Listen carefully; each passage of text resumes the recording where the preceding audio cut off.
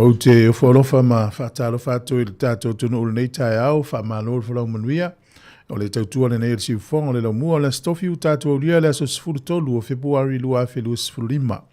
Ai alo mai lo le tātou sanu ngā loto le tau nei, tai le sunga le tausi matanga luenga, Reverend Missy Faseu, mai le kālesia metotisi Sāmoa I pitone. Ia usi mai lo le whafonga.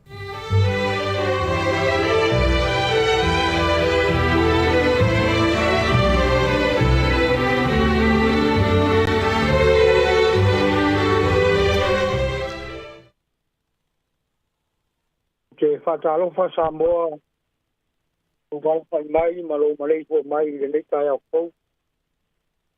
Lore soi fua manuia, ma lore ono sai. Lolo to te tele. Lo tau tua. Lo foi ngā rurue mo fe aua le tua. Tai o lo maua runga pēr le au ina o le masina. Lo tau soi fua, mātanga o frie, meise o so mātou wala. Sanga vi ia pea le suafa mamalu lo tātou wari. Mai asi o tātou tapo iatu I le atua I le nei tai au. Manatu mai e ova ia I tātou. Whamanuia mai o ia. Manuia e ia le ainga o Saraib. Whamanuia e ia le ainga o Arona. Whamanuia mai. Ia ie māta tau ia Iova. Tangata anuku. Toa mali. Kātou katari. Nganga pa iai. Pea nganga e tonu ma ato atoa ai mea uma mātou te whai. Mai ai le nei tai au. E sufi o mātou rangona, o mātou wha moe moenga. Ala I le nei tāpua I. Pa ia ma wha ma malu le tāpua I ngā rogu tunu. Ia mātou tāpua I whātasi I ante o I rea nganga antoa ma le whamaoni. Ia tū mau pēr I lau o fionga le vi inga e whāwawau. Sūle li I wa mātou wole me ta tāro tuai. Nene. Tū pese I le pese o sāunia. E atua babana e ma ta uki. O mea ua o pai ono o e ila ia lea e ale e o e Yesu ia pa ama lo pa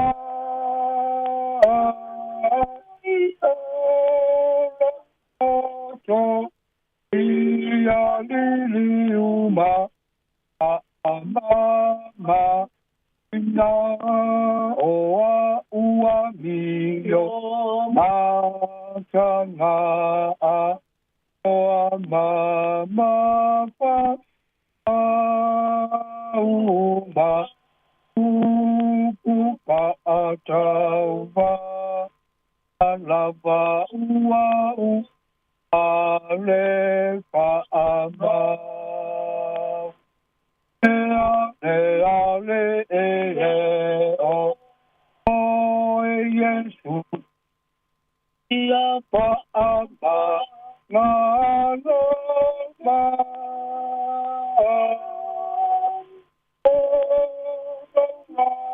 o ia lili uma Mama ina olo oluma na ia ile aso paila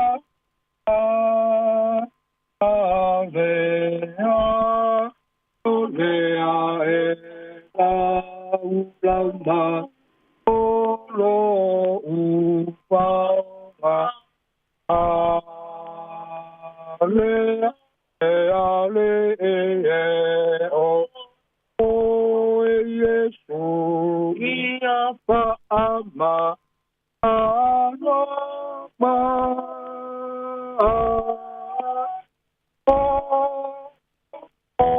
so I aliliuma ama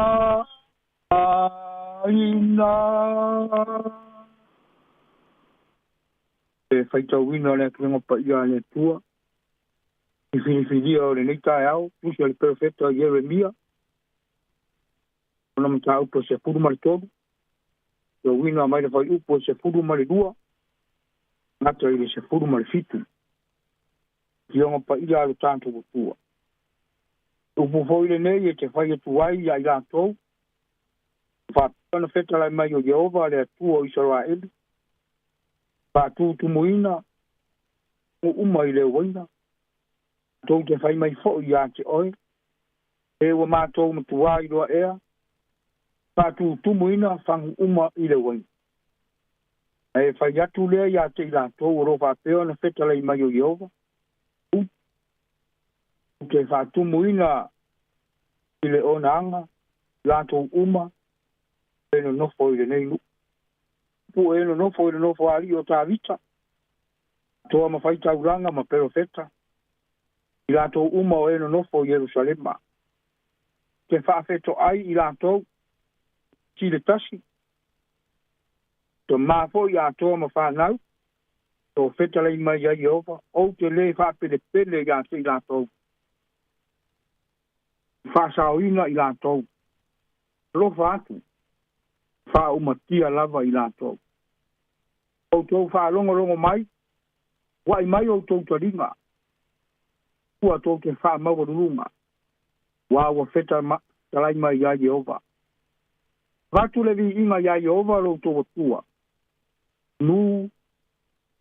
Lei wha pō liuri nia e ia. Nu. Lei tau su wai o tau vai lunga maunga pō liuri. O tau whātari tari le malama.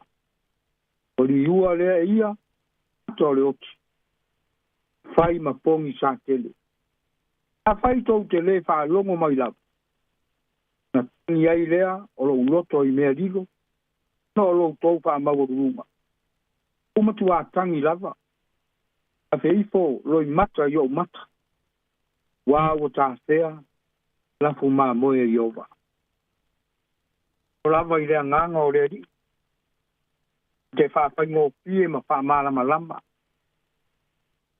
Winga o lono whina ngalo e peo na tātou whaitau ma whaalongo longo iai re neitai au.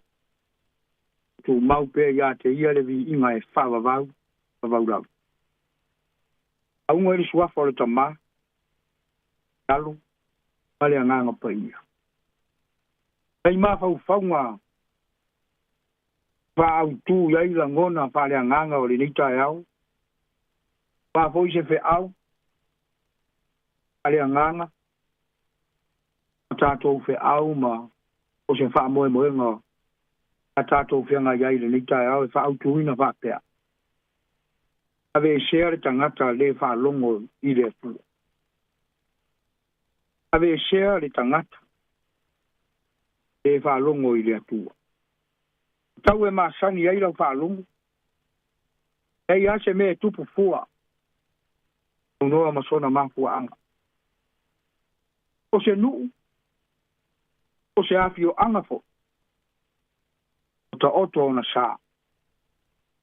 Iai foi o na tapu. Lima taita ina ai. Soifua ma le ora o na tangata. Tūranga ia e ma manu mai longa ai nuu mafi o anga.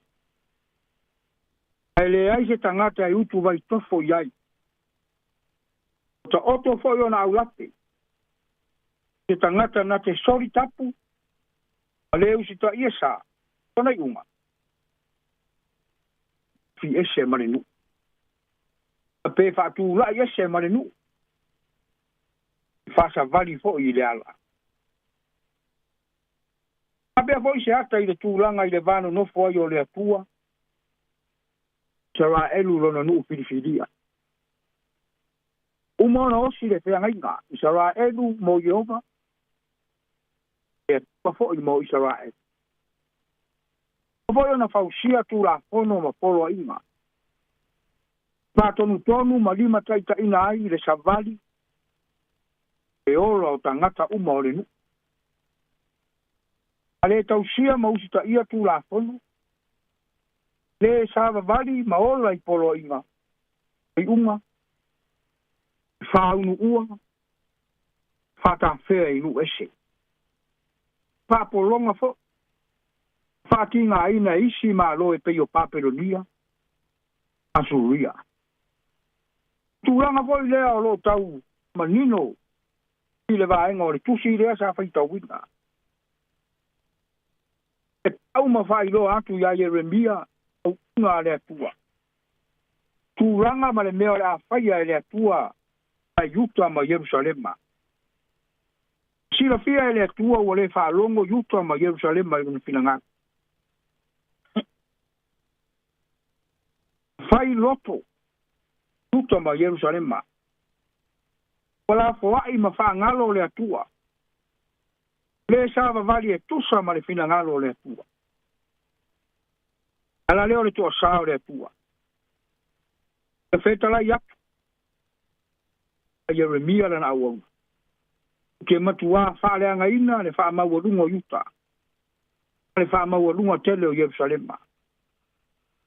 Wawala tau le maa whai. Whaalongo ia upu. Latou le sāwa vali foi. Latou sāwa vali foi. E loto finau vali. Muri atu foi latou ia tua ese. Mea lea o te matua wha umatia ai latou. Wawala tau le whaalongo mai lava iatea. Upu moni o le mea lava masi ona tau i Sāmoa. A le fia le atua. Ala lava ina le fia. Ai le fia le atua. E ola fau vali. E ola wha mawaru. Tai o fai tau le atu nu. Fai wa salauta. No pea tai. Ra ele mia au na le atua. Ino na faiva. Pase la vea i mole nu. Ai ele mia i nu.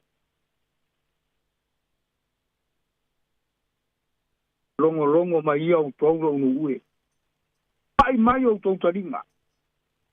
O ia tau te wha mawarurunga.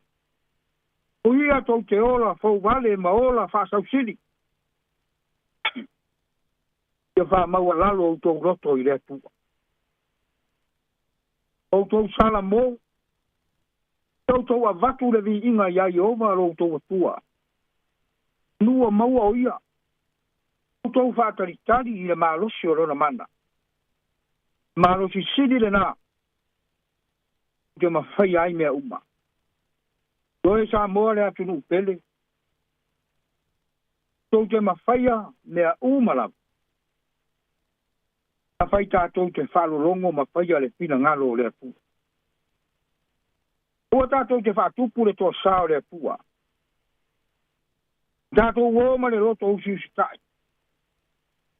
Tātou wōma le loto whalolongo. Se a le pina ngalo le atua. O oe maa o Sāmoa. Tangata whalongo le tangata e usi tai. Alofa i lea tua. Tua lalo. Tala le lei. Aua te whalongo fua i le mauleo ese ese. Ango isi leo e maru a e via. Isi leo e tau whalata. Isi e tau whase se. Tau whase.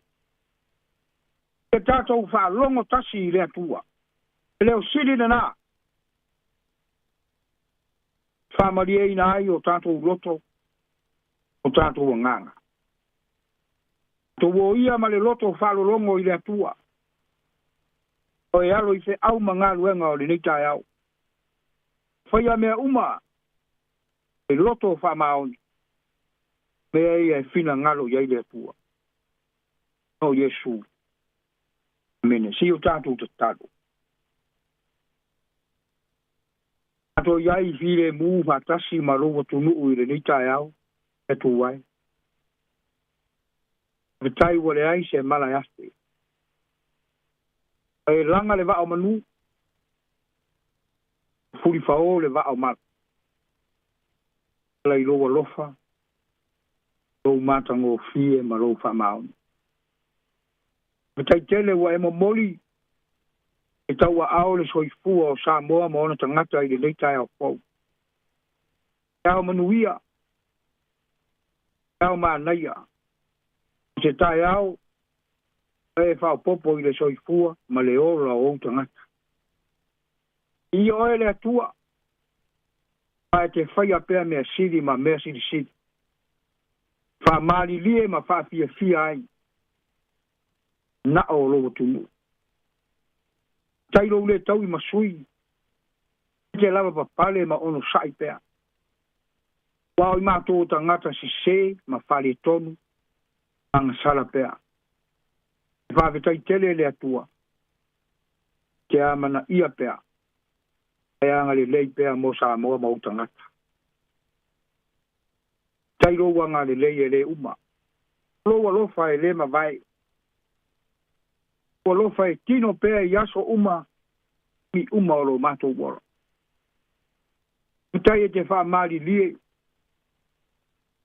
Whātau nuu o mātou wha moe moenga mo mātou mana. Ioe matari tonu. Tena wā. Mea mātou te mana na awai. Whāwetai tele le atua. Te tari sa paia ma le loto fia fia ma le loto file mu. Tairo wanga le leia Sāmoa. Lava ina iai whale tonu ma whaafi tauri e tutupu le nei vai tau. Fua mai ona teita. E whawetai le atua. E te leo tu ulapoa ina logo tunu. O iai pero file mu. O iai lo wanga le lei. O iai fo i loa lofa. O lo mātou o tunu. Tai manui au e kāre sia i le nei tai au. Peisi o leo whai ngā ruenga te tofu. Uia foi tina matua. Ta mama te tua le atunu. Meisi o le loa le atunu i ona tūlanga whalupe. I ia lava oe le atua. No loa lofa ma loa whamaoni. A Sāmoa ma ona tangata. Tai lo whaonga ino lo mātou whatau waa. Ala i tā leni maanga waa. Wāre tau tua ina. Au whe au ma lau ngā ruenga. Peise foi le atu nuu ma na yo mātou ai. Tairo wa nganga pa ia. Siri anga leo a mātou whe au. Marusi anga leo lo mātou wara. Nganga mātou te wha moe moe ma wha lango lango iai. Kua iai lo mātou wara. Pāua na o lo wa nganga. Tau te ma whai ai mea Mātou whi soa soani siri. Tafa iai le soifua ma lo mātou wola ngā rurue. Tailau tusi pa ia e whaatonu e whaapoto. Awa o i fo i mātou ma neia mātou whanau. Neia mātou sāwa vali pēr. Tusa maala o lofina ngāro. Ala mātou whaapetai siri, whaapetai ia ke riso. Pena ia ta pena taulanga ato atoa. Ulanga pa ia. Ia le whano le tangata e whaatua tua ia te ia. Ufale i lo malo e whaavavau. Ato whaape atu i le nei tae au. Ato ngā ngai e whaamanua tuia i a te oe. Lava nei ngalo se me tasi o au mea rofa. A lea di ie. Ata lava o maasi asi. Ao se atu nu se se. Ita ngata se se lava i mātou. No lava i o ruma i le nei tae au. Le na wao mātou whare tonu. Le o mātou mata ngā. Ele lea ma mātou wangsal. E tu wai. Mole mole whama ngalo mai. Ngalo Sāmoa ma ona tangata. E o tu tupu i le nei vai tau. Mātou wala au ia te oe. E whama ngalo mai. Ngalo fo i le ngā ruenga mori mau. Au whai ngā ruenga, ai maise o au e kāre sia teuri si an uma. Whai wa vai la mātou mori mau. Eri ie e whamore mori. E whama ngalo mai mātou. Ngalo nei o mātou ainga. Masala lau ai. O se tafa o le lalo langi ma Sāmoa. Maise foi nei a mātou whanau. Pau o mātou tau tino o ta ngata se se. Ngata e anga. Ngata anga sala lava mātou. Tau wala au le toto pa ia oi te riso. A lava mato toilea. Tau te mā ngalo ma ai. mātou wola ai. Pasira mai a maloa lofa. O mia lava oe le atua e Sāmoa ma ona tangata. A oe o le whawai papa o lo mātou wola. Mātou wala au i le neitai au. Ia e whamanuia Sāmoa ona tangata. O se mea o lue ma pūno no wai. E whamanuia maanga le lei atu. Manuia tua tausi. Ewa pura la ngoto le soifua. E tu lui pao polo lato wola. Ngā ina mō au fe au ma so se mea te fina ngalo iai. Nuia le ngā ruenga au e kare sia ma le au fai ngā ruenga. Tupu pale loto whātua tua, tupu le tala le lei. Ua ni tangata se tele. Alu lue, alu longo, alofa ia te oilo mātua tua. Ia roa tu nuu o Sāmoa. Ia ona taitai me tangata nuu uma. Ia i roa lofa. Ia fusia i mātua uma i le pealo whani. Ia na e fina ngalo iai. Ia o mātua a inga ta ape masala lau ai. Sāmoa ma so se tafa o le lalo langi. Manuia ia te i lātou ma naia lātou whanau. Tau wala au. Manuia fe au ma whaiva. A fe ngai ma longo tu nuu i le neitai au. E iai lea nganga oe. Mauaro lātou malosi. Whātupu lo lātou wora. Na ia ngāru lue whaia mea uma. Wāre tautua ina o lau fe au ma le ngāru ea. Ia alo ma whanau o le atu nuu. Ngai ma ngāru enga ma awa onga o le neitai au. E si ma apele pele i lātou iowa au. Ia e whamanuia mo i lātou uma. Ia e o mamai. Ia e o ota ngase. Ia i lau whamaro longa. Ia i o au whaola. Ko mo mia lau fisoa soani. Sami i le ea i lau ele. Tōng ta talo aua te tū la whaai. Ia i oero mātou atua. Mātou ta talo whamanuia. Tiu whafonga le lau mua. Ala tuai lau tala le lei mo Sāmoa i le neitai au, ma aso uma. Ia i loa lofa ia lato fe au, ma ngā luenga. Ia tui pēa le soifua, ma lo lato ma losi. Pa whaiva ma fe au e to tofi ai lato.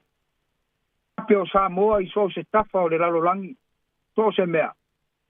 Malu pēa le soifua, o mātou wola i oua au. Tō ma oi le nei aso a toa se ia po. Iso le di iwa mātou wole matatalo atuai. Pau lunga o Sāmoa ma one tangata. Tātou uma le manuia tele oile atua le tamā. Pile mū ma le alofa. E sūro mātou wari. Mā whana ina pēa logo tunu. E mana o loa nganga pa ia. E ma ia o ile whawa vau lava. Mene.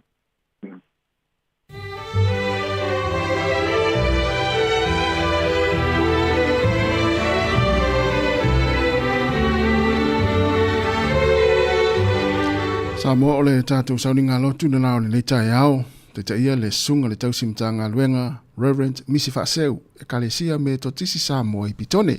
Ia mo le atuai le whaaftai tele lawa i lau sunga le whaafengainga. Mo le tāpena ina le tātou sauninga lotu mo le upfolofolo le leitai au e tō matau nai fo i whaivalo filima. Ngā luenga maonga nei whanau mo le nei aso. Whaaftai tāpena vi le atua le na upfolofola. Ia aluma le mana fo i le upu le nei aso. Whaamnia tele lawa le atua i lau sunga. Tausimtanga luenga o le tāpo inga fo i le tua. Ma le nofa alo, ia whaapele pa i o le kalesia, whaaftai fo le tātou whaipese, mo vi inga o le atua le tātou sauninga lotu, whaamnia le tua. Luas furona minuta te aine le tulai fito le sifonga la mwe Wellingtone, vi inga o le tua, whangaso le leo le tātou por kalame, o le nei tai au. Tālo whalawa.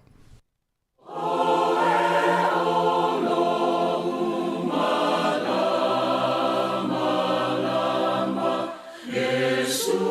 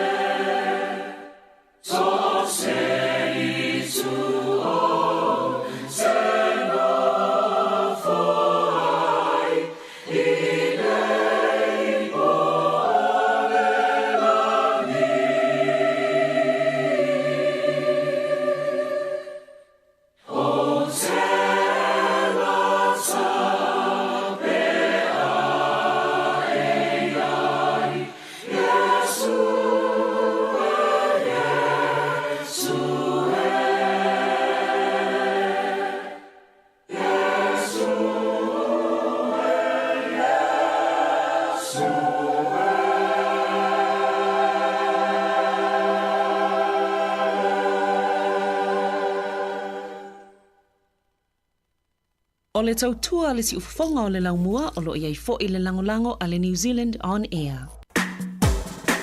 Ata o le taia, si ufofonga o le laumua, aso ngafua i le aso foraile. Ata o le taia.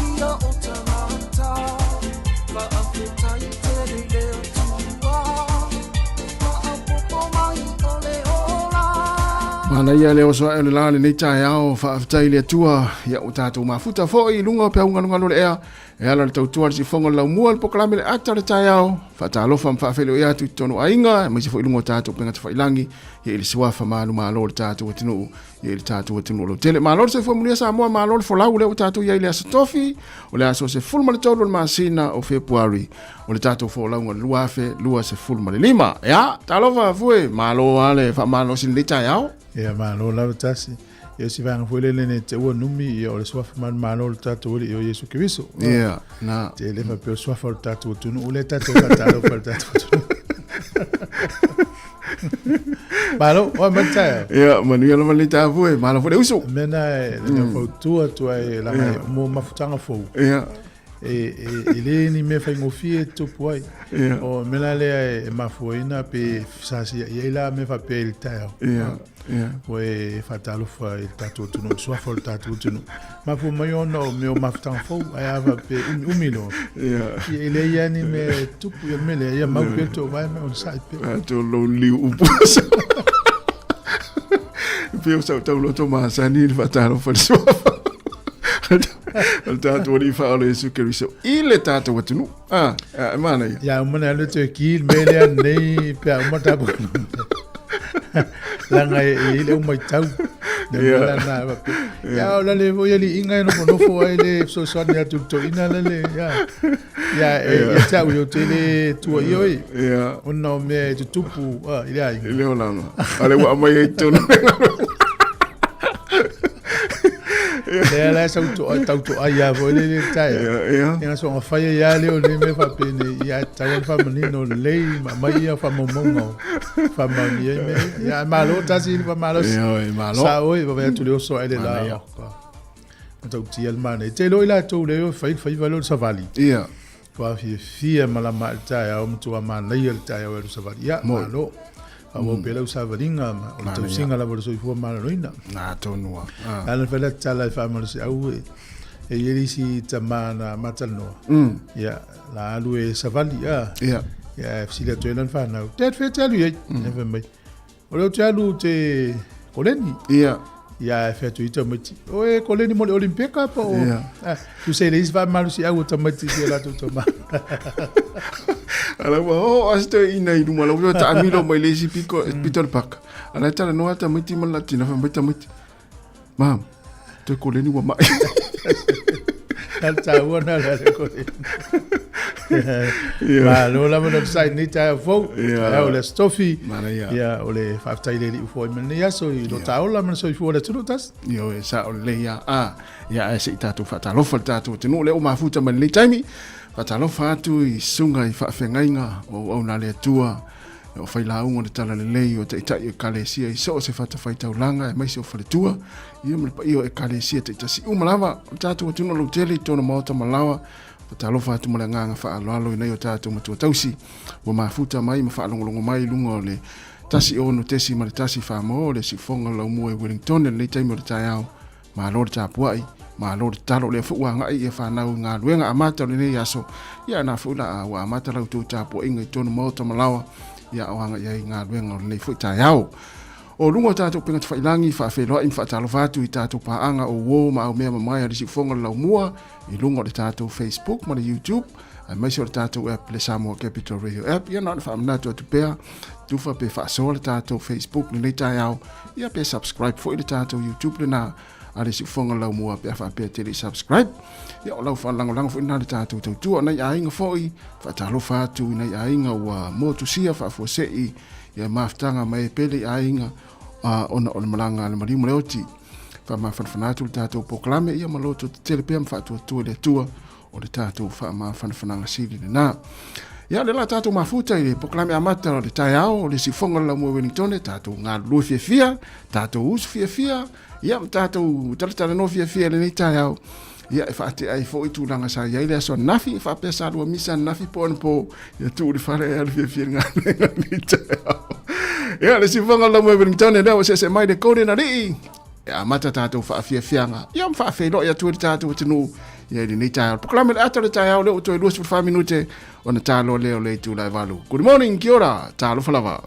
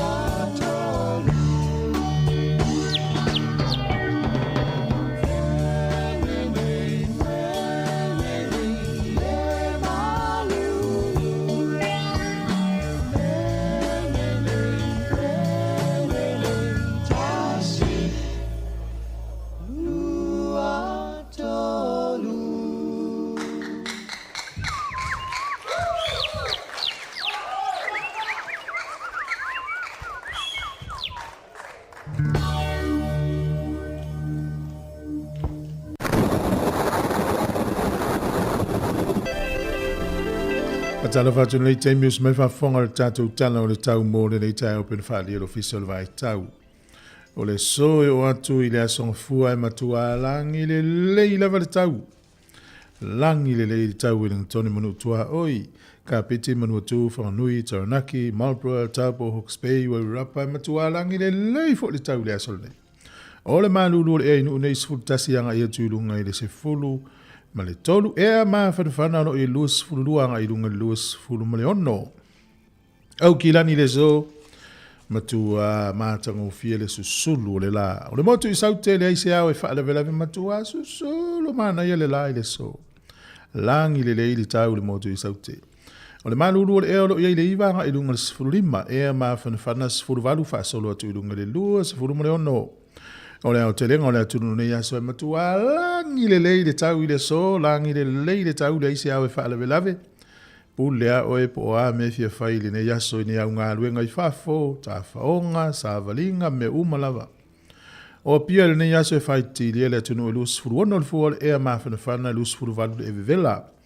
O le ango toifo le lai le so wilenga tone le lus furu iwa minute te ele valu nane i le fiafi. E oso a la tai au le toi suru iwa minute le fitu i le tai au a tai au. O le fuol e maruru i Wellington manu tua oi, se fulu wha solo i lunga sifuru wha. E a mawhanawhana sifuru waluanga i atu lunga le lua sifuru ma le lua. Tala o le tai nei aso Wellington e sua le tai le ono i le tai au nei pe le tai te o le afo le sifuru lua i lau ori. Toi sua le tai i le toi sifuru iwa minute le fitu nane le fiafi.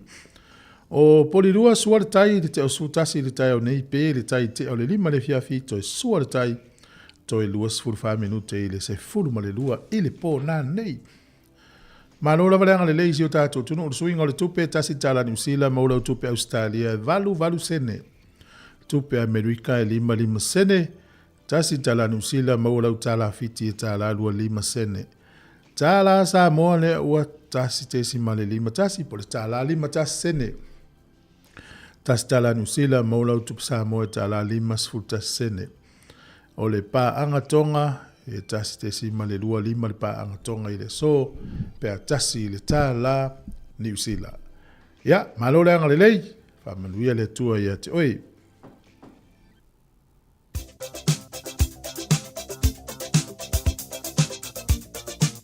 O whamrianga wa soifua, tato email masani lana asa whanau at samoacapitalradio.co.nz manu i te lava wa soifua le nei aso, le aso sfurtolu nei el masina o Februari. Whamria te lava le atua ia te utau ia mua peni si aso whaopopo, i lo tau soifua ia wa alwhenga ia i whiau mga haluenga. O le tusi whaitau maua mai lea i le tusi o whaamasino, lona mta upu e lua sifuru maritasi, a lona whai upu e whaa. Whaamasino e lua sifuru maritasi, a lona whai upu e whaa. O na ho lea i le tai au, wala usu le nuu, wala tau whaia i lea mea le whata whai taulanga, ma avatuai taulanga mu, ma taulanga whaafitai. O na ho lea i le tai au, wala usu le nuu, wala tau whaia i lea mea le whata whai taulanga, ma avatuai taulanga mu, ma taulanga whaafitai. Whaamasino e lua sifuru tasi, fai upu e whaa. Manuia te lau tau asa i fuar pese nei, mautou.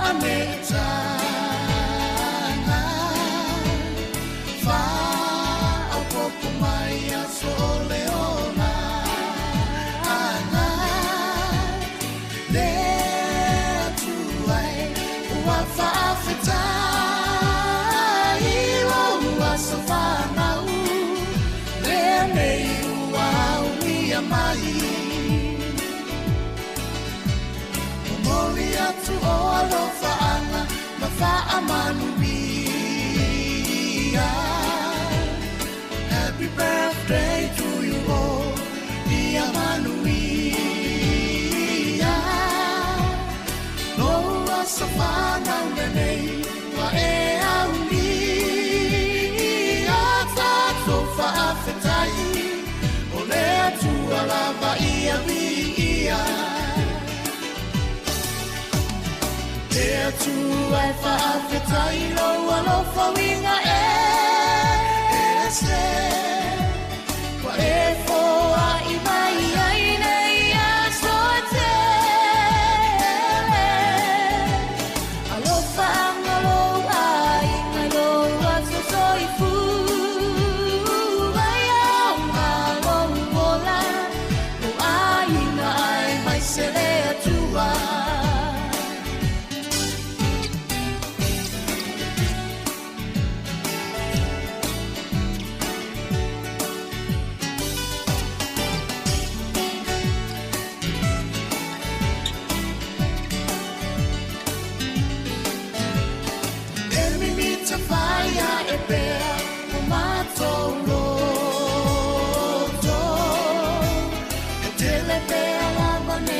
So to e fa po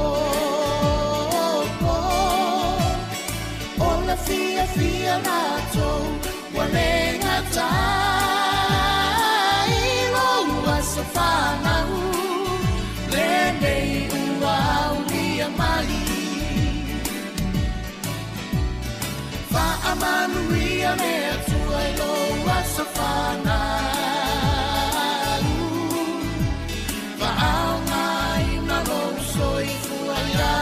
Fe au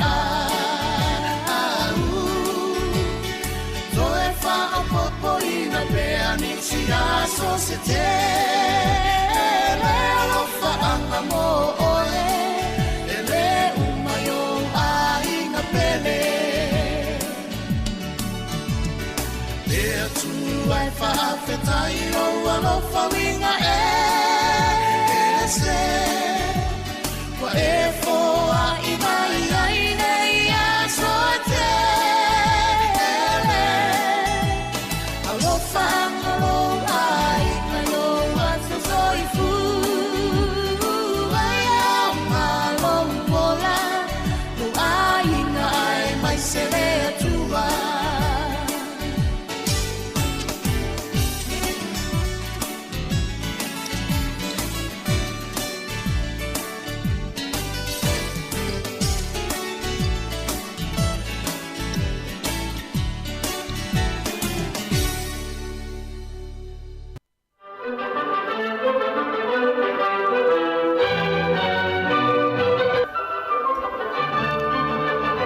Tala fatu Ismail Vafonga o le vavai foi nei le tala fasa le pito laulangi o atu nei tala ia me foi na tupu le asos fulu mo le tolu o le masina o Februari i tausanga ua vai.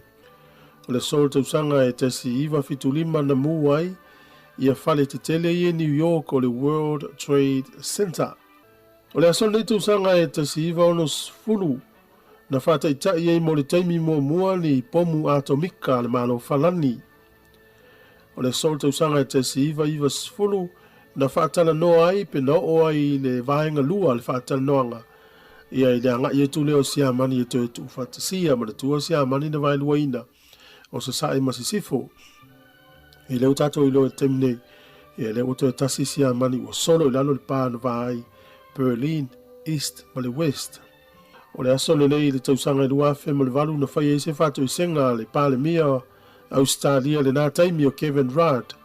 Whātatau i winga o whainga malo Australia i tangata nuu Australia i tausanga mawai. Whātasi e maleu ngā tupulanga na ngau ia. Ea o lea sa matua whāto ese ai Kevin Rudd e whai masui o whainga malo Australia i tausanga mawai. I ngā yoinga na whaia le malo Australia i tangata nuu Indigenous Australians ia ma le Stolen Generations ia poleu ngā tupulanga le sa ngau ia.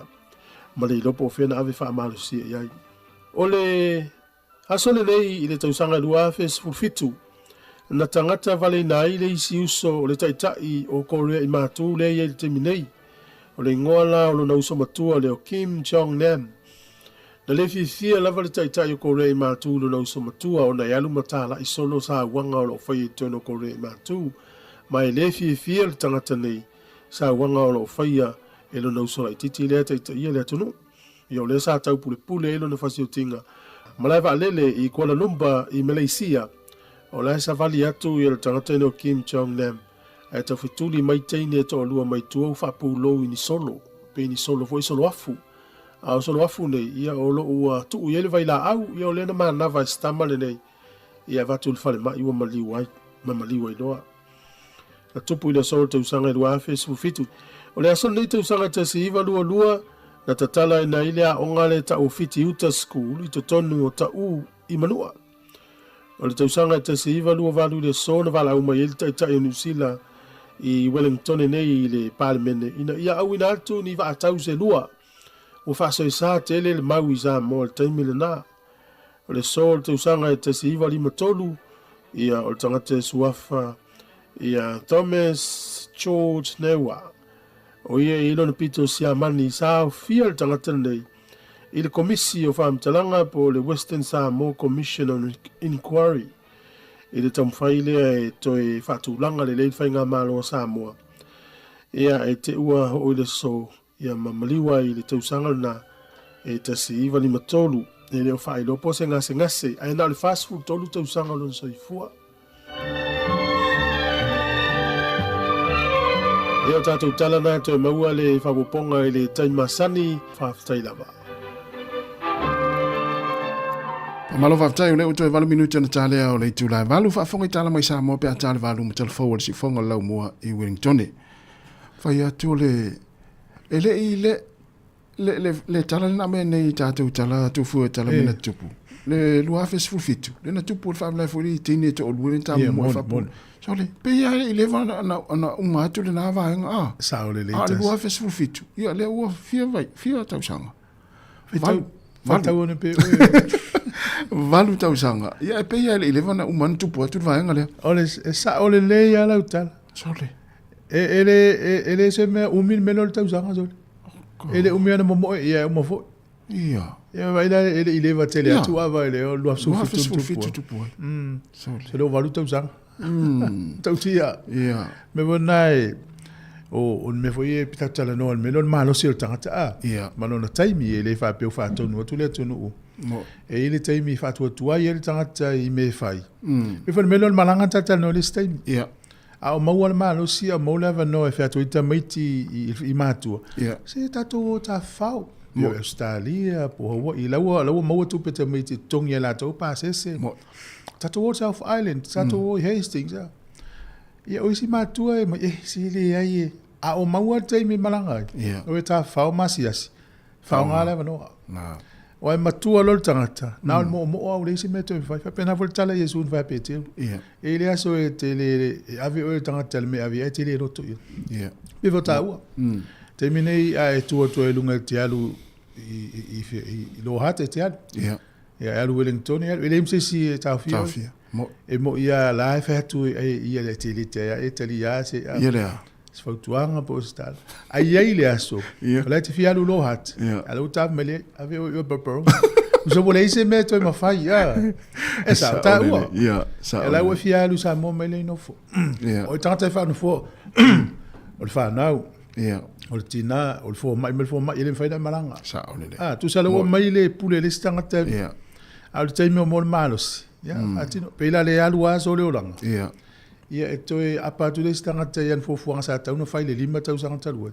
Wale watuai. Sa tau no fai taimi nei. Sa o le. Te vela le a fa fonga mai ele fa pe fa tonu atu.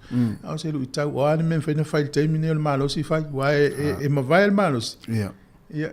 E fiu e toi pe ana i loa. Te alu taimi na. Ana o i loa ya mama. Ia na. Fai o me leile ta no ai. Ia. Na le fa pe me vo ile fa lele.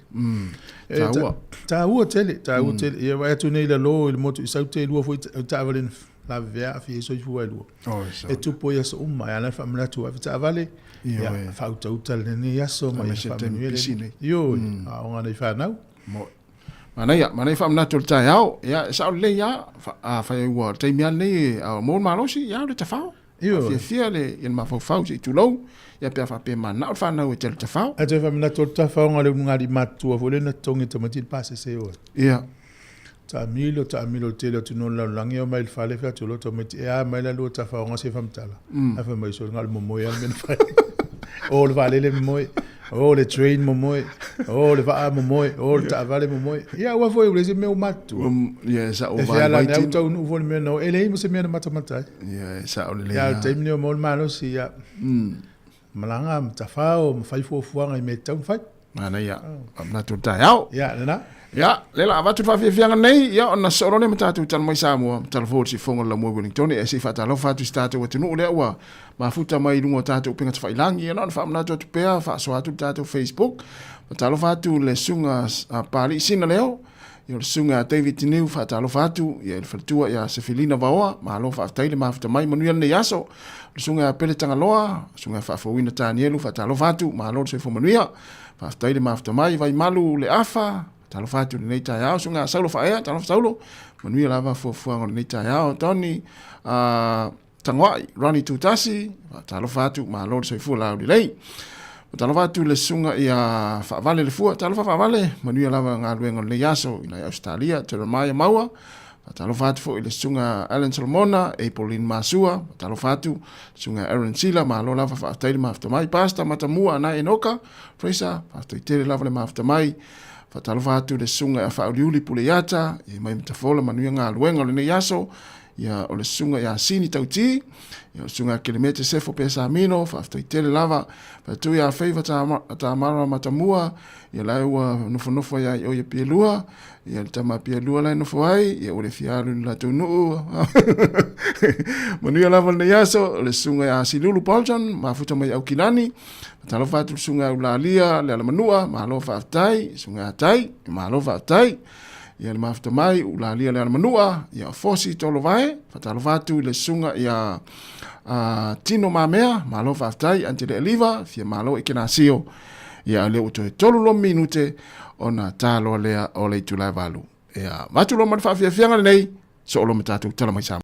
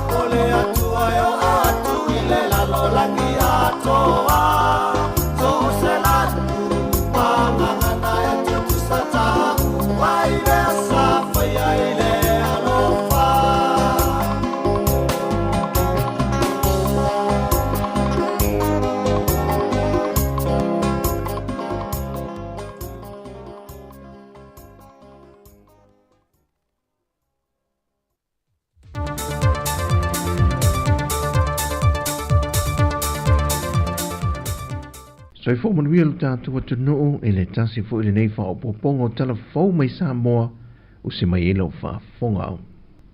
Au lumana i le isi tala wha atatau o tu o le tupe e le fontanga le parlemene le masi no me mai uni. Au le ua mawhai e le pūlenga le mlaiwa lele. O na tu inatu se whae ngoa na tupe wha asili me na tupe maua le nei tu sanga e lua tesi ma le 5 miliona tala e visoso ne le malo ya nati nae e le tau au inatu le se leni mai le fionga le minista o mlaiva lele le fionga olo a forfiti va ai e le fionga le minista o tupe maua le fionga la tino wen so yalo na ye fai loa tuai ma le tūlanga pangatia lo ye le isi anamtanga luenga o le malusi anga tau il tise o lo tau mo fai sa ilia sana tupe fasili e tu inatu mo atina el malo. Ia, o foi anga fiu ka ko fasoa foi ulanga o dividends. Ia, e mo ngialo fioma. Ia o le e mo ilava e le i uma. Ia pe ka uma mala kikisi ma ko ia ko kasian ma ko e se ugile fa fika ulinga le PC. Ai ele nga kia ko iare sila ko lo fionga I ulanga panga kia lo fea ngai marka po fala poko ia o le ulanga fo io afio le o mai le kai minge o ka su ka usanga ia o le mo la fa ka kia ko ta ko le ni me uma ia o la ki lo ko le disilenga o mai I dividends ave le sector near transport ma infrastructure ia o le ke lo le fa fa solo la kuala ve a maka kurta ko Sāmoa airport fronti ia fa pena fo ila ko ia e mori akunga ia mako se lenge pingo polo inga ina o fionga mata ko kula fo ia e so songi na kinga e o tako ko e me se le kula la ka ko kala kupi o le pulenga wafu pol fala pu tonga va a Sāmoa le tasi leo mtanga luenga ua mai e foi ona tu inatu an tu pe whaasili tu sanga umawai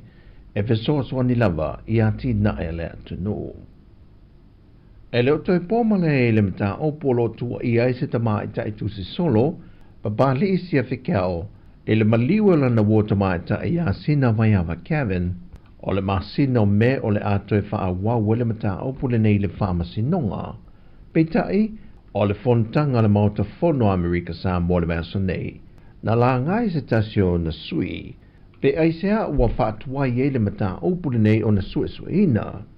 Whaalia de sui o le mauta ia vanga fono, ua te tau o na whaatau nuina le saa ilinga, o le mafua anga le maliu o le atina.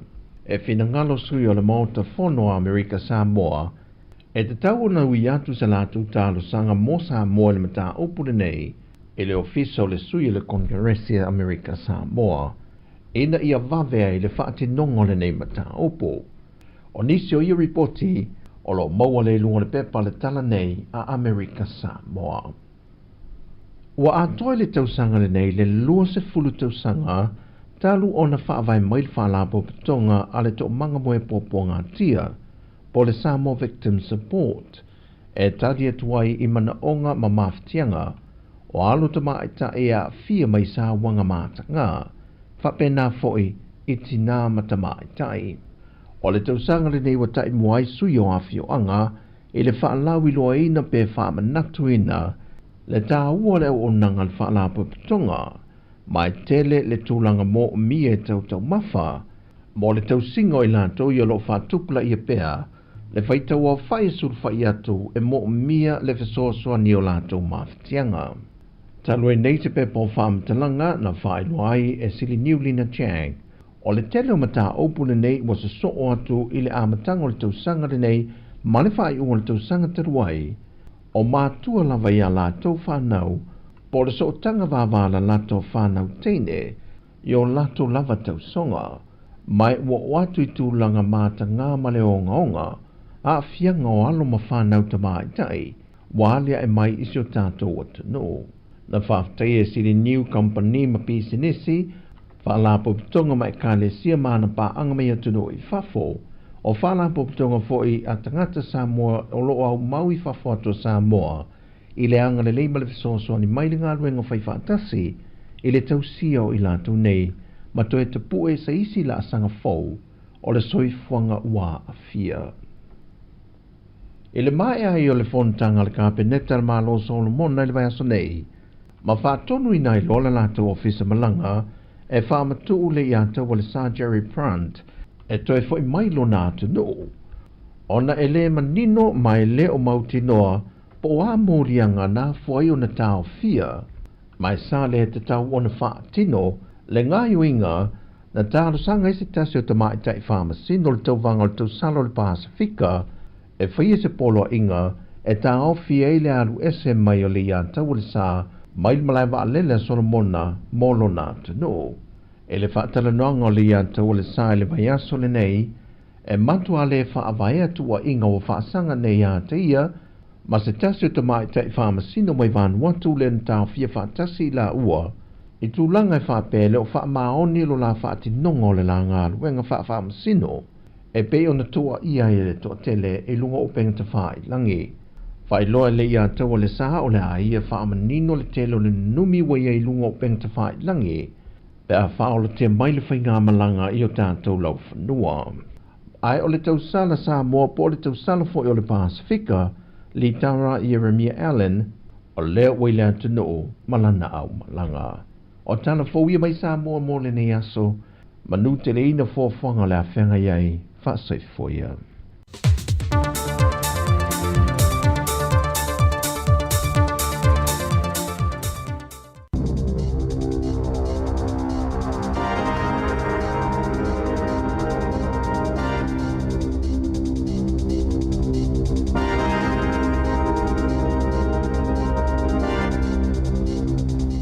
Tala flawa whapoponga mo mua tala fau mai li si ufonga le lau moa, mo le nei tae o le aso se folo ma le tolo Februari lua afi lua 5.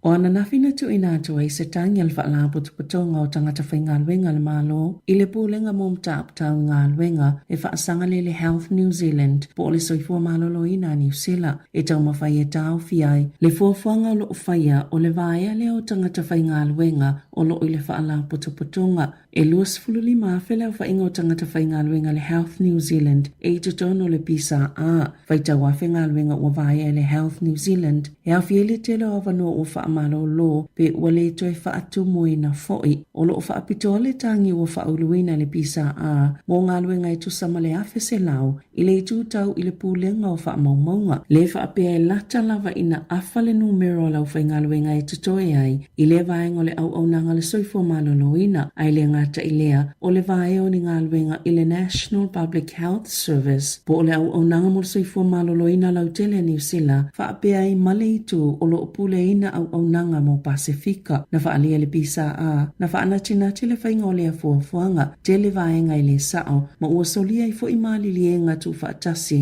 a tangata whainga luenga, whaapea i maisi tō la fono. O toi whaafau le komisina mo le malu puipui o tūlanga patino le teito tasi po le Privacy Commissioner. A la tauta i ala mo whale no fo maututongi, a whaiusa ili se whale no fo maututongi le neito sanga i a manatua, e le mawhai le tangata e ona le whale no fo maututongi po le landlord. Ona fesilingia le tangata e winga ilana ngā luenga, o le whaalunga o na tupe, o ona manatu e winga i mata upi upu whai o malo, o lana lotu, po o lona i tu ainga tangata nuu, e tu sai ma le whautuanga. E maasano na whianga i tangata ma le tele o whaafitauli, ai mai se lava o tamaitia onga, e le fia vave maua leo ni whale no fo maututongi, ma misi e vaenga tāua, e pe o lato whaamaumaunga patino, pe o na whaalia le komisina Michael Webster. O le popole telefo i o tangata i le fia mau se whale, e whaailoa i lava mau lato whaamaumaunga patino, ai le o se tūlanga mo mie tu sai ma le tū la fono. O neita i ala fōolo o tā uai, o tangata e fia tālo sanga mo se whale no fo maututongi, e le te tau na whesilingia i whaamatalanga o lātou ngā luenga, ma isi vaenga pe o na tā ua, e le te tau fu ina whesilingia ina i lātou, e winga i o lātou mana o ngā whaapitoa po o ni ngase, po o lātou tua tusi i lunga upenga whasota inga, po le social media, pe o na tā uai li poti a le leiti o New Zealand.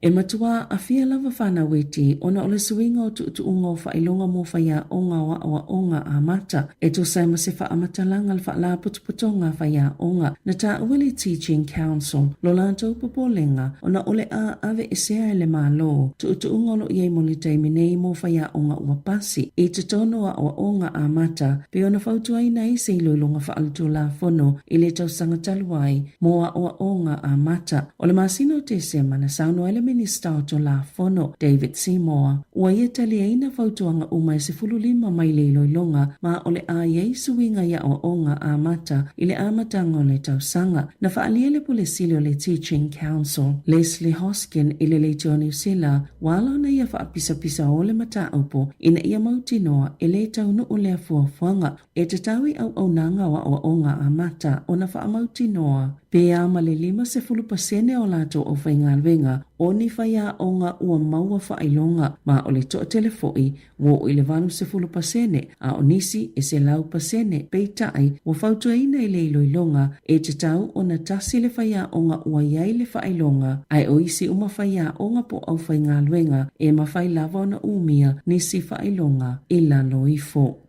O ana nawhina whaasala la winai le Transparency International whaamaumaunga pito la tamai o atunu o e pio ma Sāmoa le mawinai le si itia o whainga tau whaasise New Zealand whainga pio i tua oi ma au nanga whemalanga inga ma lele manino au nanga i vaenga i whina wina ni mata opo na pa maka o New Zealand mai le 5 i le 3 ma ua tula i mai le tūlanga whaa me i atu Singapore i le tūlanga tolu ma ua whaa ai fo i le tūlanga mua New Zealand i Asia Pasifika o le tele o tausanga sa whaamawina i New Zealand. O se atunu e pito silo na la ititi whainga pio whaatino i nai sa o tutusai ma Denmark peita ina amata na pa uli tūlanga mawalungo New Zealand sa iai i le tausanga i luafis fulu 5. E wina toi foi i se tūlanga le lei i le luafi lua se fulu luafi lua tasi ai fōlinga mai o le pa ule ua iei le taiminei ua sili atu na televave na ta ua le polisilio le tins po le Transparency International. Ele i whaia New Zealand se whainga i pui matau fia ele wa ainga lelei o whainga pio ma ele i whaia fo ia New Zealand se ngā yoinga e talia i le tūlanga mo umia mo se la lae matua lava na whaatoto ngaina e ita ia fuafuanga ai sa manino lava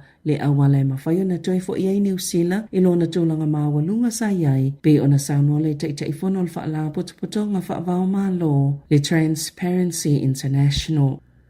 O lo o whaina atu i tangata whaingalwe ngai New Zealand le awano e maua i tū lai le tā mau i tūlanga māsani. Ai e mawhaio na whesuisu ia i pio taimi a mata ma taimi ma nawa e whaapale nei tu ungai toi fo i e ngā lulu e tū mau te tono ofisa. O se report la kampani o le Robert Half, ua whailo ai e na o le 3% o tangata whaingaluenga ia e lava ni awano e ngā lue atuai i le whale ma ofisa. Ma o loo au whiele to tele te tauna toi fo i tū mau i ofisa. Pei taina whailo e le 2% o tangata whaingaluenga e le tutusa taimi a mata ma taimi mai ana o nātu e a lātou whalawhai ngā luenga a e tasi le pasene na o lātou whaailoa e le aini o lātou i tū lawhai ngā luenga whaapea. E ui ua toi fo ile to tele o tangata New Zealand ngā lulu e tū mau i ofisa po whalawhai ngā luenga peita ai. O lo tū mau pia le tūlanga mo umia moni i tū lai whesuisui ai pia na whaali e Ronald Singh o le kamupania le Robert Half e na o le 5% o tangata whai ngā luenga na o lātou whaailoa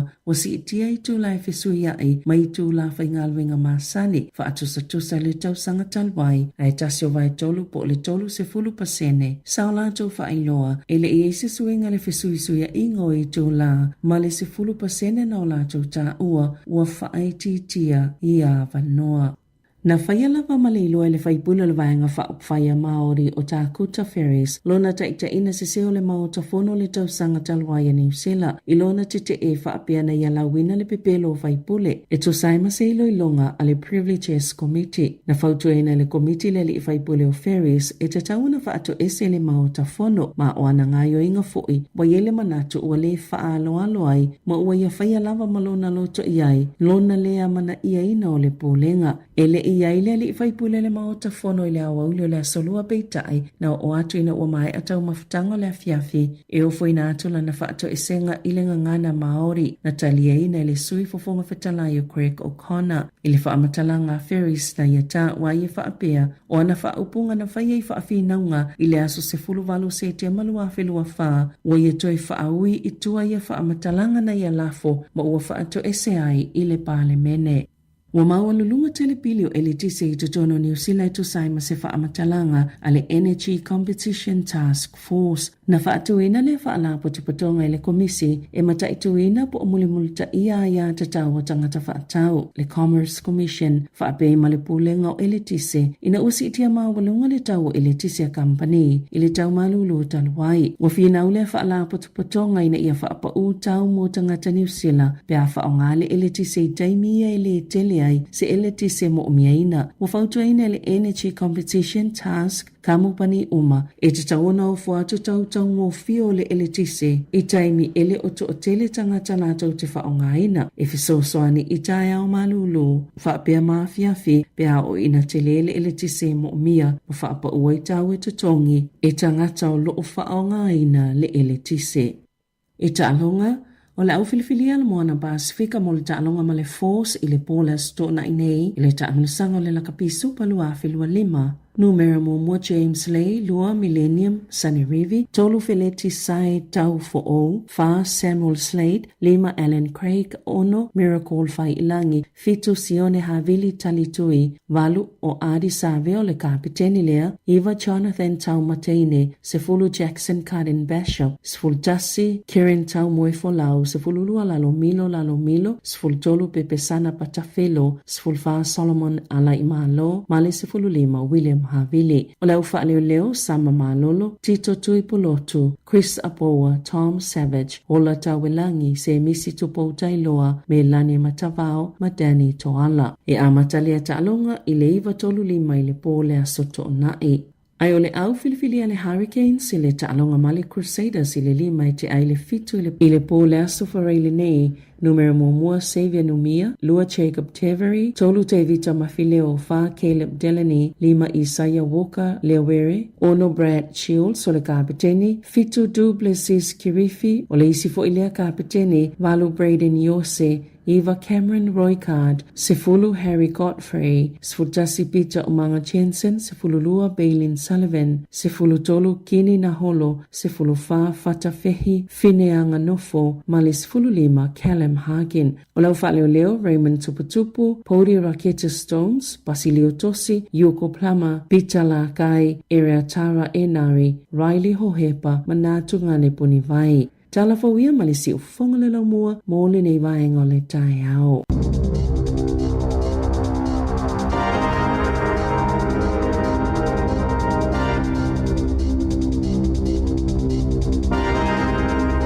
O le nau whafonga le tunu i tātou talafau a mata le nei tai au, si fonga laumua Wellingtone, pe ona tuina mai e Severina Casiano, tātou tala mai Samoa, i le sunga i atase Salem Sam, tu whafonga i le tulai wa le tai au nei. Lea ua tula mele tātu taimi 10 minuta te nei le tulai valu. Ia ngā solo fo i nei whanau nei taimi o lea o te ale valu. Ia ima mori nei o lātou mātua whanau. Au tō whafonga mai, whalongolongo mai tono le tāwale nei taimi. Ia tama lei matene lei lea onga. Ia mwhaonga tau taimi o lo su e tau mea onga. Ia mo stai whaia onga. Peo mātou yaso la. Au e se lo stai lea whaia onga yaso wa onga i Sāmoa. E se lo stai lea onga. Tu sei te ustai whaiaonga e la tu whale. Se lo whalonga tāse. Ia tama leim teine leine yaso finau I me sili. Pe whaonga le upu te ole tau il whawhonga mai nea tunu. O ui e whawhuafualo ta loto pia au vai tata maiti en soi fua maula nea tunu. Ai o maita maiti o mai whafo. Ia maita maiti o mai lau surufai. Ta maiti o mai asia o isa tu tonu I tia o e o mai fai mo la tonu ne tunu ia tatu tamaiti e o mai vai atum tua fefewa ile ninga luenga tu lo te wa final finangalo ia alona o si il pepe ia le I ula onga pe wa ifo ia na tau si le malo ia le lu itaua o mawala vano ne tunu tatu fa na ulo so ifo mo le ni tua fa onga le la vano fai ia ila le onga fai ia mafai ia awa tato fu se si tutas a fesu ia I polisi al malo e mafatia tangata I pito ilalo tato ia o mai nei matua mai za mo se ile manuia no mai fa ngale malo si su e nga luenga fe nga luenga fale nga usi oloa ia on tamu whaelua fatu whanau nea onga le whamoe moe. Au nei ui mei au wala le na ui mei o tele o tātou. Sa olele. Usulu wa vea o le lima ta ilua ngā luenga. E mafa ngā luenga ki lini e whai. Ia ese la ua le ui e ila tau. Ia o alu lea onga. Ia alu ua a iloa ista mai tina o ta whao. Au te ta whao e fua oe. Alu a oe lea onga e whai ma ia lofa le lo ta mamalo tina. Ia mese o si itia i lungo le tūlanga o lo a inga ma tātou a inga. Ia ma si itia i le tūlanga ta ulele o Pasifika ma Sāmoa ne tunu. Mana ia. A vai ne tonu pal mene Lusila. Te le tangata ese la wofie. Ia. Whaftai e le li ila fina nau tātou tangata lai te le fo Sāmoa ma Pasifika le tonu. Ia e mantua e le whawawau e le vaenga la. Ia. Mana ia le mai au lātou taimi e watu e ngā solo tua tātou tonu. Mana ia. Io nei whamanatu na ele lei te le ta alonga. Kasi nā lumana. Wane ngalo ele o tangata umai manu ia i te alo. O le a o ngā ki. O le si me taun tātou ilo. O tātou le tātou te whātua tua i le atua moni ale a tāpua i tātou. O le alai a tātou manu ia tau te le o sairia. Tau te le o sairia vo le whātai alunga i nisi o taimi. Ia mātua i o tātou ngā luenga whai whātasi a mātua ma whai a o. Mana ia. Tātou ngā lue whātasi i manu ia o ngā le tātou whāna. Ia na. Ia wale te e o le palemene e whaipule e minsta e ala na o le manuia la wao. Ioi. Na? Lele ia. Ma se o tātou anō le ia tunu ni usila lo tātou whai mālo ai. Wha mālo lava i nei mātua. Te le i o mātua i whafonga mai ala ua tofo le sua mali o le mele o le manuia wa o ngā tamaiti. Ia. Ala matua mānei ia o le mea. Mo. Ia, ma whaasova stasi o ta mānafi o le taimo mua le ua ulwhale la na uru matua, alusola na uru matua le ua ulwhale le Victoria University. Mana ia. Ala matua mānei ia. Ia. Ia la la e awai wa le vaso ni ma le vaso le ala e whai whilo inga il Pacifica le orientation whilo in whai aonga wha maasani le universite. Te loe wha penal te le universite mam tata e se New Zealand. Ia, halu ia i wha onga lewa noa, aua lava te no whai. Mana ia. Ala sa wai au, o te ono whai pūra le palemena New Zealand. I tā ua maftanga wali tā ua taimi tata whaasoa ai, sau whaalongo i sai taimi u te talano ai. U te ioe, te whaipule, o le meo te ilo e te whaipule. Paualo na lave o nai malos te lo o te. I langai o te whaipule le palemena. Te o te whongwhetalai. Au tu ranga i o leanga waa. O pasi leanga waa, o ova te, o ova anga waa. Oi wala wa te tau e anga waa na anu palemene. Io e wa ova wanga waa, ai paona le meo lo o te. Ia mto le e se mele a tele mo le whaipule tai tai mo. Tō fuski witi ma le lima le swing. Tu sai le tu vai le swing i mai lunga tau. Ala na mai fa te lai. A vi fa fo. Wa te o te mai te. Wa ana o te langa lai mana o e langa mai mea lai na. O mea lai na. Lai na palemene. Tamale a uso. Ma nei fai tau tu nisi o tala nei tai au. Ia, le ua whaalia mai el PlayStation o Amerika. O malie nei Vladimir Putin. Na te tala noa. E whaasoa ia ele au wala e wha uma e le tau ale Ukraine. Ma nei e tele ia tala e baole mea ia tau nuu ma ia. A leo te veatu nei tai au e mo mainis tala. Ai o negotiation le whai po le whaatanoanga le whai le wao. Ia. O lai whaata e atangi mai pe mumusu lusia. E fesu ia i ele. Ai vanga ele na maua ele tua lusia. Mai a Ukraine. Ia pe o lai o nale o wai umia whaata tanonga mele. O momonga ia ta au fil papa whana e tal noa. Ia o le tala na le e mo mai tala nei whai loa Trump. Ia le uma lia mai Putin o le a whaata noa. Ia le wha uma lo le tau a Ukraine. Wa tau a ia le mafuina oso ngal tau soi fuang. Loinga uma le tau Ukraine mo toi fo so longa lei.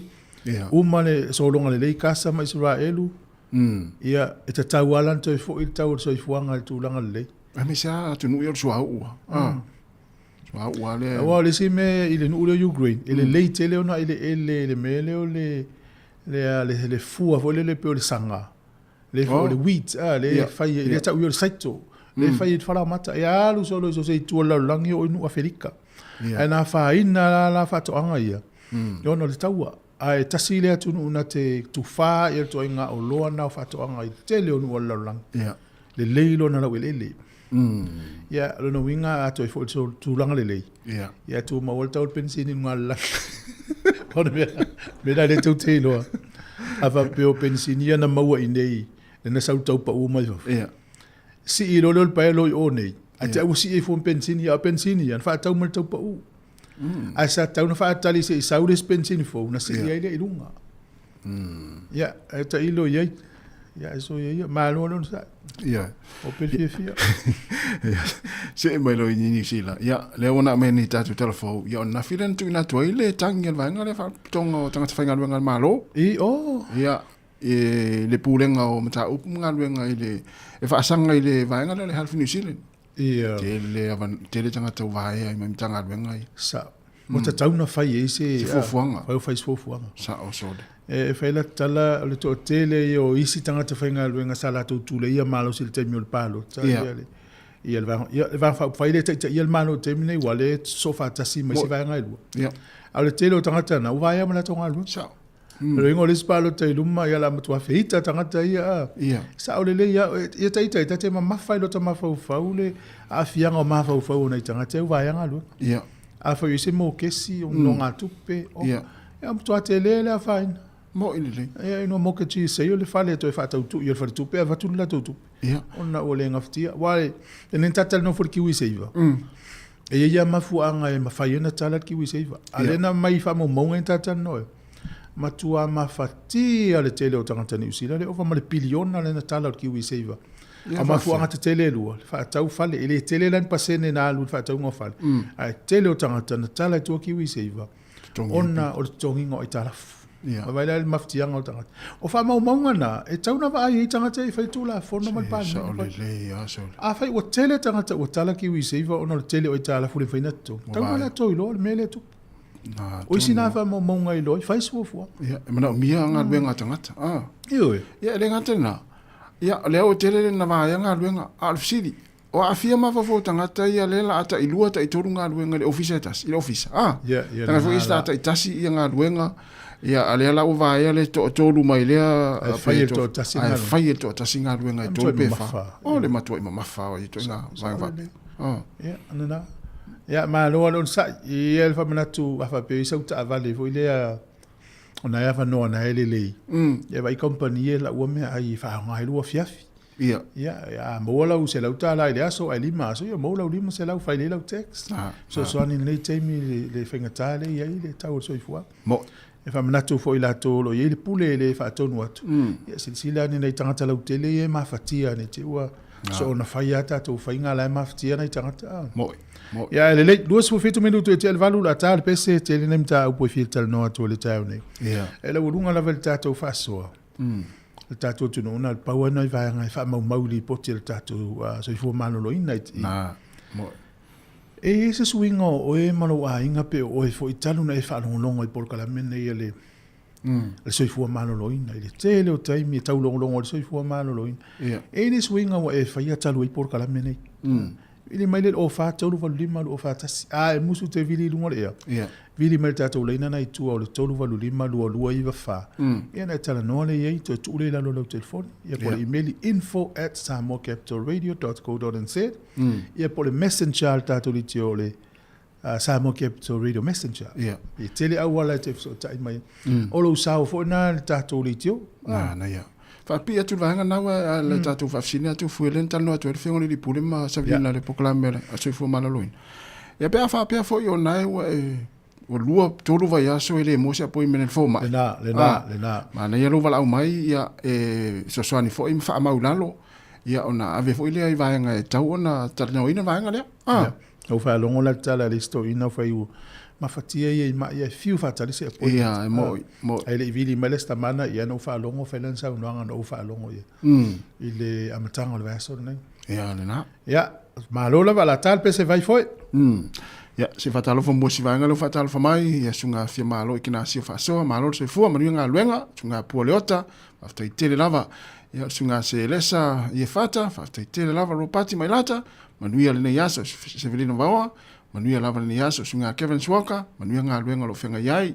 ya le sunga ya Joe Matthews o lo mafuta mai na inu so tia sa fata oi tal fa ya manuia lava le nei aso o mafo Eric fatalo fatu sunga mati malanga o ma manuia lava nga luenga o Maria o tangata le ia te lo besta fa ase tangata le ya le sunga ya la lau tawafea pepe tuli fatalo fatu ala Salmona manuia ngaluenga tailo au fa teitele lava fa vale le fua fa teitele lava le mafta mai ia manuia ngaluenga taape mafua ia ole sunga ia tiresa ene fatu ia tiresa ene fa teitele lava Rachel Sifa manuia lava le ia so ia la talo mal pesele ia mo ilato umalava ia ulofa toi mo fa ia onga ma tamaiti ia onga ia mo ilato umalava le tao manuia lava onga le ia so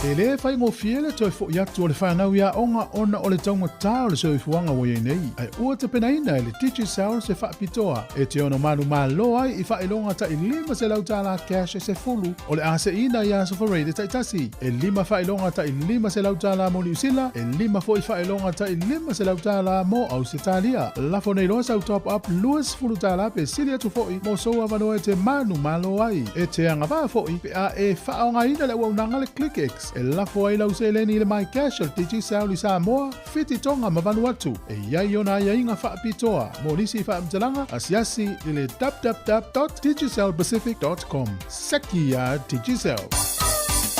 Whaasila si langa tā ua. E tusa malo mātou tu langa e vea ai ma ofisa whaasara lau. Mātou te tausisia tu la fono ua saunia e le Broadcasting Standards Authority a whai e fia whaia sau whaasea I se mata upu na e whaafonga I ai I le Sāmoa Capital Radio e le tau na lafo mai lau whaasea tustusia I le tuatusi Limatasi Mangavin Avenue Porirua Wellingtone pe ole I meli mai te alu .moresi@samoacapitalradio.co.nz e le tau na whaia I le tonu le luas furuaso whai ngā ruenga talu na whaia le whaasala launga. A whai le o whaamalia ina oe I se whaai unga o tu inatu e ma whai o na tu ina sao lau whaasea I le te mana whanonga kai pāho po o le Broadcasting Standards Authority e maua nisi whaamtalanga I le wha ngā solonga e whai ialo ia lau whaasea I le upenga te whailangi bsa.govt.nz whawhitai. E nisi e tātou whasilanga le I le tātou ofisa I le tau nei. Whasilanga ma le kolisi al tuspa ia le Wellington Pacific Bible College e whasilanga tu ma le ngang whaanoano. O le aso sfuruvano Februari o le ale stala o mais wafa o le anto I fia ulfale ma le kolisi al tuspa ia. Ne tausanga lua whilua lima. O le taimi ele stalai o le ono tau sfuru bo le afo le ono le fiafi o atu le afo le valu le fiafi. Mo I tau fato au fale merkolisi mo le taimi mo mua wha amle mole tau awa mailo la isene po le tusfo lau po lo pe whanau mo wha amao ninga. E lua lima tāla to tongi mo le stala o le tausanga atoa. O le aso lua lima o Februari e to e amtaina ia o onga le kolisi mai le fitu le fiafi o le afo le iwa il po. O le whale a onga o le kolisi, o le malu o le Life Point Church, ono tasi Hopper Street, Mount Cook I Wellingtone. Molis whaamtalanga whafso ta I seta whaamune mole I le. Iwa fitu ono fitu iwa. Iwa fitu ono fitu iwa. Po le olua tasi fitu o valu, fitu tastolu. Olua tasi fitu o valu, fitu tastolu whaftai lava. Ui o tātou whasisilanga mole nei taimi. Fonga tai am fai lo tai oni sia tātou whasit silanga a wal fai ungo le vai aso. Alo. E ile matua I vesiale so I fua maloloina Australia o le palemia Australia. So I fua maloloina matangata no Australia. Mtua feita I isi tangata to olua e pena e vai le newsletters. Yeah. Tu so le ile volelo influencer tangata fo Israel ula le ile. Na te whaia video fo ngai TikTok video pupu fo ia.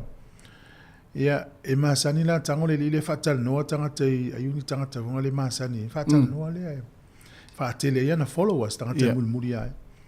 Ai tau ila le tamama le teine. E whainga luenga stasio fale mai I New South Wales. O te no va ai le tala le te lo le nu le sa o istama o mailata. Peo Bankstown e lingo. Yeah. Peo ina tonu ai o le ina tonu ai mai to lua le. Ea ai te ila ua fai ele tala ale a nurses ia to lua. Yeah. Istama Israel le. Fa mai. Oh, sorry o le Israel. Ia o le mate avea o mai se oli tangata Israel. Moi. O le tala na. Ia fatala no lo le ile. A fa mela tala o ma o le mate o mai uma Israel o mate fasiotia. Moi. Ioi. Te lola o ele ino fo le o le parlement. Ale le vanu pasia le tu la fo no le parlement Australia. Fa mafai ia le mo me tangata fo I fa ilonga lan. Ia. Ale o fa ai lo le vanga ia ilunga I. So Vela le pale mia Australia o le Minstars o ua maloloina. Tangata e vai le so fu maloloina New South Wales. To ya tangata uma Australia mtu afe I tal to olua. o jole. Ala u fa malolo malanga luenga. La fa so suenga leo tu la ile fa msino. Ia a fai e sa o te rintanga te mali liu le fale mai dea. Vela Sāmoa le Sāmoa. Ia, To se ate vai, amal vai. Sāmoa fa meola ua tala mo joke. Ia se Lunga vai. le malama. Ia le ua maua le I a faila fia a fini winga fa pian tangata. O le lau te faia le mele o le matua le manuia. E mawala isu sueng. A fa me tala I stanga tala na fai. Vai fai mele fai Trump to fa fo ila to no mai. Ia sa. Ia. Walu ni tangata e tangata. O wai tangata me o Middle East. Ia se vai. Tangata fo I feita ya Israel. O sole. Le lau vesi el mele te min le I to lua le. Tama le teine fo mai ma nurses. Ia. Ia me foi le tangata na le au vaenga na influencer. E sa le ia ele tasi ila na e foi le si ali Australia. Atu foi. E no fo ma le teine afasa mo si teine. A ora nga luenga la le ale li le. Ele fenga luenga. E fe lua ia tunu la lang. Sai sa mo foi le tau sanga tene. Alo pu e mai. Pu e mai ata foi na mana ia na le lunga le li Samoa. Sa le fa la wi lo mai mata fanga fa le tali malo ia le olanga I Samoa. Mana ia. Ai te ua o loi le masina tu len tene. Ai o le malanga le li nai Mexico. I mataru i Mexico le matua tele ale o le whala. Ia, moni. O le mana onga le li lea. E alu se I mai tauina, mata I tu. Whatara noni tangata o lo a fia I kengi. Ia na maua. Na maua. Na ave ala ia le awali I to atolu. I le fale o lo o ngaosi ai le aisa ma le ioi. A le mea na tupu. O la tala no le uli to male tama le li Australia le. A o fafo mai o fale. Ta li fo I fale o Mexico e so fale fo le peni fale apa voi.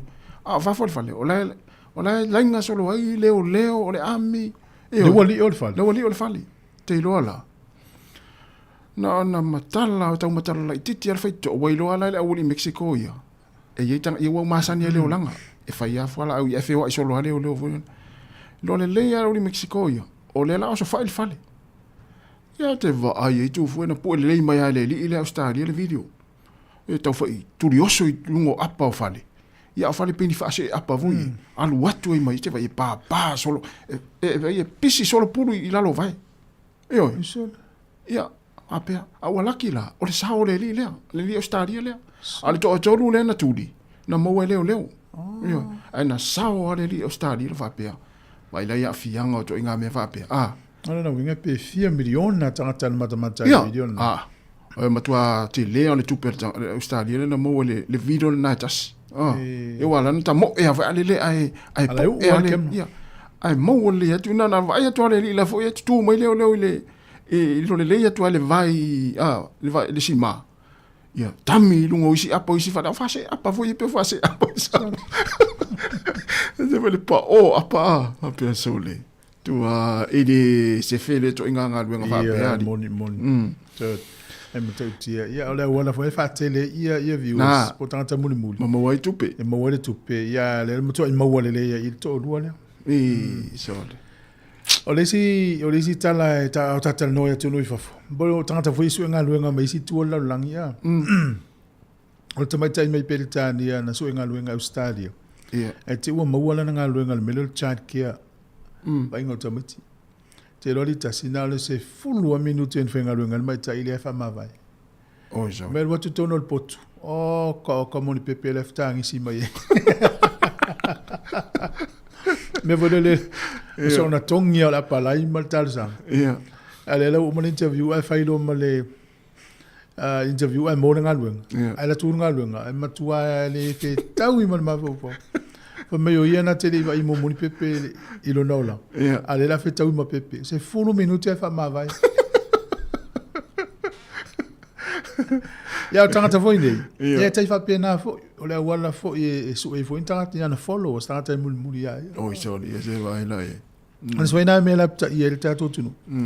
Ai lo ai o ni ata video pon tangata fa pe ola to winga e tau fa le anga vo le Ia. Na. Ia pe ini me le anga na te fa ya. au te o mia langa video na la tele ina view sa ole au te o mia le follow langa la tele i tanga te muli ai ai le sa ole wala na te faia le sina tu ma na le fofuanga le ua nga ye va nga ne le PSA ne lau te va yel tu la fono me tau fa salong io me tau fa salong ani sila pe tau fa forma il fa salong le la tu ta tu litio e muli ta isi fonga lo mo i ta yala tu la fono fa salong ani sila e au te lola Australia le ata ya o porque la mele o tala la urunga la fa la tele to le fion le di pule tu langa na ai pe o le tala fia a fa o tolu lima tau sanga le matua le va inga o meio porque la mele ngoli tio mo televisi le la nga e va ini fina nga lo fa ali to te uta yala ia ia tu o to tonu mo fa salonga online Facebook YouTube lo inga la vem TikTok mo me umai ina ia ni tu la fono li mate tai nai matau ole ia tu la fono ole ia foi na fa salanga e te me la fo me PSA il tato ofisa ia wo nanga se tono ni usila fa sala le wo nanga fa sala ai se wala to solia tu la fono fa salonga mo e fa tai al mena tato ale tato fa la wilona le fonga to le fionga la wan ina ia tu sile fia o le ai muli ia te fonga la mo au wala tu la fono ia i tu la fono ma ia i lo au wala tu watu ia o el tanto fa long o la wa ia te tau o le fai o la fa sea na o mana vatu tato fa salonga na yo lo no winga a mai ane fu fuanga le al malo le la fua e mai i fina ngalo tanta la tele matangata i media pe o tanto tu fatas ia a ola stai milu mo ona fai lo le ia ona lima te ina lo le fa sala ngai to tono ni usila ele fa ngai no Facebook YouTube mai si awala ss le kili vai fa sala ana ia yo tal si ai au fia to i Pacifica ia vai no yo ele tau fia ia mole me volele fa te tinga fa pe o wetas o te ua whaina toi fua malo a inga se whana.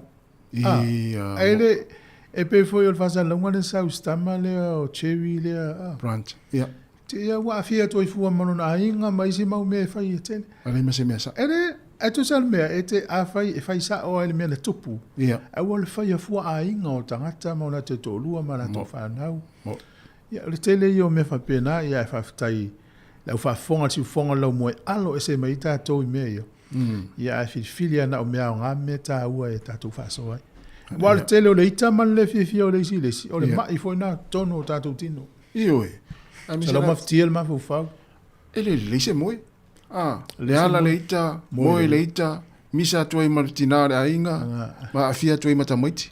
Ai lo e tina matamoiti pra me le tupu. Te ia ule fai mase lotu le fiafi. Ia na, te ule mase lotu le fiafi. Tina, ia, te fai usu me stato bese. Mai, tu na mea. Ma le fa mai tu na mea. Ma mata, tu na mea. Wala i doe le sawa. Wa fiafia su filo yo le taimel tai au. E te ilo ia, we... E le ata ta o le sniper. Sniper. O matamata le ata na. Moso no ta sina matamata le. No urungon va le sia o malanga va tu va pea. La matamata le tamati le titire o ta. Tono no su e matamata. Yo tangata le so fa Bradley Cooper ina sa. O le me monia le tupu. O le tala monia fo le ata na. Mo isi ata e fa u mafufonga le ata na le ata monia. Ia o le mena utupu, o le ua mau e Australia, e toa lua na i tangata o snipers. O le ua afia o la mawhau o tulau o le whai ai. E mawhua mai o le malo losi. O ili tata wala utas? Ia, e ili wala au le tam whai mai, lepo se. Ia, talo wala au. Good morning. Oi. Fua manuia le neita au, fua. Malo se fua. Alo la vale. Soi fua i lua sunga. Tai. Tai lau. Ewa mo vala ua tu ile mbata upule sau no ia le pato mo le por kalame i le mtang fayo mta fayo ia le PSA le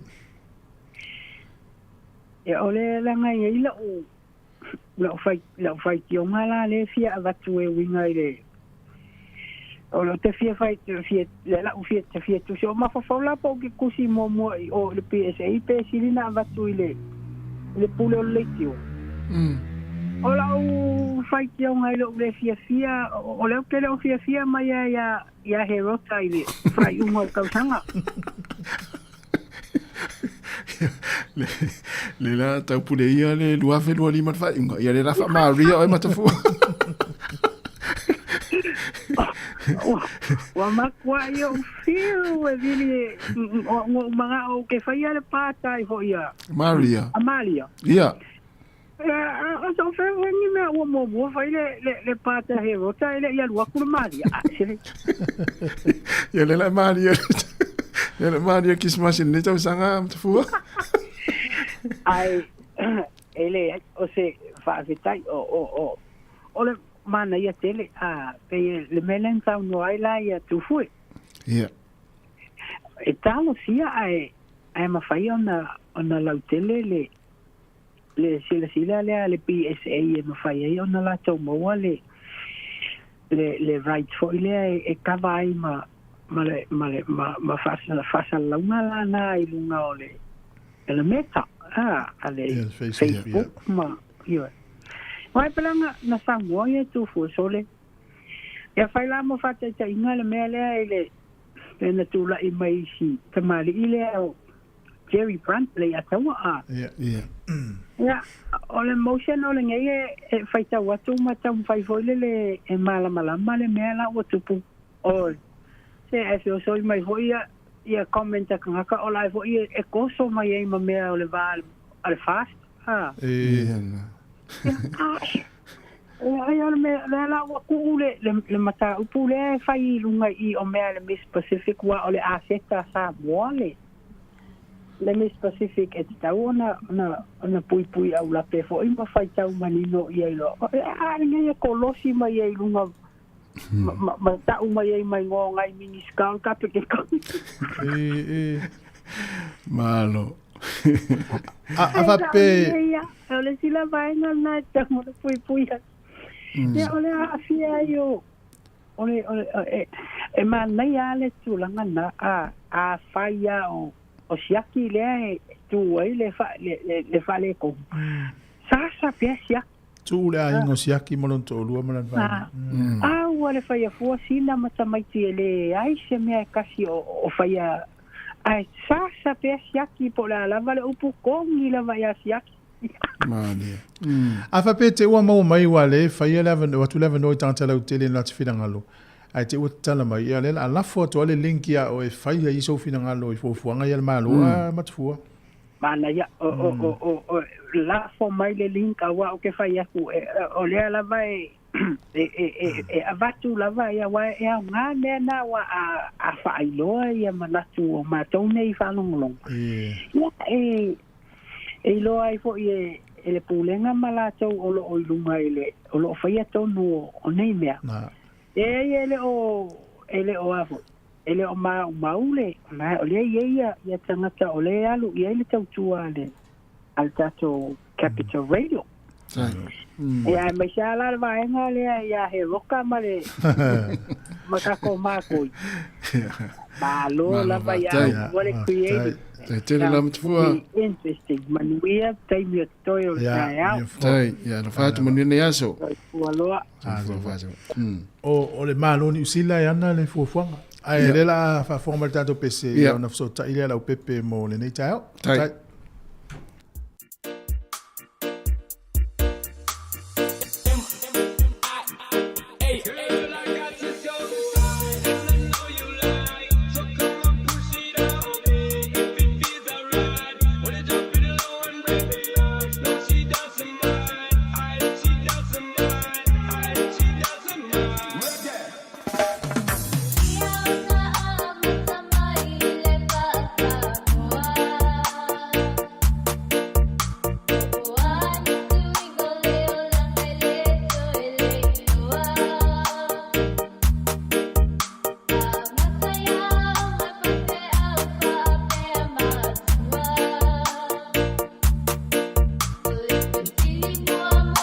Toi fa o tu tato pese na o leo fata samaira fiunga leo pepe tala ilene ia o fatonu le tato kabini telefone titi sal talo fa la fiunga leo pepe ma lo so fu manuel le tai au ia lange mama le lua sa se lua lo tua foi tono le la mo wali toni ya fa filo ya foi pa io Sāmoa ya o lo fa pe na la usu nga wenga ne ya so viele to le ne ya so fa popo ya wa fo nga wenga lo fe ngai ma to pa lo so fo manuia ya ma lo vo le so fo manuia lo fionga lo pepe ya va tai pe ya o tatu tanonga mo la van le tau sanga ya fa tai o nai mo watu ya lo mo pe le fa singa ma lo si wa tau tuino tatu wa tino ya I tulanga pe ona yel au nanga le tatu kamni telefoni ya mai le nei va ya so le pepe ma le tau sanga le amatanga ya pisi masani lava I foi on fe ngai mal tele ona ya inga toe a matalia fo yo fa o ngal fa nau ya mes foi la matalia o ngal wenga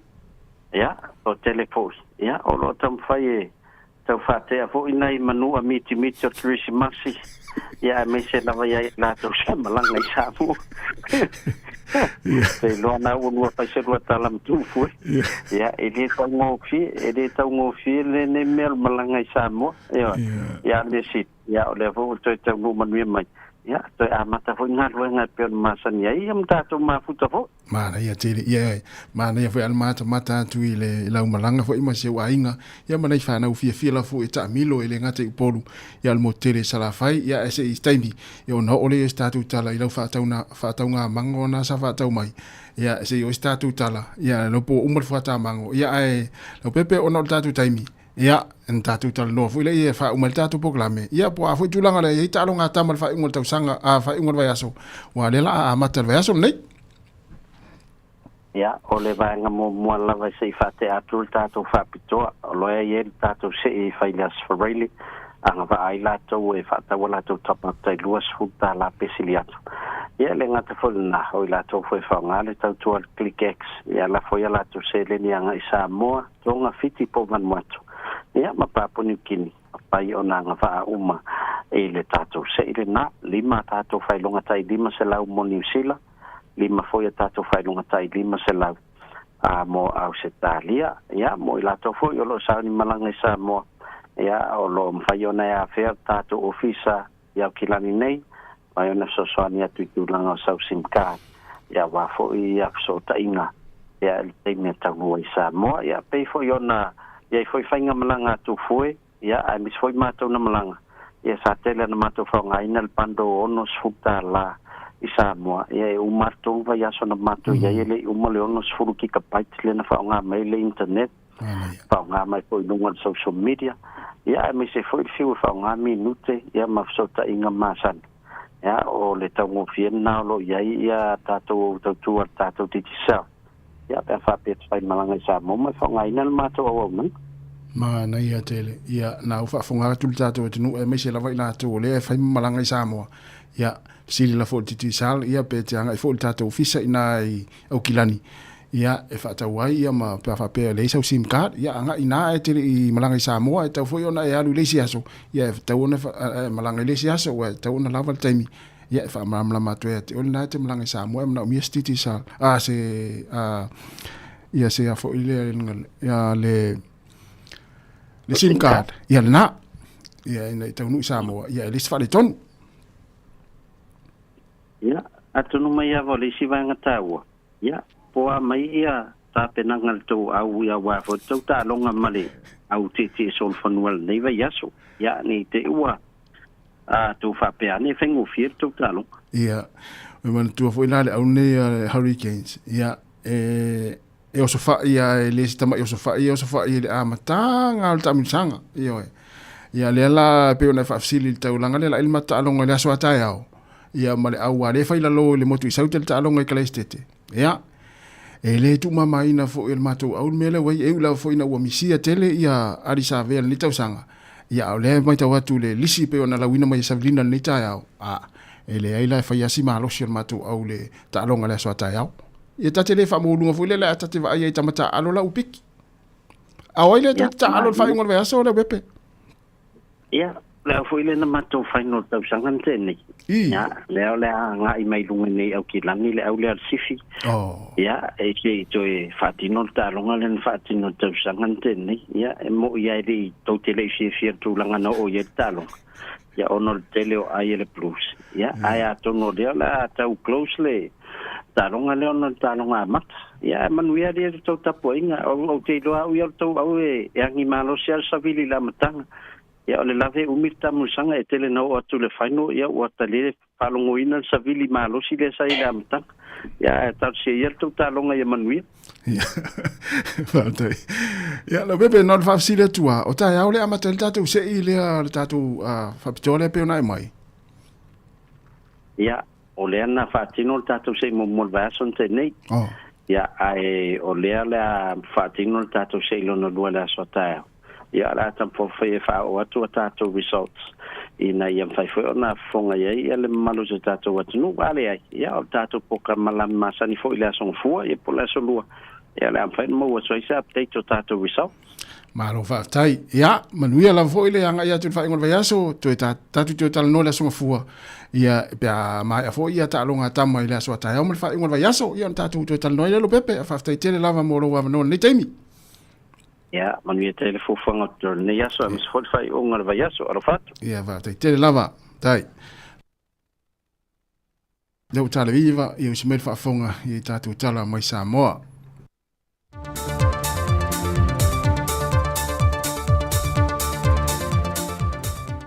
Soi fo manuia lu tātua tu noo e le tasi fo i le nei wha o popongo tala fau mai Sāmoa o se mai elo wha fonga au. Au lumana i le isi tala wha atatau o tu o le tupe e le fontanga le parlemene le masi no me mai uni. Au le ua mawhai e le pūlengo le mlaiwa lele. Ona tu inatu se vaengoa na tupe wha asili me na tupe maua le nei tu sanga e lua tesi mal 5 miliona tala e visoso ane le malo i anati na e le tau au inatu le ese leni mai le fionga le minister mlaiwa lele le fionga olo a forfiti va ai e le fionga le minister tupe maua le fionga le atinu uwein so yalo. Na ia whae loa tuai ma le tūlanga pangatia lo iei le isi anamtanga luenga o le malusi angatau il tise. O lo tau mo whai sa ilia sana tupe whasili e tu inatu mo atina el malo. Ia, o fwoi anga fiu ka ko whasoa fwoi kūlanga o dividends. Ia, e mongi alo fionga. Ia o le e mo ilawa e le i umaku. Ia pe kau mamala kikisi e mako. Ia ko kasian mako e se uile whawhika uringa le PC. Ai ile ngā kia ko i are silsila ko lau fionga i kūlanga pa ngā kia lau whianga i mata ko whala poko ia o le kūlanga fo i o wafio o mai le kaiminge o kai sukau sanga ia o le moina u whaka kia kūta ko plea ni mea uma ia o lau kilo ku le disilenga o mai i dividends a le sector near transport ma le infrastructure ia o le kei lo le a fa solo la kuala ve a maka kulta ko Sāmoa Airport Authority. Ia, fa pena fo ila ko ia e mori akunga ia mako se lenge pingo polo inga ina o fionga mata ko kula fo. Ia e so swangi na kinga e o tako ko e me se le kula la ka ko kala kupi. O le pulengo wa football fala pu tonga va a Sāmoa. Le tasi leo mtanga luenga ua mai e foi ona tu inatu an tupe whaasili tu sanga umawai e fesoas wani lava i ati na e le atu no. E leo toi pōmale e le mta o polo tua i aise tama i ta i tu si solo pa bali isi a whikao e le maliwa lana wota mai ta i a sina vai awa Kevin o le masina o me o le ato e wha a wau le mta o pole nei le whamasi nonga. Peitai o le fontanga le mauta fono Amerika Sāmoa le maso nei, na la ngai se tasio na sui, pe aisea ua whaatuai e le mata opule nei o na suesueina. Whaalia de sui o le mauta i a vanga fono, ua te tau o na whaatau nuina le saa ilinga, o le mafua anga le maliu o le atina. E whina ngalo sui o le mauta fono Amerika Sāmoa, e te tau o na ui atu sa latu talo sanga mo Sāmoa le mata opule nei, e le ofiso le sui le Congressia Amerika Sāmoa, ina ia vavea i le whaatinongo le nei mata opo. O nisi o ia ripoti, o lo maua le lunga le pepa le tala nei a Amerika Sāmoa. Ua atoi le tausanga le nei le lua se fulu tausanga, talu o na whaavai mail whaalapo pitonga a le to manga moe poponga tia, po le Samoa Victim Support, e tadi atuai I mana onga ma maftianga o alo tama ita ea fia mai sa wanga mata ngā whapena foi I tina matama itai. O le tausanga le nei wa tai muai sui o awhio anga I le whaalawi loa ina pe whaamanatu ina le tā ua le o nanga le whaalapo pitonga mai tele le tūlanga mo mie tau tau mafa mo le tau singo I lanto I alo whaatupula I pea le whaitau o whai surwhai atu e mo mia le whesosua ni o lanto mawhitianga. Talue nei te pe po whaamtalanga na whailuai e sili niulina chang. O le tele o mata opune nei mo se soo atu I le amatanga o le tausanga le nei ma le whai unga le tausanga taruai o mātua lava ia lātou whanau po le sootanga wāwāla lātou whanau teine I o lātou lava tausonga mai ua watu I tūlanga māta ngā male onga a fianga o alo ma whanau ta maitai wālea e mai isi o tātou atano. Na whaftai e siri new company ma pisinesi whaalapo pitonga mai kālesia mana pā anga mea tuno I whafo o whaalapo pitonga foi a tangata Sāmoa o loo au maui whafo ato Sāmoa I le anga le leima le fisoso ni mai le ngā luenga whai whaatasi I le tausia o I lātou nei ma toe te pue sa isi la asanga fau o le soifuanga ua a fia. I le mai ai o le fontanga le kāpeneta le malo Solomon na le vai aso nei ma whaatonu I nai lola lātou ofisa malanga e whaamatu le I ata o le Sir Jerry Prant e toi foi mai lo nā tunu. Ona e le manino mai le o mautinoa po a mōrianga nā fuai o na tāo fia mai sā le te tau o na whaatino le ngā yuinga na tālo sanga isi tasi o tamai tai whaamasino le tauvanga o le tausalo le Pasifika e whaia se polo inga e tāo fia I le alu ese mai o le ianta o le sā mai malai wa alele Solomona molo nā tunu. E le whaatala noanga o le ianta o le sā le vai aso le nei e matua le whaavai atua inga o whaasanga nei ianta ia ma se tasi o tamai tai whaamasino mai Vanuatu le ntao fia whaatasi la ua I tūlanga e whaapele o whaamaoni lo la whaatinonga o le la ngā luenga whaamasino e pe o na tua ia e le toa tele e lunga o penga ta whaai langi. Whai loa le ia tau le saha o le aia whaamanino le tele o le numi wa ia I lunga o penga ta whaai langi pe a whao le te mai le whainga malanga I o tātou lau whanua. Ai o le tausala Sāmoa po le tausala fo I o le Pasifika li taura Jeremiah Allen o leo waile atu malana au malanga. O tana fōia mai Sāmoa mo le nei aso, manu te le ina fōwhanga le a whenga iai, whaasai fōia.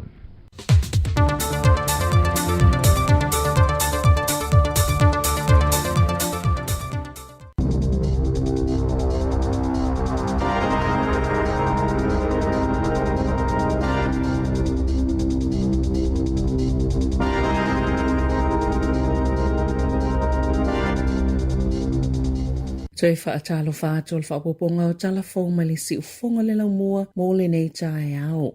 Wa whaalauilo ele pule ngā nua Wellington le ata muli mo le whaafonga le awala tele le ua tā ua le Golden Mile I Courtney Place I le taulanga peitai ele isainia se kone karate mo le vaenga pitu te leo le polo keti. Sali putia le amatanga le vai sonei le Radio New Zealand na whaamaonia le pule ngā nuu e amatanga luenga le Courtney Place le masino a Perila ma e ei fo I le fuafuanga I o atu I le lua tausanga le umi. O whaamaonia le pule ngā nuu le o atu I le selau se fuluono miliona tāla le tau le ngā luenga e au fie le vai ngā tupe mai le la lau whila ua inga le NCTA waka kotahi o le a whaasaina I taavale mai le fitu le tae au e o atu I le fitu I le afiafi I le vao Lambton Key ma Courtney Place pe a mata whaatinoina le a ngā luenga.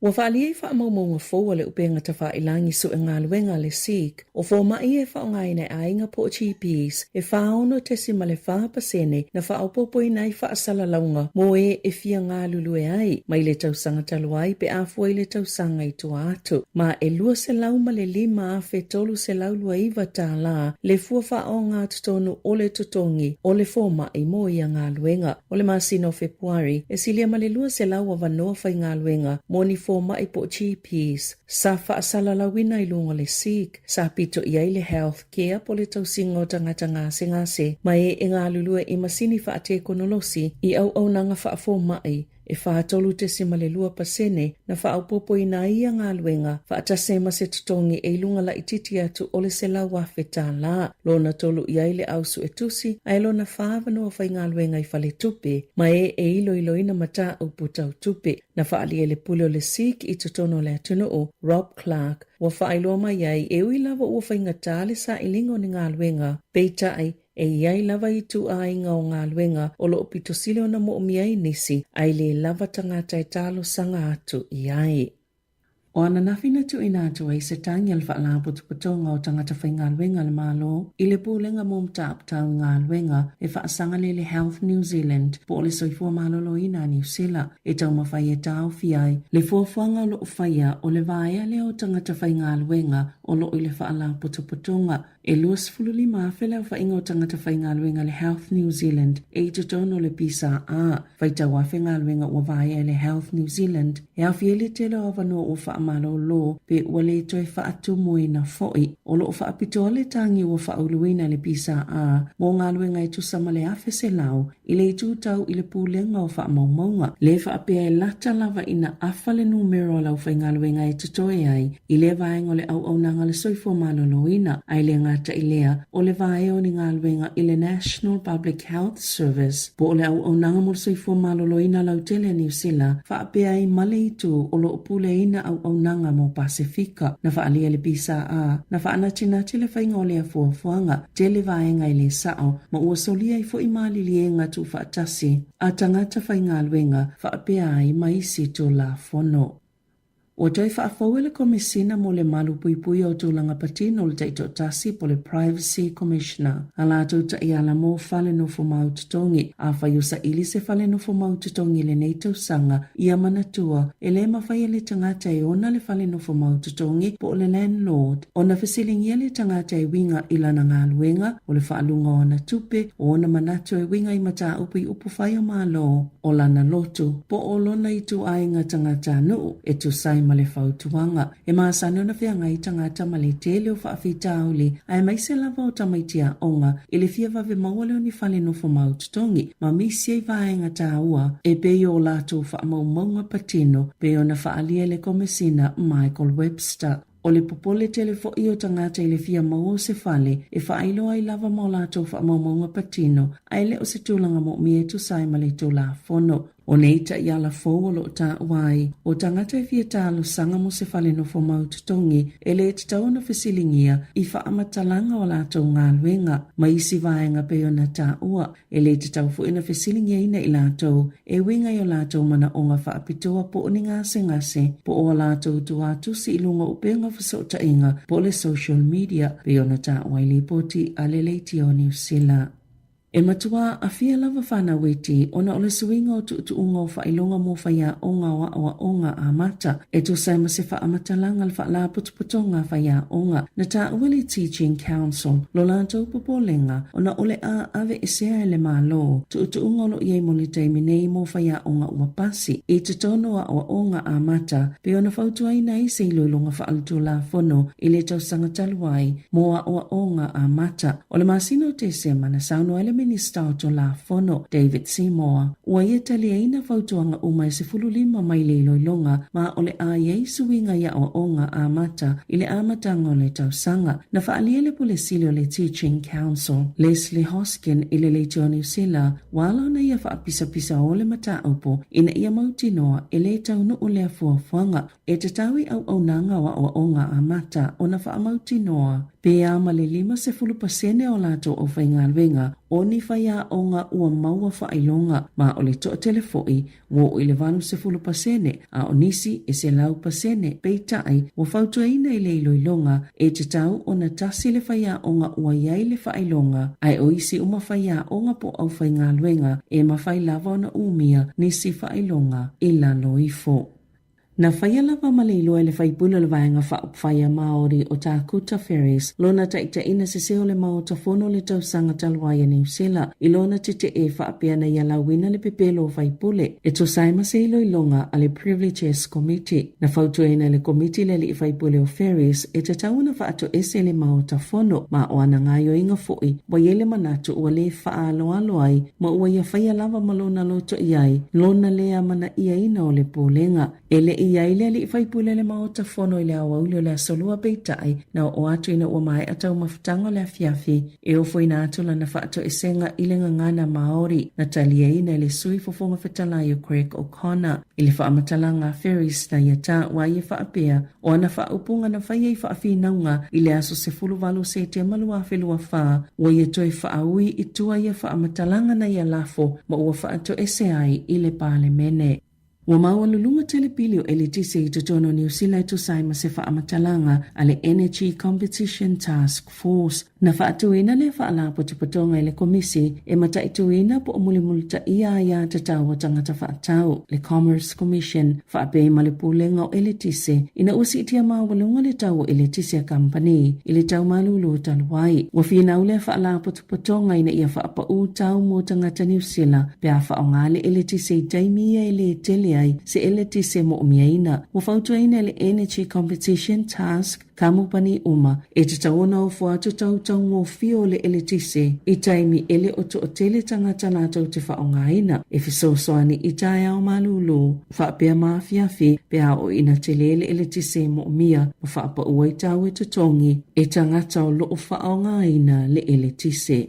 I le Pasifika, watoi ave se ala whainga malua le atu Solomona la latou whaasila silanga na tau fiei whaamasino le tau vango le tau sala Pasifika o na tu ualo latou atu nuu pei o na lipotia ile leiti o New Zealand e whaapea na whaatanuina le minister mata upo le loto i whale le atu Solomona le vaenga o whemalanga inga ina ia tu ina atu se whaalinga e tau fiei whaamasino umalava o le tau vanga le na whaia le aso valu o Februari ina ua tau li maina le malo ni whaaseama ni tua inga o whainga pio pio le whaapea ua whaapale le tau sala Sāmoa e avea matau sala al Pasifika. O le tala le whainga malo o Solomona e onga tele tua inga pe a fuitu la fono alo lato watunu. O le ana whai ele whai unga e tawhia uma wha masino o le Miss Pacific Islands pageant mai lo lato tu uai o le atunu se i fofomo mo le wha fita uli. Peitai e tu uatu le whaalinga ai ua malanga wha masino Papua New Guinea matonga na o le fionga ia le a tawale Sir Jerry Brandt o Jane Canas o Vanuatu ma Cherida Korini Hona o se Solomona ai au mau i Filipaina na tau fia ile malaiva alele. Na ta ua le whainga malo Solomona o lana whai unga e ta ua o na wha mauti noa le iei uma o wha masino e tu inatu wha matalanga i taimi o su enga i fufo ili wha awhitauli ina iei loa pena tupule atu ua inga ina ua mai au na au ina wha matalanga uma mai wha masino i ana tau fia sa toi ave se ile wha alinga e tau fia i lato po le stop notice ile asoana nafi matatalai e tu ua le atu Solomona na wha alia le malolo o wha awopea lato su enga ma o le a wha ailoi malo Amerika Sāmoa, Papua New Guinea o Sāmoa, Tonga ma Vanuatu nisi whanonga le malo o Solomona mo nisi wha amatalanga pe a mo miaina pe ona ta ua le leiti o New Zealand. O le la le lei o Sāmoa li Tara Jeremiah Allen wa wha apaleina matau sala la le lei o le Pasifika lua fe lua lima.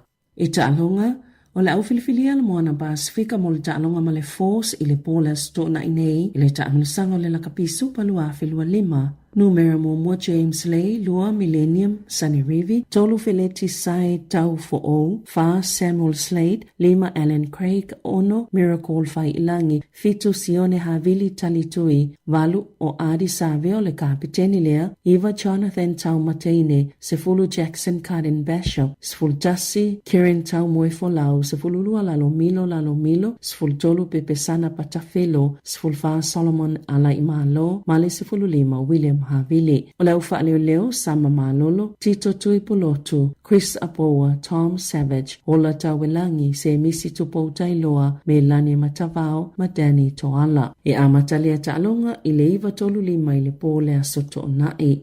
Ai o le au filifili le Hurricanes i le taalonga male Crusaders i le 5 i te ai le fitu i le pō le aso whareile nei, numero mua Xavier Numia, Lua Jacob Tevery, tolu te vita mafileo fa Caleb Delaney, 5 Isaiah Walker Leawere, ono Brad Shields o le kapiteni, fitu Duplessis Kirifi o le isi fo i lea kapiteni, valu Braden Yose, Eva Cameron Roycard, Sefulu Harry Godfrey, Sfutasi Peter Umanga Jensen, Sefulu Lua Bailin Sullivan, Sefulu Tolu Kini Naholo, Sefulu Fa Fatafehi, Fineanga Nofo, Mali Sefulu Lima Callum Hagen, Olau Leo Raymond Tuputupu, Podi Raketa Stones, Basilio Tosi, Yoko Plama, Peter Lakai, Area Tara Enari, Riley Hohepa, Manatu Ngane Punivai. Tala fawia malisi ufonga le mua mo le nei vaenga le tai ao.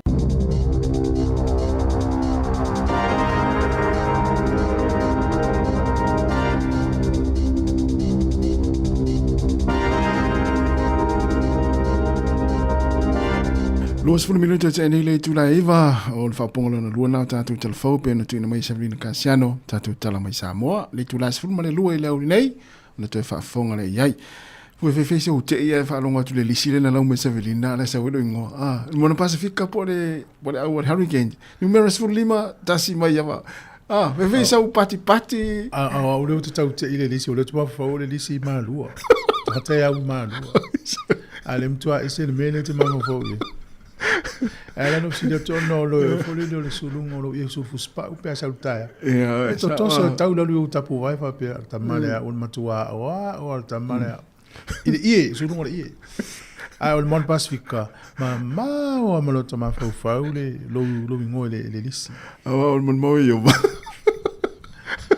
tasi o le na la me de Sevelina lisi o tato au o fa o Sofia fo itanga mata o talonga le kapi fa un le vai aso ia wa ta o le amata super kapi o le al masin fo amata le na ia o talonga e va viana un malta usa ia sa o le ia ele umiana tu le super kapi ma le liki ia taunu fo ia te sema ia le na ton wa wala le pata tu wa le amatanga ta o le ono tu la ono le fiafi ta longa ta uma ma fitu ya pia mata ma fa sala un le ono ta mi kiki el polo lima ta fitu ya ta o fitu wa ta mo mai ta mai tonu fitu wa na ya mata tu ta ono le ta lo ia watu ata yao oi lima ta lo tonu la stona i lua le so forele mo ya mon Pacifica na fo ta lo ya le la uma lawo tu lo le time yo ta lo ana wo lawo tu Sevelina ayo ya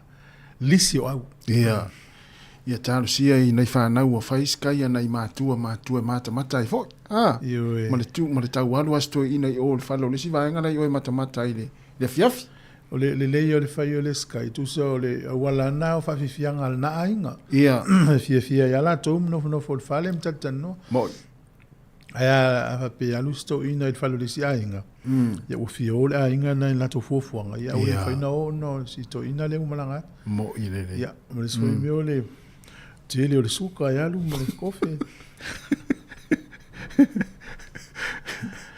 Ya, o le ainga la mo ya ta longa sa sfulu al po al ne anu no to. Ya lo tu ta ya o pe o le se fengtana la fu le si fallo lisi.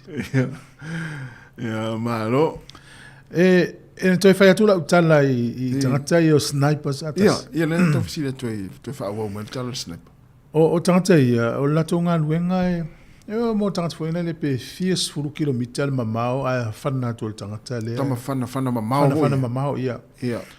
O ngā luenga la taimi le na o ese ai ia fita le na o ai loa ia le au avanga i o wo Australia i Amerika na ngā lulu whatasi ma le ami Australia. Na o la ea o ia tangata i le amia le atunu ule o Iraq.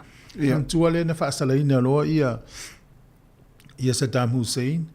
Ia eva ai e fita Amerika. Na ia ila i to tonu ina ma fita Australia e soani. Na ia ila na i tama ia to o lua. E lua fisfuru ono.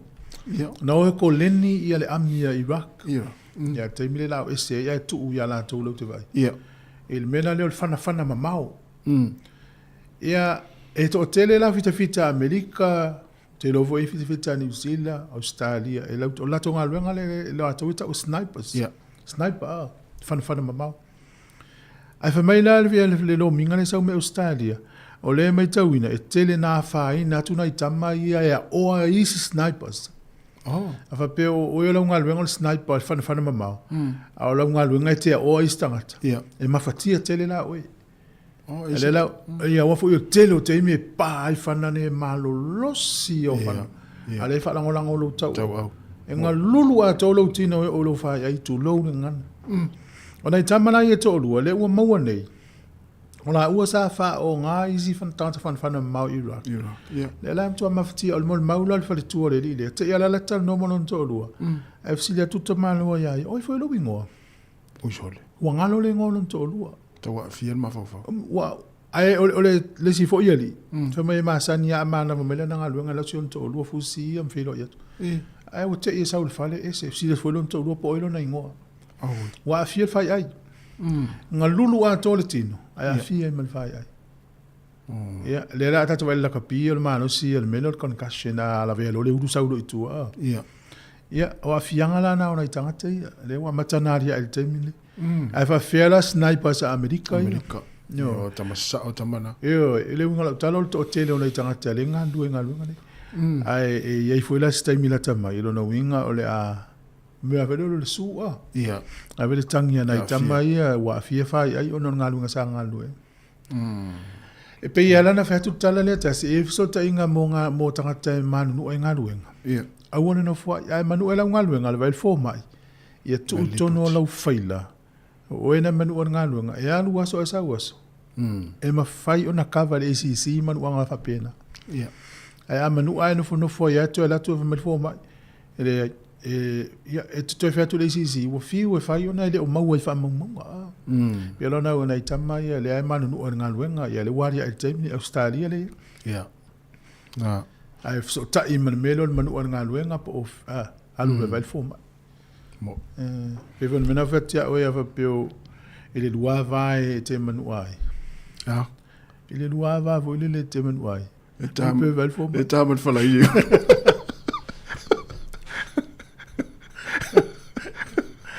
Albe vel fo mai. Tai al Valentine. Ui, sa ori. Tai al Valentine. O ja. Ja. Ha? Mau tu pe le swap tole. I want to put tamale ule man tu pe Valentine. Fa se price wala tai au. Ei, me si la we fa mana tu mai wala ya. Fa se price wala tai au le. Nom tua. So le next one pa. So le oh, tato oi fa mana tu vai le soria. Ia. Ja, no foi. Ja, we se iloa fuai fo fuanga fo wa no pisiti na le inga ele. A pe Valentine na so uma. Poto e fai lau tana le fa fongo beti. Poto lau tamo le fa peliti na le inga. O le aso le Valentine tu sa infa momonga o le aso ta o tele ina fita sai le ami. Ye le si te me fa poi ya le pe ma fuanga na fa na mo le aso le. Mana ia. Alwe ngale le ina fa ia na I tangata ia na fa ia fa poi fita. Ya le fa manatu le va pa anga o tangata to lua. Ia. Mateo la ta ia. Ivia. Mateo e fata ua le aso le Valentine. Io. Ja. Beva tu mutate. Ange li te tolu. Alwa tate avron tolu sole. Sabe non pese mo Samoa italo sanga. Ia na mo ngala maltato tunu we. Ia, tama mai fa fonga mai tato pokalame. Mata mai fa long mai. Tato wo tai ave ia nei fine fa tina. Io e. Ele nga ni tina ave ili tina Valentine. Aya. Tia lu foi faino na le fa yulu. Ia me mana matauria e no tingi lima. Ia matauria mana matulota au ta pena vanga va pena ave ole. Fale la le masene fa ulu. Ave fa ile ulu ma fa no tingi lima vali. Ia ma ave ona vai wa pe tu no se tapu le vai. Ia. Ia lomi le au vaenga I whenga luenga ia. Malona teu, tino whae ma teu ia. Na verolo vai na mele la fo I vai. Ele, pa vivianga le tai au luas ful van melu te ai leiva. Tamale au se ala tasta to pese vai foi. Tamale a wele o lai. E mara tua tasi le talawe ta ua voia. O vilio tu nei le sido matua le sido matua. Na fa longo a. So lo fai le sido matua lungo le telefoni. Ia. Vilia tu le sido matua le tota. Na fa longo le tala ya. Tu lo telefoni a tangi telefoni. Na fa longo le tala ya. Le mulu a sido matua le tas. O le lavala lo matua le tali telefoni vilia tu sido matua ya. Me lo matua le. Vai. Tu sila lo matua se yola. Tu sila lo matua se yola. I le tu nai tangata se fiola tas.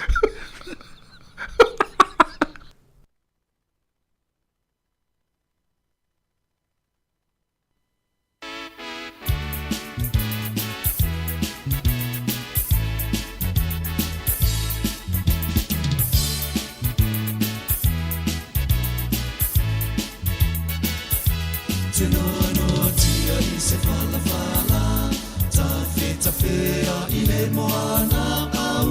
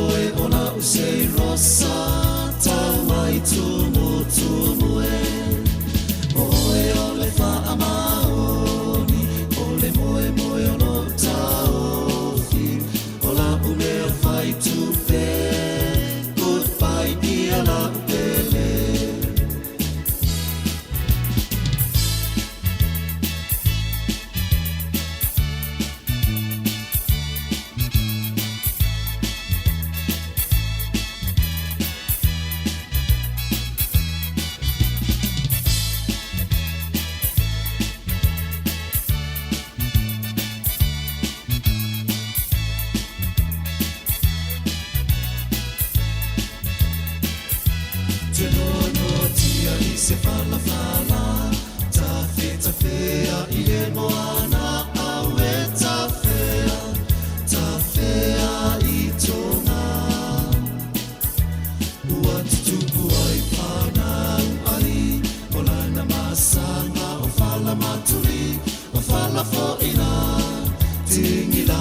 te moe ai o whala fo ina tingi lau e te moe ai A whiawhianga nei te maratai au no tia I se whala e tātou whiawhianga tu I whiloi Pokalame atal tau to I lua sefuluono minute ona tālo leo le tula se folu na tu le mana ia foi ma fo ngol fa tu pese ia ole vai so len tata nora mtanga le vai so nei il mafuanga wa musu ia le Hamas e fa mamulu istanga ta petu watu istanga ta Israel na tu ovia ia tolu mafuanga len na mai le Hamas mo ole le lava of so ani lolie ave me ai ma vai la auto no casa lua o le fa sa Israel na o tangata mai casa le south the north po le north the south la fia o I toi fo ia e le hotel la no tu I ma le tolu ia o le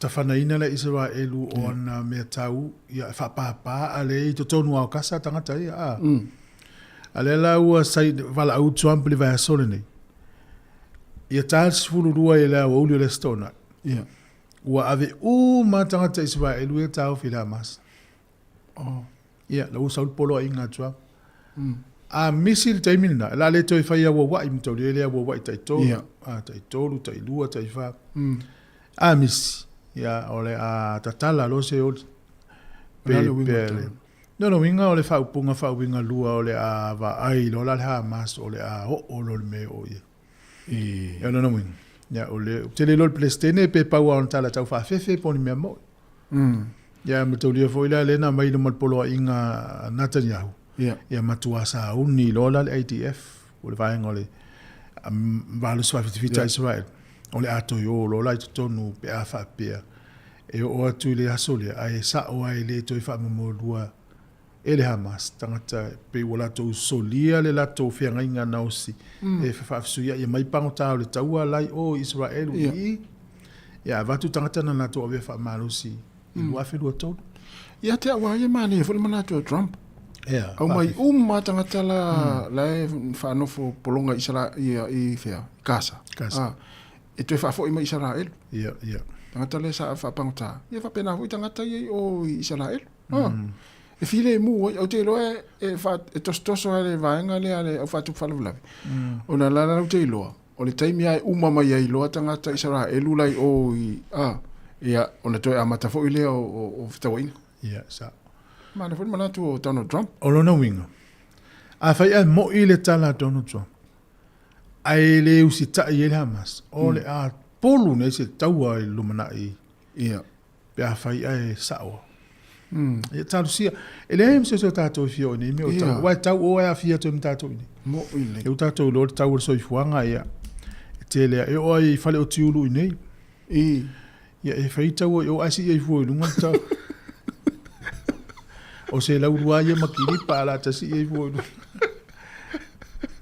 taina ne ala o tila to wa fale ka to fo ia so le wa wole ele se ulu se tu lo wa e fa funga pe o ti e la lo le luas futala au kilani la e limas futala o te le ulu tanta fa tai Wellington ele tolu fu sole o le limas futala ai ma fu me ta wala fa yo a o laulu ayo tato lu le ni laulu fo fa pota lu le taua so le se fa le se fa mal me ese ai lo va matan sina laulu is ai sa o le so e fo na o fo lo tau sangante nei la talata le fa ingol tau sangante nei ya matalono fa ya lo o tama I business ya lo fale e fa ya lo tu lo ala uluma e fa sanga ya fa ata la po elua ia ma le tau ya lo se fe mai le si tol sfutala le vana tau na fa ya le melna wela le fatua tali fa tu anga ta ma futa lo sfuta santo lo o fa tu atu tele tele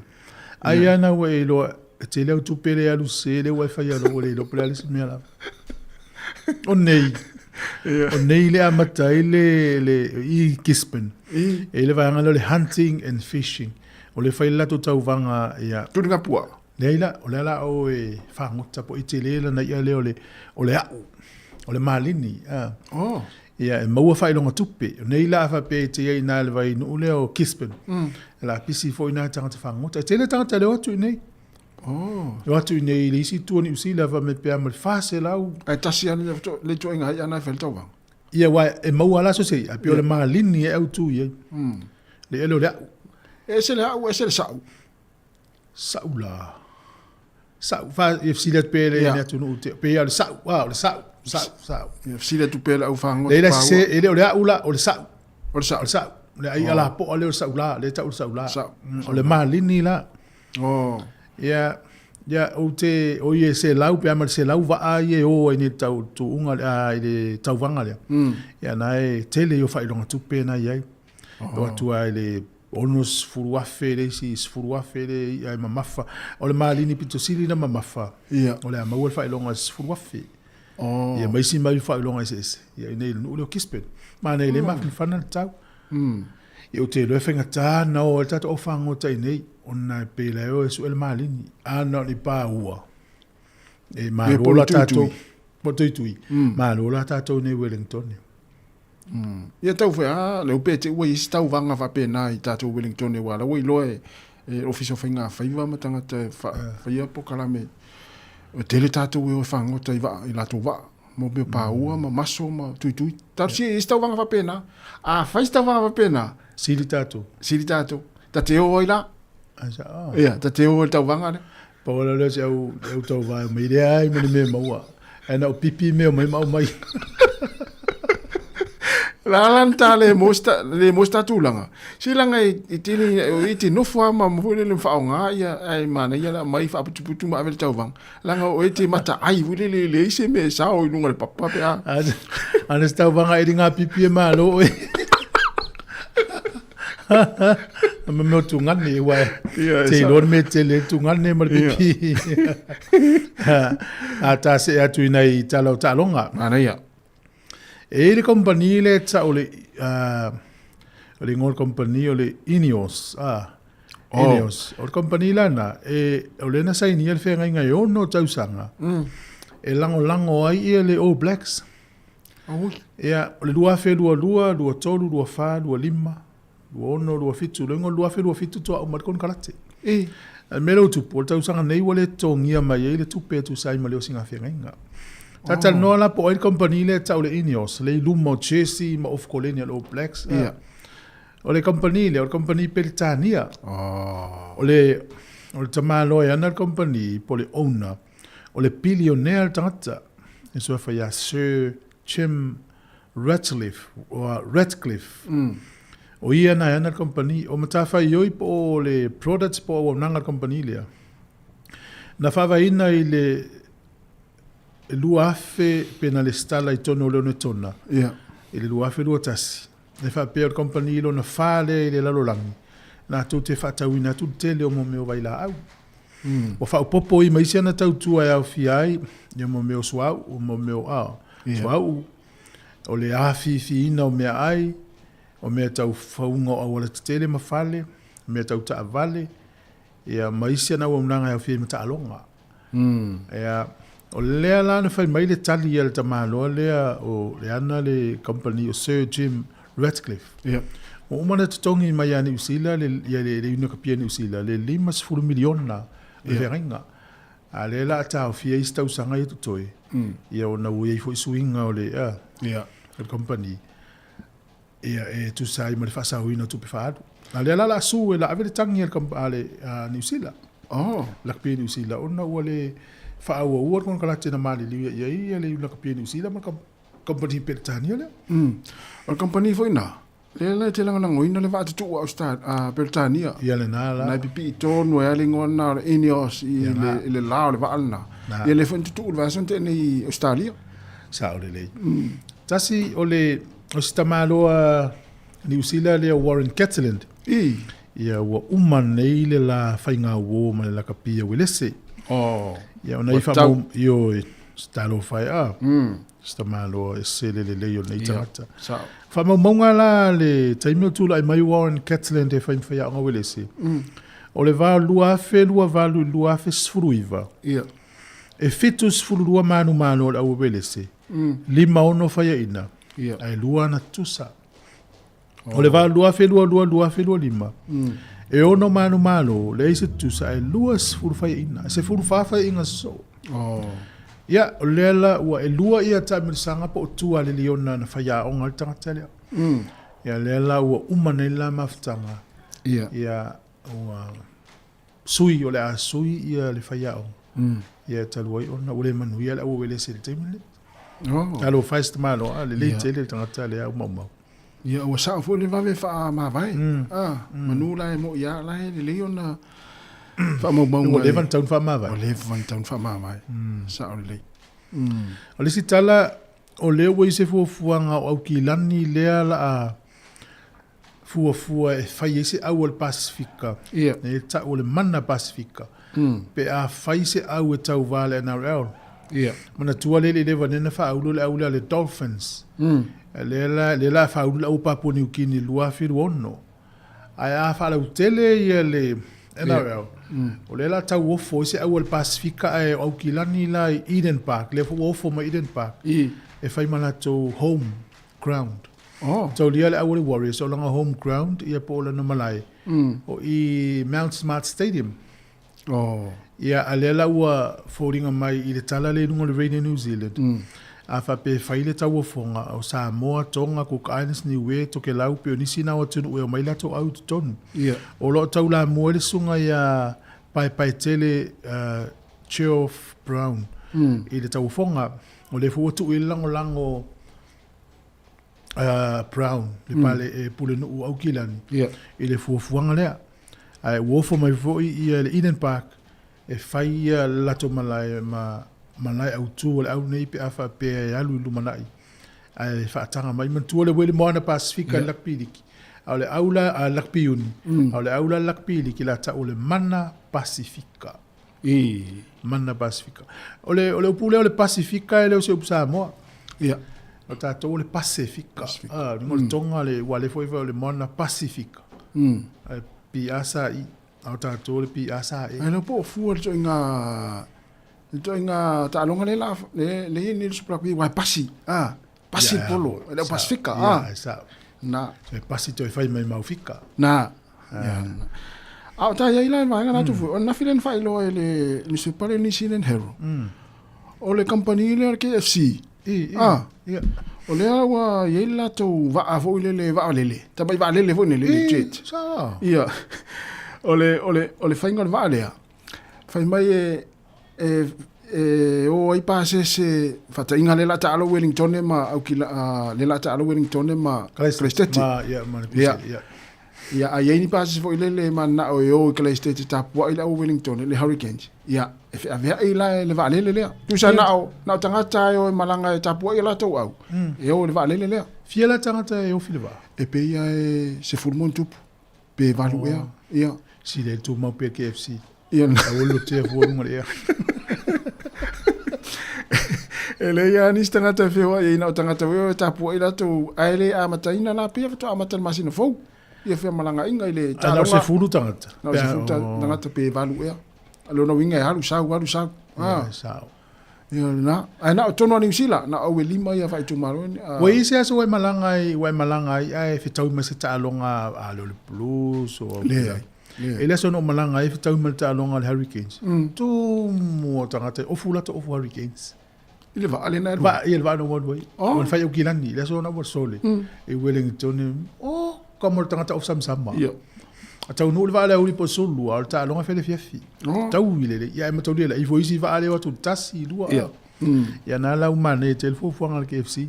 Ia na sa oi mana ia tu mau pe ile. Ia tu mau pe mo fa lai o le me i ngol va te ma se ele le la ngalenga o ia mo.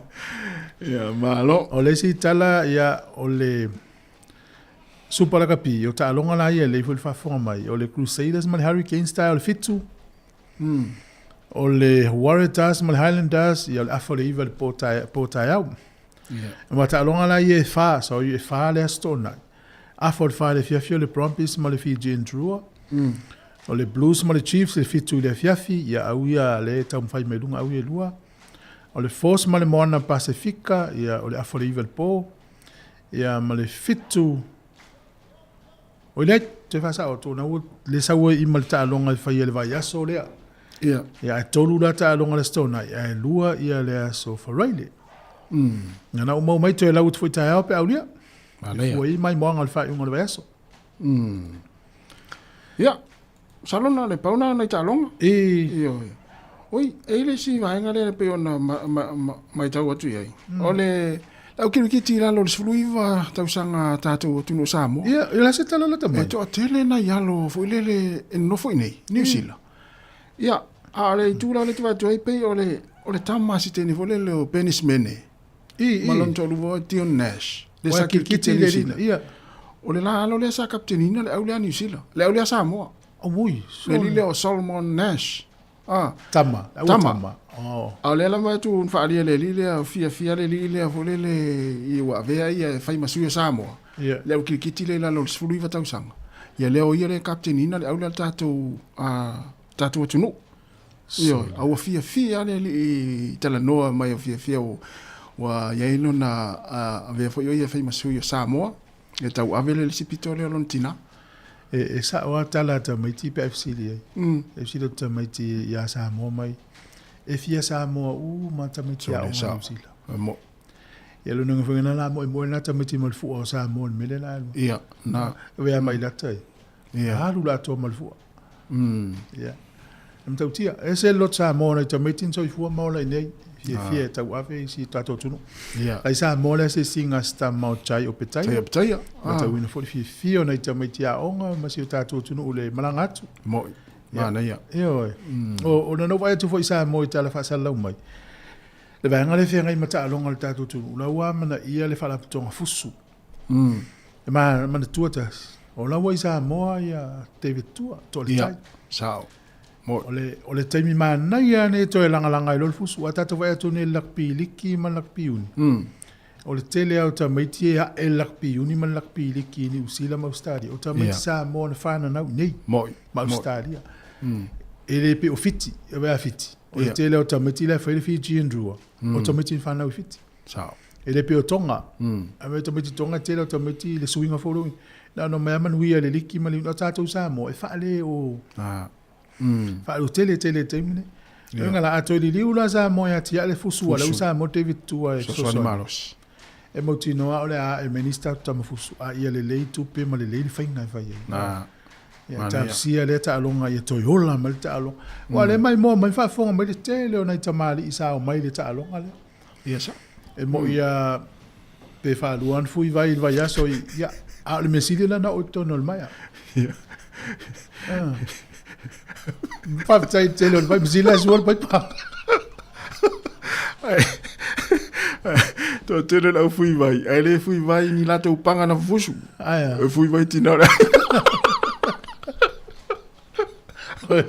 E desdi te malo non for la na fusua. Ya e fato ai lo muli na wa ilo ele sta malo na te lo anga le mo so. Ta la fam ta la na fusu. E fa melo ata lo le fa mo so. O te lo le ta la ya so fusu. Ya o te le on fusu anga e tol tanta. Le lady mai le ta pena e se la. Oh, fa mo el malo si yo. Ele te koleni ia alanga la e mo to ta longa fai ai ta longa. La le fusu asela e fai ina ia. Ia ai fa tai le na mola na malo. Mo ne le watulan panga ila sona. Oh, malo fu. Sili atul na lo le o tono mai. E to le se tu se yola na tanga tatas. Ia le wo matat bokala mele atal ta ya. Ia. Tai lava. Ia ta to mafuta pe tau ile. Ia. Ta sila uli ta tu melo ta se ta tu to le fefio. Mana ia. E ile fa tal no nga sa tal no tua ile fion le pule. E ma doctor li tasi fui mono tavila. Sua fui mono tavila. Ia. Ia. O le la tu fa sala tu ni pole fos fulu. Doctor li tasi ia o ye ngalue fa ya on l'université Victoria. Ia. Ia o le alo ta fa na o Sāmoa. E ma na ia fo ia o le fa longo ile famtelaina ona su engam side iling. Ia. Ia, ona la toi fa fonga nei le afole se fulu. Ona file sa fata no toi le sunga toi fa sina John Nico ma fiong le pule fa tau le Fiji Airways. Ia. Mana ia. Mo e foi le te au ngata la te afe au kilani. Fiti e weile na fiti afe ai. Ia. Ai o fautuanga mo le fana wa tongi la pase so tama martina. Nanga ia afe ai fiti ia malanga le fiti e wei. A sau mai sa mo ia afe fo ia fiti. Ele afe au kilani ia afe fiti. Mo vai ele fenga malanga fo le pu te me afe. Te tu la te lui tu na. E wona vai ele fenga malanga fo sfuru tolu tu la sfuru lima. E mo mia la le ese malvalele ai o hotel. Ia. Awalan isi se isi na. Te wa sasi ai la tutongi ya la tu le si utama ko si utina fiti no fo ai le si hotel lo fai. Ia. A me si vai ngare no falang no mena. Ia wa pe yo au kusolen ta o le sunga ya. La tolu i malanga. La tolu i malanga Wellington. Ma le si vai ngafo le. Ia tatou i lo. E o va tu lo ma le luas full fight tu la pe fa valu e tu la. Ia o taxi lo fiti. Oh, ia luas fight tu la ia pe le faina ia lo pasa se le tongi. O va tu lo. Ia ona taxi lo le o tatou ia malanga tu no na mo le umi. O le malanga foi le sau o mai fiti sau nei. Te le tau pole iau sau Sāmoa fiti sau nei. Te le tau pole au kilani tau tuli se vale le. O le vale le ana sau e mai Sāmoa sau vai nei. Sau Wellington nei. Ia ai foi vale le ai foi ia malanga e fiti ways mo au kilani Sāmoa. Ai ui umala fiti. Ia. Ia fikala el vale au kilani. Be fai ngofia la tole ni usila wana na lunga le a. Sāmoa. Se lo fale. Na na le tolu i tu lama le afa pe tolu tu lama 5 minuta e tau. Ia mo na i matua ia pe o fam na tu na mana i fa so nafi. Mana ia. Ia wa mai amal tatu proklame atal taiao la tatu mafuta pea ia si pa ia le tu la itasi telefona tatu fa sala ngai Sāmoa. E ia la tofu ia tasi e fio ai. Wa masai na vai tangata ia e fio ai van fo ia o mai tupe fa tupe na mai de we sao. E se fenga tau ngā lunga nei tangata na. Ia le nos fa ia le walokai le tangata nos fa ia le vene ngai no offshore iau kilani. Ia. No le tue mai ni tupe mai na ile ATM machine na Birkenhead. Ia. No offshore. Ioi. Ia nafia. Ia le afa le lua le uli na nos fa ista. O le siva ngai tangata ia wa masani fo on tava ina itama ia feo. E tau untai to lua pe tai to tolu tono le van. Pe tai to lua. Ia sa yo tau tolu to fa. Ai tau funa longo leo pe yo masini le la mato o sui sa tupe na tonua ene fengo fia i fa tola tala o New Zealand o se atu no file mu ia le fato atasi le os fa inga le ana o isi atu no fia ni os fa inga la sa ule ven wala fa sala velta vale ile por mu mo ile na na vale ven na what ia le ima me fa pena tupu ine na sa ngale mu sta to tu no ana ia o fo tai o male fia sa vale ta mai tio la o ta man ni vo ta ilima ta isu ta usanga ma tu ile ima se si lo te ana ta ia ma ta la pe o fa ta mana ta to ana ia ne fa mana tu tai o ia le o to minuta na tale o se fulu ia se fa ta lo fa initial ta to tunu io ma futa man le taimi lo i ma psua manuia la man le tai o fa tai le ma fa mai se filina vawa manuia nga luenga lo fenga yai ia le faltua ia Teresa ene fa tai tele lava palisina ante le liva malo fa tai o le sunga fa vale le fua fa vale ia aveltina na inga le Valentine taiao ia vitaliano pula malo fa tai le mafta mai ia poi fatu manuia lava le yaso John Paul fa talo fatu fa tai lava le mafta mai mafo Eric ia manuia lava ta fa ngai Sāmoa mafo ia le sunga fa fengaia ta poi ano toa ano fo inga sabai naya fa tai tele lava ia waina fu vai malo fa tai fa tua ma tafua fa tua inu pesal fa tai tele lava tafua manuia ne yaso o maruta fa se kai fa tai tele lava sunga fa fengaia ante sau fa tai tele lava le mafta mai ia o le sunga risati alisa malo fa tai le se amo vala talva amo manuia lava ne yaso o le sunga ia se vavasa avia le roeli malo le roi manuia ne yaso ia le watu o le sunga saulanga fa tele lava ia o le sunga Valentino Josefo ui le ropo tamale an fa na nafi a taiao ia Valentino waringo ia Valentino manuia ne yaso fa tele lava le mafta mai Valentino ia o le sunga ia Tavita Sasi fa tele lava ia sovalu tau fafo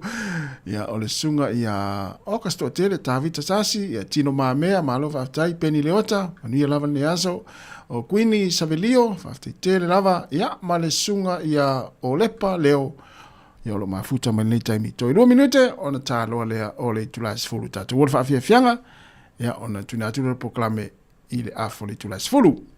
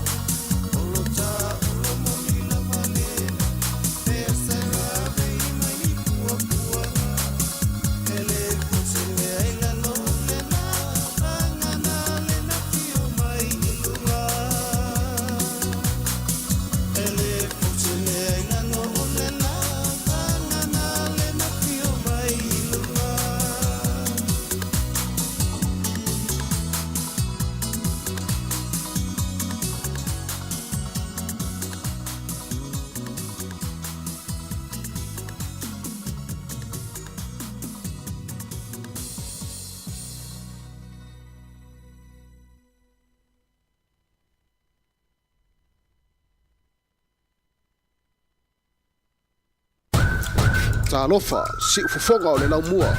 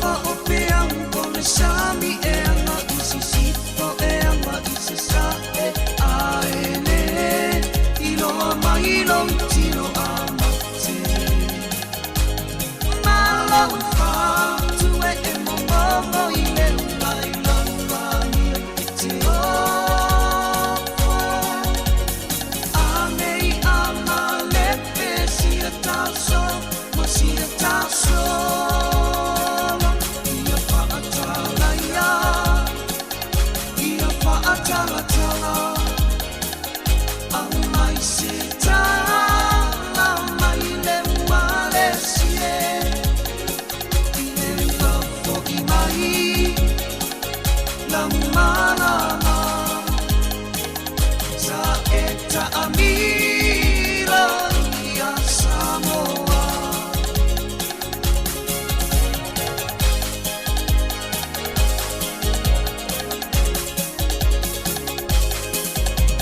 sa omoi matanga ile babea oe sa rulo kwano fafale ia oe sa omalu mapea lua i ile ana pe e petawia ta uma ile tafamai o ata Tamo ema e ita ile ana I isa sa e Petawi matanga tato e no I ana I isi sipo E ta ino Isi a mea pa ama lima lea Wa ina mea tele Ile la uleva o tele kea Tamo ema e ita ile ana I isa sa e Petawi matanga tato e no I ana I isi sipo E ta ino Isi a mea pa ama lima lea Wa ina mea tele Ile la uleva o tele kea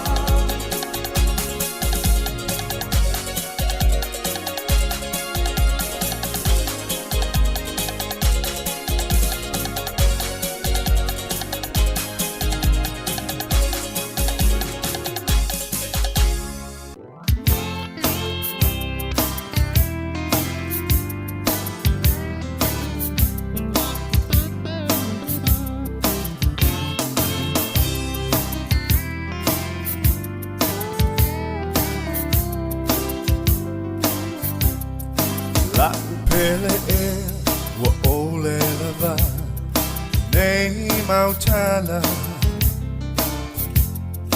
Waso ona fai e nei tangata lo uholanga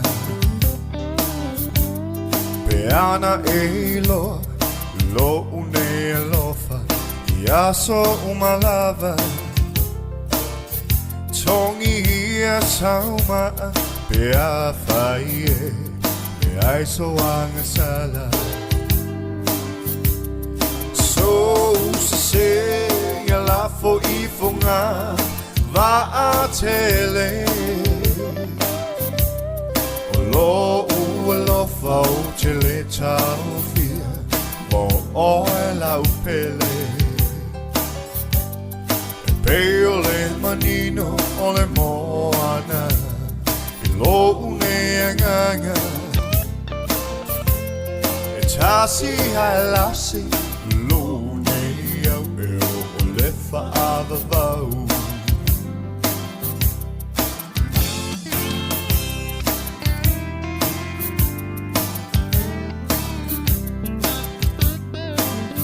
Tinga le o ona o te tau ma whai lava Ia malama lama Mea umasata tala no ai Le a o fai O uma fau faunga Ua sau tua lasi O orele lumanai Le io u oli oli Ai umane Leo se mea moni So se ya la fo I fonga Va a tele O lo fa o tele tau fia Mo oe la upele Peo le manino o le moana I lo une anganga E tasi halasi Lo une au eo o le whaava vau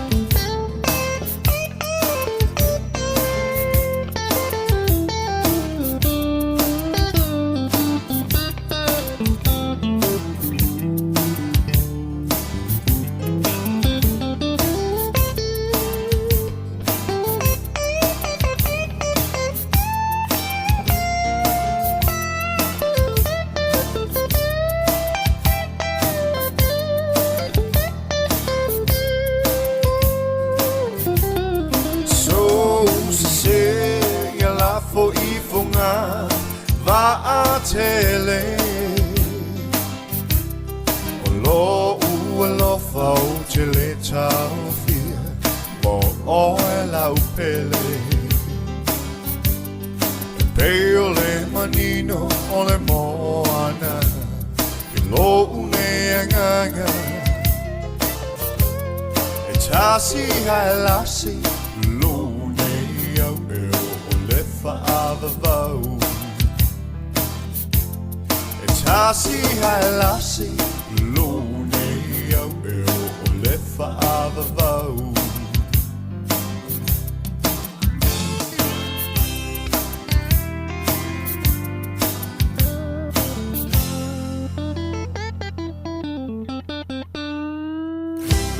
Se fonga malia le sunga ya tei paka ma le pese tasi ai lasi no se fulu 5 minuto te nei le tu la se fulu ya ha fo nei tei me vatuai nei fa fianga se filoi ya wala fo il fa fonga mai le tatu tunu e me se lava nei tatu ma tu tausi o lo itono ainga le nei tei mi o mautanga se ngase mautanga tua o tono lauta avale na ki mai ai lau le tio e mai se foi tono fale fainga luenga I tono ofisa o fale ngausi o loa so es company lava o lo mafuta mai ai pa anga si fonga lau mua fata alofa tu nei taimi malonga lue malole on sai I ngā luenga lo whenga I le nei tai au ino na whamna tu pela wafta avale la to lo fa ngata avale fainga luenga ai fa mua pela usaonga le mu ya o whenga I ngā luenga mai se lava vaenga la ave pasi la ave loli la ave taxi o upa la au kiriva meli le courier ia ma so sto inga ta vale afi lava lo inga lue nei taimi ia na fa na tu pe al tato pokalame ma le tautua ia fa mua pe lo tato saunga le mu au fio e fo I lungo le wala nei taimi ia la utongi pili la to lo fa fa tau nei taimi ia ma lole fa so li ma le lei ia ma fu le lei ia fa so ia ma lau pakete le vai aso ia e fo I me le vaenga le fa inga luenga le fia na nei ia o ma fu le venga pe ata o toi o la o man tongi tato pili le la o man tongi tato pili le la o man tongi fale vai mana ia tala fia na fa fe lo I la to o lo fa inga luenga ia e mole atu fa malo ia la to lo mafuta mai tau tua di fonga la mo au kuka ia ta pena tau maftanga ia pole a fo le kuka tali ele sua nei matua ia pe atale tu la sifuman lua ia maki mai pe la o le tio tasi ono tesi ma le tasi fa mo ya mai se lungo tatu pinga te failangi o Facebook ya fa manatu atu fa so apel tatu Facebook ya na polo kalame ne yaso ya ma le tautua si fon la umua so se aso lava tatu te mafutai ya pe subscribe for the tatu YouTube lena ya ma e mai mo mai ai tatu fa fianga ya polo kalame fa ngasolo ile aso ma le aso leo se fulfitu minute o te nei le tu la se fulu o le si fonga la mo Wellington e mana fa fianga le taimi o le taia o ka se matanga o fia o le susulu le la Fitau I le foi matanga lava I la tau lo no fale ta pena le fale fa ola le vacuum ia mai se foi ia o tonga la au ia o tafa lo fale e mana ia foi a fisi tonga la au ia pe to foi nai kukama o tomato kapisi ia ma fui lo le vai e o tu le fia na nei ia pe ia la uto ola Ole papasina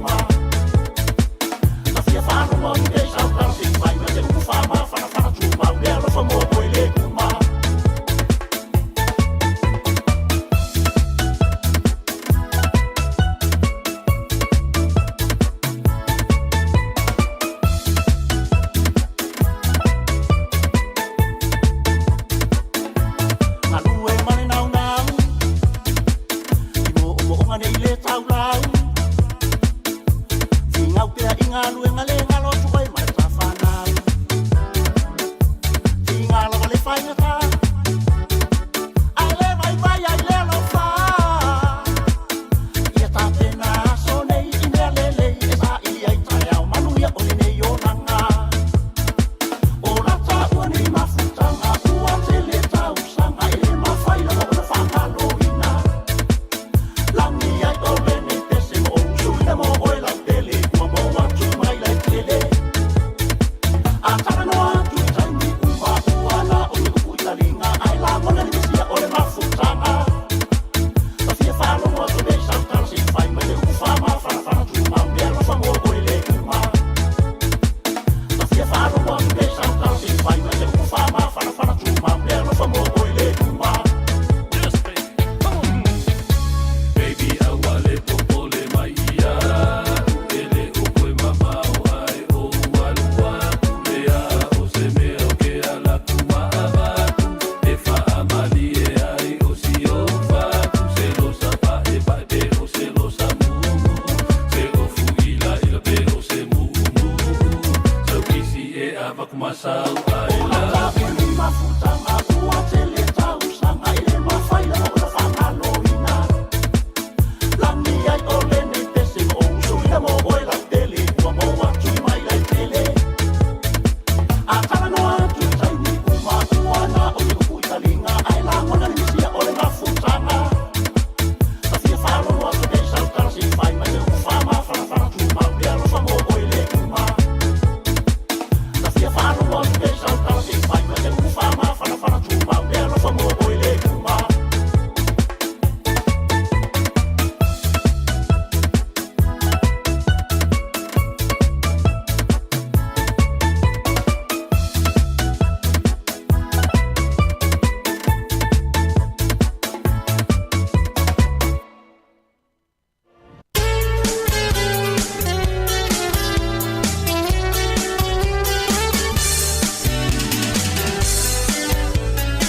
Ia mai hani nu a mai kapan welo e ne la no langi o fola se nei o la ta o mafutanga o la tala tangata ua ino sia o li tai luma o tangata ina ua tua I fuma mai a ita o leleanga Fuanga mole lumanai o folasia ai le ala o lo alofa o aliliu e watafiu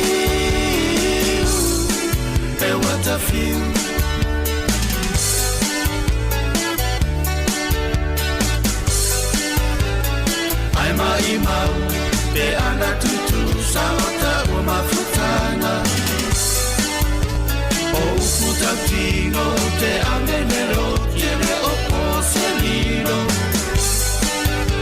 le ola mai fesusu yai ele tu mau te mea etasi wale au ma o pao watu taula manuao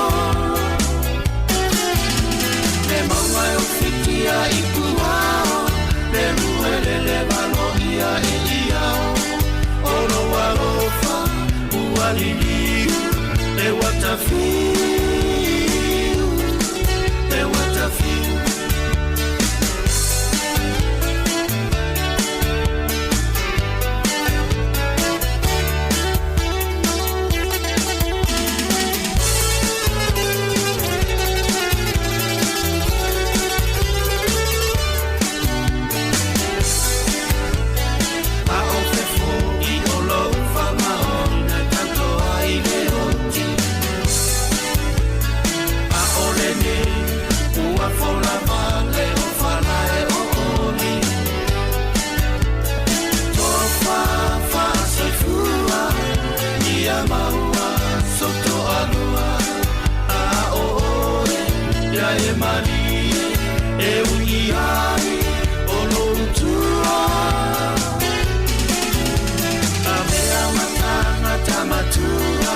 Tele toi fire, me ana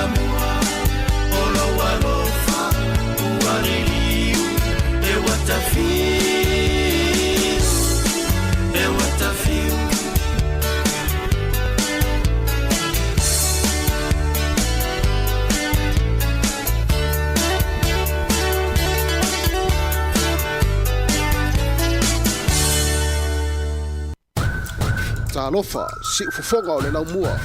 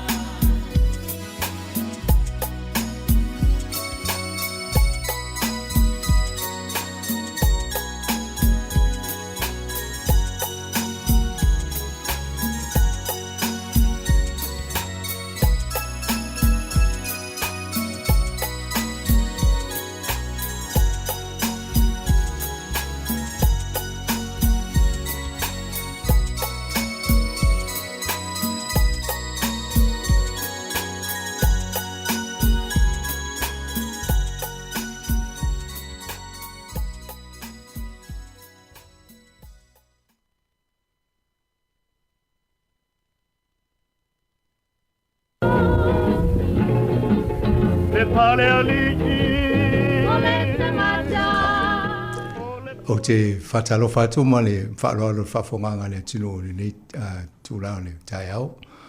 O le fsio ingo tato po kalame o ma whaatasi ma Dr. Ali Tasi soa fui maono tāwila. I o stasi foi o tina o le tato atinu o lo whaia onga le Victoria University le teimi nei.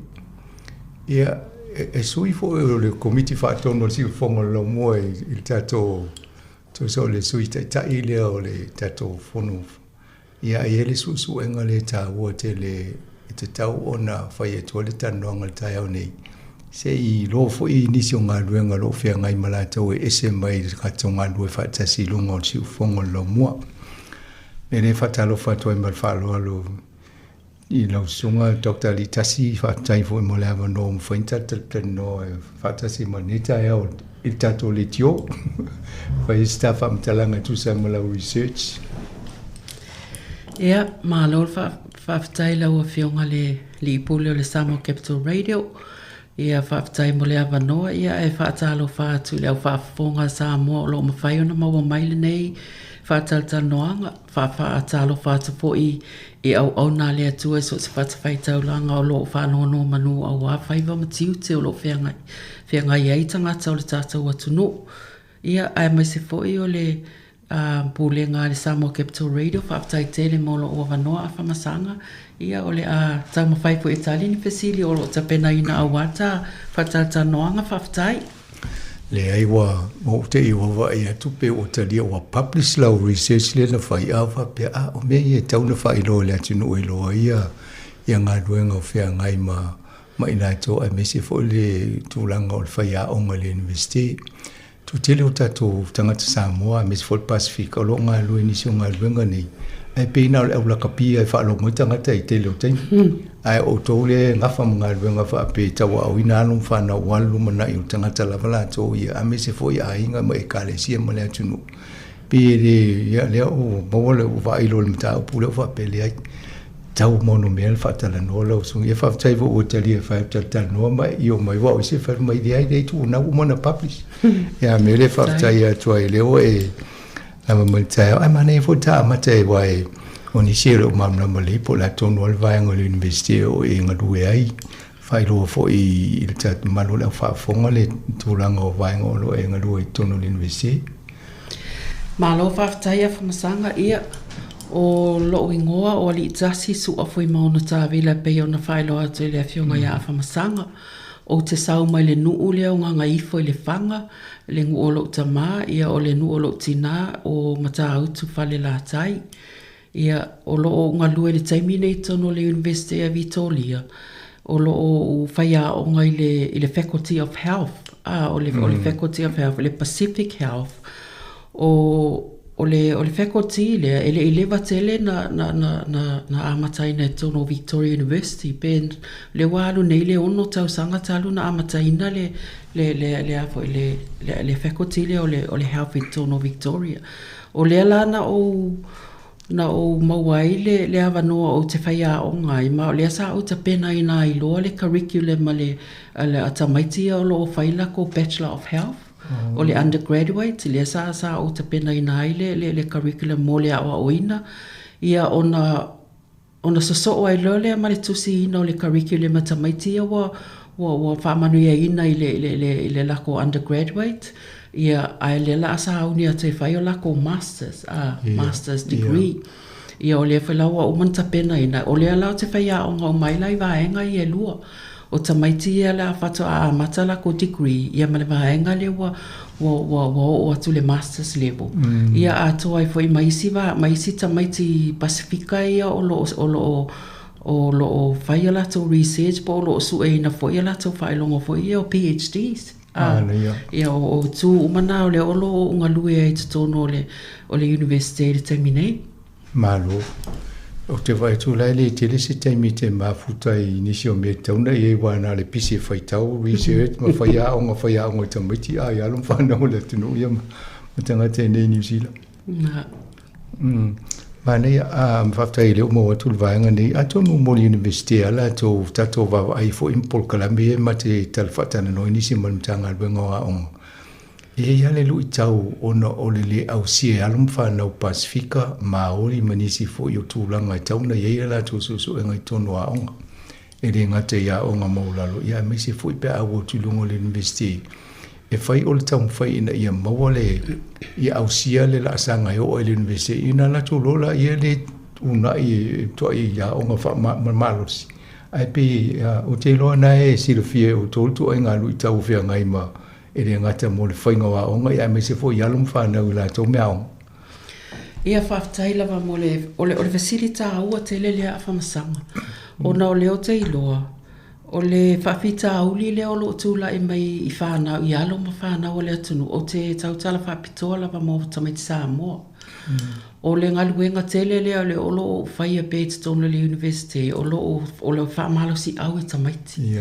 O na o lau te mai tauina e iaia tamaiti le whaamaoni o lato suenga. A le mea la pito sili o na o whanono ai o na ele o sila fia e mātua le tū lea. O na o la e lava e whapea mātua ia o la ele lei a toa lea o ino le ia o la wha maoni tamai te o la tosu e ngama mea na ia a ele o wha maoni fo I tamai te wha iloa I mātua pea a whapea I ni whawhita auli o whetau I malato a ele o mawhai o na whataratala noa ina I mātua o le vaenga leo e lei o na o tau mawhai e una I tamaiti o na lau te iloa o tamaiti Pasifika a whapea e whamanuia ina lato suenga university e le ai se whainga tāo mau o lato ngaruenga o na o le a foi e le whapea to a tele in tamaiti Pasifika e whamanuia ina lato ngaru o lato a o mai le university ia o pe o le mea lana e lei ona o tau mawhai e wha e unai tamaiti e iai whai ala tamaiti e whafo atu o le Faculty of Health o te iloa ele o I tonu o le tūle o te iai a o I loa o ni tamaiti Sāmoa o te tau mawhai lawa e au mai e whaatala noa e whaatala noa le ofisa ma o whai fo iai a iei se me mana o miai lau sosoani o mai e au au leo te mawhau o la e a fo e benefit e ka mai ki pālangi wala o le I treated everybody equally Pacific and non-Pacific. O la e teike ka mai ki pālangi le advantage lea. So se mea e manga o ai ka mo e mai I le whesini mai a kia o so soangi. Ai e le whapenala le a whai le wa aia tamaiti Sāmoa ma tamaiti Pasifika. E se a le mea e wha mua moe la tau ia. Not all of them, but some of them. O le whai lau te ilo. E fo ista mai te pei le fia pea o whai atu I ele tala na. O ame e leo ai o tau le library whai tau wa e iai ia fisosoani tono le university e te tau na o I tamaiti. Pea whape mana o mia fisosoani. So o le tamaititi ala ia e leo wha maoni ma le wha ngā ina resources ma fisosoani e tono le university. Ia o le mafuangana e leo na le succeed le tamaititi. O isi tamaiti e me pe e umatau sanga mua ia a matan wha vai a wha o iai tamaiti Sāmoa le mautanga lulue.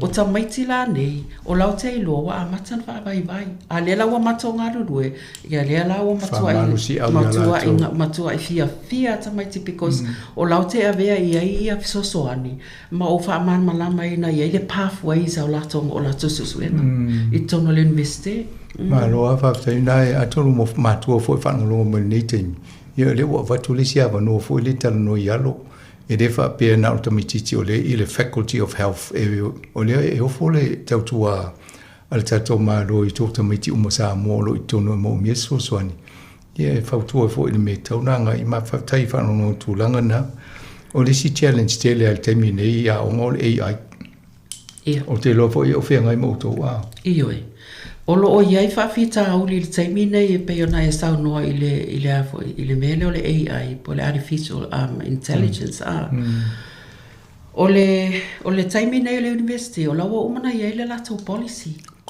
o le policy na e puipuia I tamaiti ma whaia onga I le whaonga ina o le afoi o le facility lea a whaapea la iei se e iei tū le lei e iei foi tū whaale le lei o le winga o le tū le lei e ma whaia tamaiti o na whaonga ina le facility lea I lalo o aia inga le universite.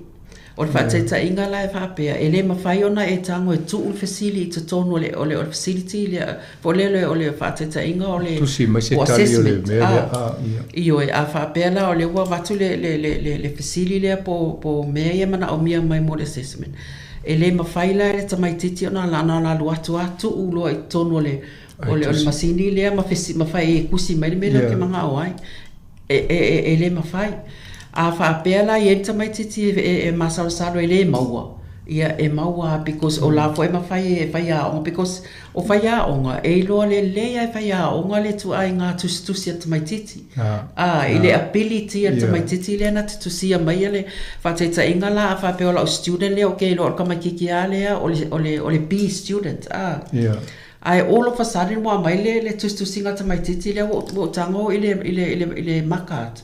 O le A+ le A o le facility la o le ale me wale ona fa se ona accelerator nga ilunga le grade at mai titi le ai o te lo fo ile language e lo fo fa ya o le language le to si mai mai titi ma le vocab because o isi mai titi la lo le undergraduate po le ta pena la to degree mo e a mai la tu singa e silia tu singa tamaiti le faila ko masters degree ma tamaiti e faila ko PhD ia ona i longo fia ia la ia le sa atonu ai le isa paina sa o fa sala ina i si tamaiti la vasenga i le tau wanua tau sanga tanwai ona o la o tasi ala o faita o tu tamaiti e to anima tamaiti na faina na o pika apuina le swinga le wai ai ai fo ila ia awala ma fai ona tatango e monitor masiaki ia o vaenga la ia o le la wa fa malusia no le policy le university so a fa pe mana o le faia onga e fa tanga lana masenga e fa ngale me le e tataula ona ia inga ina ia awane wai ma fai fa examining complain mai anga ile melo le privacy o le mafo angala na o le policy la le university protect le university protect ma fai a onga mana ia e fa tai me sirina de o mo fo la vai nga e le foi ngo fiel to nga wen e foi o tau foi o tamiti a o so mai male ai wa ti le lave le a vole de la tata no la le research po le vai nga to no le pe fa ti to no tanga tata no nga tai oni mane e wa o to le university pe fa tu pe university mo me su enga a ma publication e fa ya onga a to no sa o elo le a e lona winga la a batul fa ya onga ele fa ye le ba nga le ia a to no le mo si tu pe roinga tawana e le nga te kuling ye lo o ya ye lo tanga te fa ya onga ia ana e su e me onga mo le fa wa onga mo le fa le a ti onga wenga ile vaenga la le ta o le to fama mau pe o ina le fa tu tonu le su ngale na fa yela o su nga ma publish le pep o le tonu le fa nga so longo me fa pe il fa ngo su nga e tango fi mai ta un tanga to me le la fa su nga na han wale e po ala sanga ina ia pasia ma amana ia le university ia whaafitai lava molo ua manoa a whamasanga. O le suenga lea na au whai e whaaulutala ina o le tō whamamau. Na mafua ona o te loa pe o manatua lea sa whai fo ila u le olo o ngā lua i tutonu o mea i o family violence. O lea la sa pa o ngai nai le whaitau leo le tō whamamau. Ina ia tau mawhai e fō ia i e whawhita auli o sauanga e tono a inga. Po pese ama le 5 tau sanga talu ona o providinga ia trainings ia o trainings la ia social workers o leo o whaia onga o afoi o nurses o tangata uma la ngā lulue ma a inga po o community lea o loa a fia i le family violence. O lea la sa o whaongai nai le whaitau leo le tō whamamau e address le family violence. O nā alu leo o awhoi o training isia sa o whaia. O nofo ma o mawhau e matua e whetau i le whaitau lea pe a whaonga e whai e 5 ta ina ia mo meo su enga whai university. E au ngala mo tamaiti a onga o lo fai ala to su enga le master's level ma le fa fo mai le PhD e lima ta inai mai le Pacifica o le mafu o le whainga la, o le ala sa ave lola o proposal. Sa o tusia e lo le proposal, e ave tono le waiei le vaenga le university. E mawhai o na lato tilo i proposal a whai a onga po researchers. Ia e justify po le a kongu a le a onga le o le suenga le a i le university. A toa fo ima tamaiti ia ma isi you know globally not just domestically but globally e te taula ona e justifyinga ia ona e tango lola o te tonu la proposal ia e mawhai lona e tango tuua i pe fia le tau e mawhai le researcher le o po titilo le researcher how much will it cost to do the research from the start till the end ia e te tilo la po ai tonu a ia tangata lela e mana o e interview mo le suenga lea e whaafewhea ona e au sia le numero le te mana o ai e whaafewhea ona whai interviews e whaafewhea ona analyse le data lea la e ina ia mauti noa it's genuine. O le data lenga collect mai e a foi. E mea sa idea o ia. Sa idea o ia ona whaailoa foi le tono o le proposal lea. E whaafewhea ona e whaailoa ina i tangata po le lalolangi atoa. Ia mea ia na maua mai lau research po findings. E whaafewhea la ona whaonga ina le research lea. E lima taita inai ia research isi tangata i olo muli mai a oe po isi po tangata i o lewa na ngarulu e whaila tau researchers o lako research awai e whaipea nei mea Mana ia no inga lai olo le taimina ua pasia la tautulanga uma ia na e alo lo le whaatino Ioi na uma loa e leo se process e pu lo na whainga e umi tele na ona ole ina ua au mai le tali mai le vaenga le o talia la o proposal le nave o toe mawhai unga fund mai umai la tau le tupele sa o tu ai kongo le budget e whai ele research ole mafo anga na le ina mafo na la tau fundinga le suenga lea ona ele I whaia mo tono Victoria University suenga lea it's a very first time le ua whai ele le suenga le tono Victoria University ma o lea fo I lawa mana na o ia lato e support le melo te mana o ai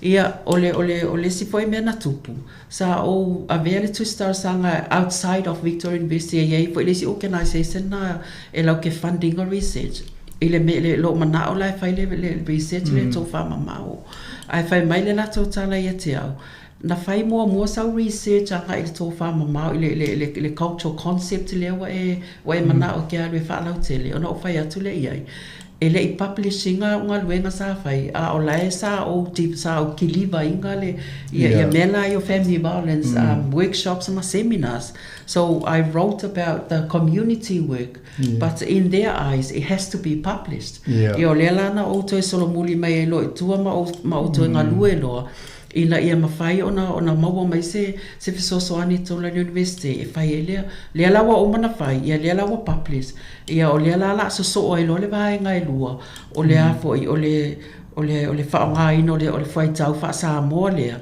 ina ia avea maa la fua e ta iala I le whainga o suenga tono university not only just New Zealand but the world Mania te ia o le sao fo ina e renga tau ia te oe mai a oe ale sa fo ngal Victoria University la vola mi mita mo Victoria pe ola to e onan me tutia le na pe lo so suenga e nga mo isi sa dinga ile fainga la o ya suenga mo o le to fa ma ato nana le bana fa nga ya nga ruenga I tono le family violence ia ai te ia lu tele o se me tutia le fa nga o le fa ngofina e ma fai ona tai di mai isi suenga atangata so e fo I renga tele Victoria o si fo I vanga la Ioi. Tu sa ole whaatalta noanga le na whai. Sa o filifilia ini tangata sto abalu. Ia. O afoi, o profile sa tangata ne to abalu. I to tono la o tu star sanga le na whai. I will talk to paramount chiefs. And I will also choose renowned Pacific academics. E te tau ona whapāleni. E to a whala, e to a valula tangata na whiriwhiria, e to a tasi na maua mai la loa le motu I saute. He's a paramount chief and he's also an academic. E to a tolu na o whiriwhiria mai nei I Wellington. Or, you know, there's academics, or they held very high public profiles I Wellington, I tono o whalapatonga lo ngā ruru e ai. Ia, e to a tasi na maua mai o I Hamilton. Ia, there's another paramount chief mai Hamilton. E to a lua na maua mai o I Okilani. E to a lua na maua mai Okilani. A e to a tasi lea na maua mai Sāmoa. O tangata o malane sa matou ngā lulua I le whaingo suenga malatou au mai ia te au ni whaamana anga wa o le tala ale ana o whai e tangata na matala noa e le lava lo malama e mawhai o nāu ili ai le metotia o le upulo tō whamamau a o le mafua anga wala I ona o manatu o se fuaitau e matuai fitile le whaingo suenga. Ona o values ia o le knowledge, o le whesidia le whamai. What is tō whamamau? O la ua interpretation o tō whamamau. It's the wisdom, o le knowledge. So o le knowledge la lea, e ta tau ona hold le tangata le whaingo suenga. Because if you hold that knowledge, then you understand who are the most appropriate or the most suitable people involved in research there. Because if there are any challenge or any criticism from the public, then you can go back to your participants and tell the participants, this is what I got from the public. Can you help me? Or can you support me? O lesi foi mea tā wana lai ona o titilo I participants o le suenga nei. One of the participants really said to me, Ali Itasi, you are such a brave woman. O lo sueina o le whaitau leo tō whamamau. Ai ina ua whawalongolong whafonga mai le academic le lau tala na whai ai. O leo te titilo I principles. Principles o tō whamamau. So the examples are, a researcher must hold that knowledge to progress le whaingo le suenga. Awa o lea wailoa nei, e iai se tangata suesue, e whaamoe I participants, ai le a ola le taimi whesiri mai participants I le researcher, ngā le mawhaila ia ngā interprets pe elaborate, you must hold that knowledge to develop your questions. Research questions. So ole principle now, ole knowledge. You must hold that knowledge to analyze the data. How do you know this is the most appropriate approach, poly method? E mawhai o analyzing le data le wa because ole information le wa au mai, it's very precious. You got to guide, you got to safeguard this knowledge, and you got to make sure the knowledge is safe. Ole mea matauti, ole mea sili na ona tāua. So you got to have that understanding. Because ai ese mea tupu le knowledge le ke holding, it's precious. And one of the things that you must understand, that knowledge that you're holding, it's not yours. This is not your knowledge, it's somebody else's knowledge. Now you're going to put in front of you and start analyzing what is the meaning of the stories le share my participants. How do I know this is what they mean? So le winga lana le tala le na whai atu le amatanga, you gotta have the knowledge to develop the right questions. And you got to have the knowledge to start the research, because if you struggle from listening information my participants, you have to ask, can you explain what it means? Because you know, you pretend that you know, but and then you struggle to analyze. Ia ona maua lo le toa ngā mea fo na le ole whaau pe e bias lau tilo. So you got to have the knowledge to write. Ta wa te le vai ngale wa tala noa I mo le la lo langi le wa te misinformation me na lo inga what to te pongisa Masona fai a mai ale me mai na Italia. Ia. A se ala le mai ngala mai na e wa ale fa pena a. Ia. Me na ta wa fa longo atu. Isa e tau na e fai momola o e susu nga e mamla mo le wingo tau no ta pule la fai lo susu nga. Ia male a wala le te manatu e tau na tata ia nga ia i peo ia meni. Ina ia moni fa maoni Monday.com. What's Monday.com? Iwe. E sa ole lei. Wa o fa fita auli le wa mai tau ina e isi fo i Pacific Academics. Pe e tilo e tele ina lean ka mai ki anga i Western knowledge. Ai me o tu singa ia mai kongo textbooks ma me fa pena. Ona le mawhai ai lola ia lea ona wha winga sa o ale moni ma le wha maoni o le wa ainga wha Pasifika. For example, wa ainga wha Sāmoa a wha pēla for wha te inga la lea. A wha pēla ua le whaila o lela ua mau te tala noa ma participants lenga o recruiting. I'm a Samoan woman. O te iloa le lei ale process e tauna whaipea o ale matala noa. Ona o le tangata lela o ale matala noa. O le CEO o le officer o whainga whaiva, for example, po le officer a le leipa. So I have to make sure that I have to address the person accordingly. Yeah. The language that I use, the clothes that I wear, the approach that I'm going to use, to make sure that I demonstrate the respect, which is one of the tofa mamau values. Ole value ngā tofa mamau. So e moni ala e leo whai mai le participants, e ka kaunga whai le ama lea. But e te tau ona e prepare iai a wha pēr whai la o lela ua e miti le whai whi au, for example, se wha whea ngainga po ai, I should also understand how am I going to address the whai whi au. What shall I take with me? E te lei o me mwhai ona I loa le tangata pe a level tofa. Yes. I le whaai atu le tangata le lotu. Le body language. E lona winga a sa te au wha pepe si se lam ta pule whai pa e le roa. Ia. O le si foi me te tau ona malamalama e tangata suesue. E te tau foi e tangata suesue ona malamalama. Po ai le tangata le la alu la te tala noa. E po ai le tangata pe is this the right person e te tau ona wha asua mai lau research. Ea. A wa ole pe ole mea it's like pe ole mea na e tau na manatua le lei. A o lo la ina publish lau research lea. Ai whai tau ai ni tangata e whai e malamalama le concept lea e whai tau atu e wha apela to whai tau.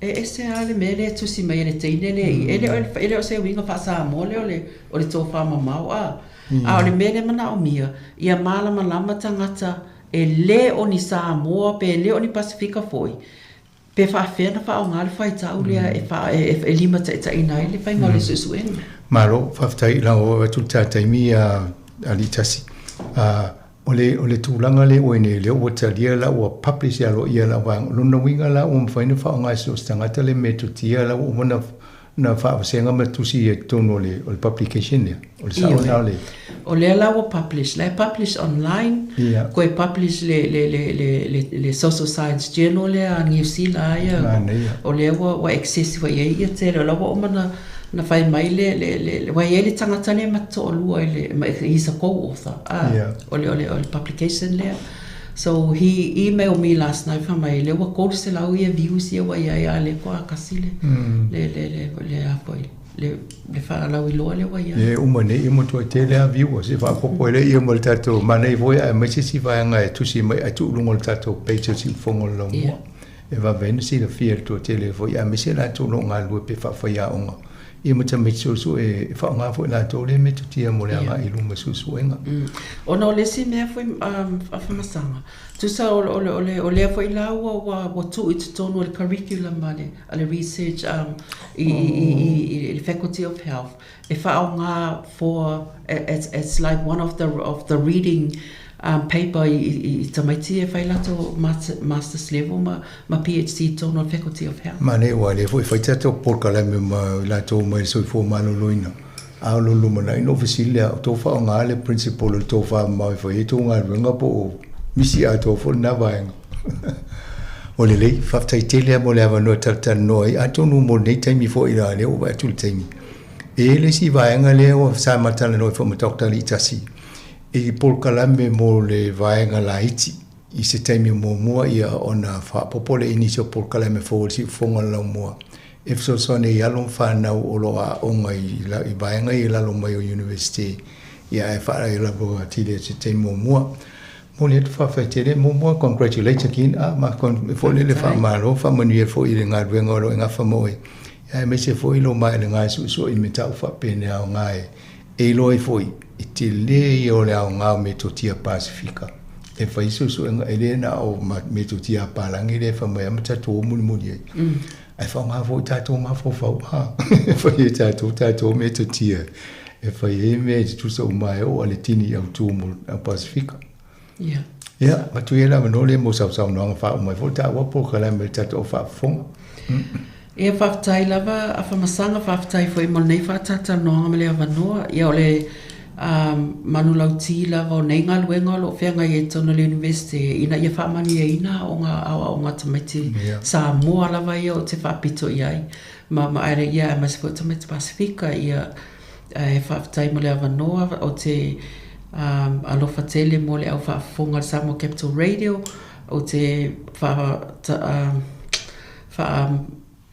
encourage foʻi ia nai matua o loo aʻoga o latou alo i tona university tautuanā ma tatou matua faatalatalanoa fanau fesili i ai po a mai le aʻoga me faapena ona e ese le taimi sa aʻoga i tamaiti lalo i le secondary school a le ua transita koaga i luga le university so there's a different level everything is different ia tatau pea i matua ona taumafai e faamalosia fanau ia ma fesoasoani foʻi ai ia e mo le taimi nei afamasaga ia faatofā faasoifua atu i lau suga le alipule ia ma le aufaigaluega le Samoa Capital Radio faafetai mo loo avanoa faafetai ia faamalolo foʻi tatou o faafofoga ua misi le tou news i sefululu o faisina umi o le mapolokalame ia o mea aogā foʻi nei faaso mo le faafofoga agalai tulu ae ma te faatofā faasoifua lenei taimi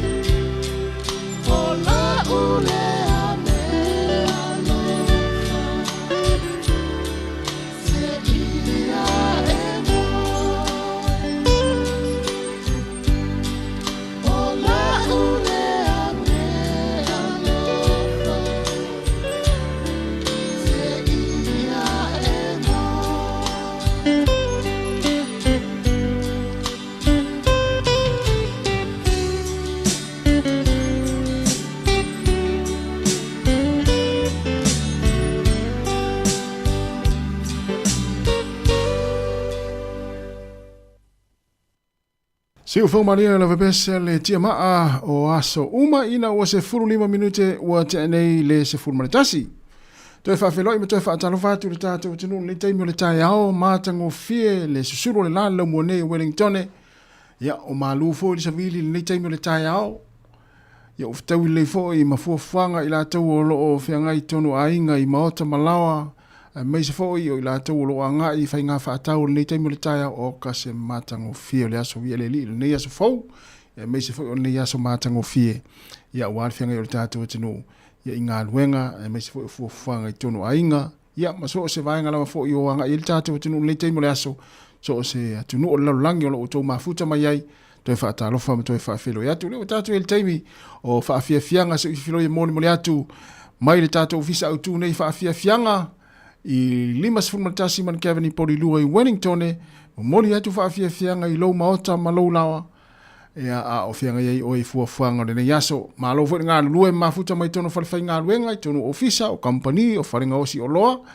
ya o so se taulang fa taulang fo ya o lo nga lue le tatu tono fa nga mai ya le tatu tu nei ya ma lo lava ma lo fa ma lo singa luenga le yaso mai se fo le yaso to ya o nei ta yao ona mai alo fo ile o le tele o nga luenga ale nei tono o New Zealand ya au isi fa o penga luenga i le astonai melea fa pe na te mafuta mai i le tatu tu nei taimi ya mo le atu fa malo le tatu proclame mo le unanga si fonga la mua mata no malestina na fi e fenga luenga le back and save fa mai ya o matou fiu e ki atu matou le tio le matou tonu le back and save ya e le moa o fa atu lono winga o to inga le tio na ele mawai ia le tasi o no tesi ma le tasi famo ai ai si le tio fo le fapitoa nai mawai le tasi o no tesi ma le tasi famo ia ai fa mai sa ia le si tanga to la to fainga luenga sa ia lana le tio sa mafuta mai ai pa longo mai tono fa fainga luenga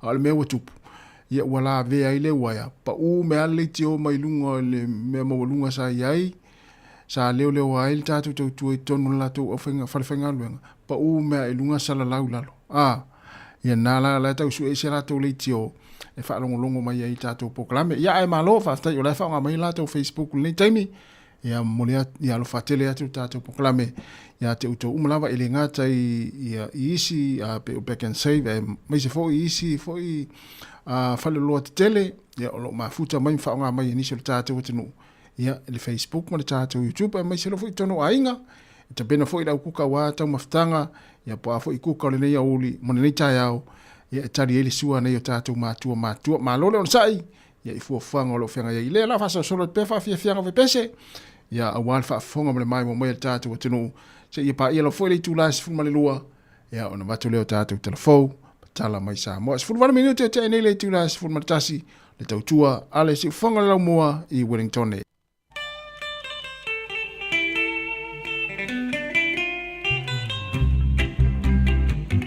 Vatu fatua penesa fa mau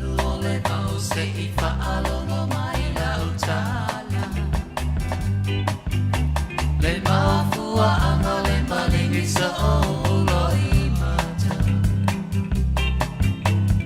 mau peni na mau ti fala ula fala le wa mamai le ange mai o le fisa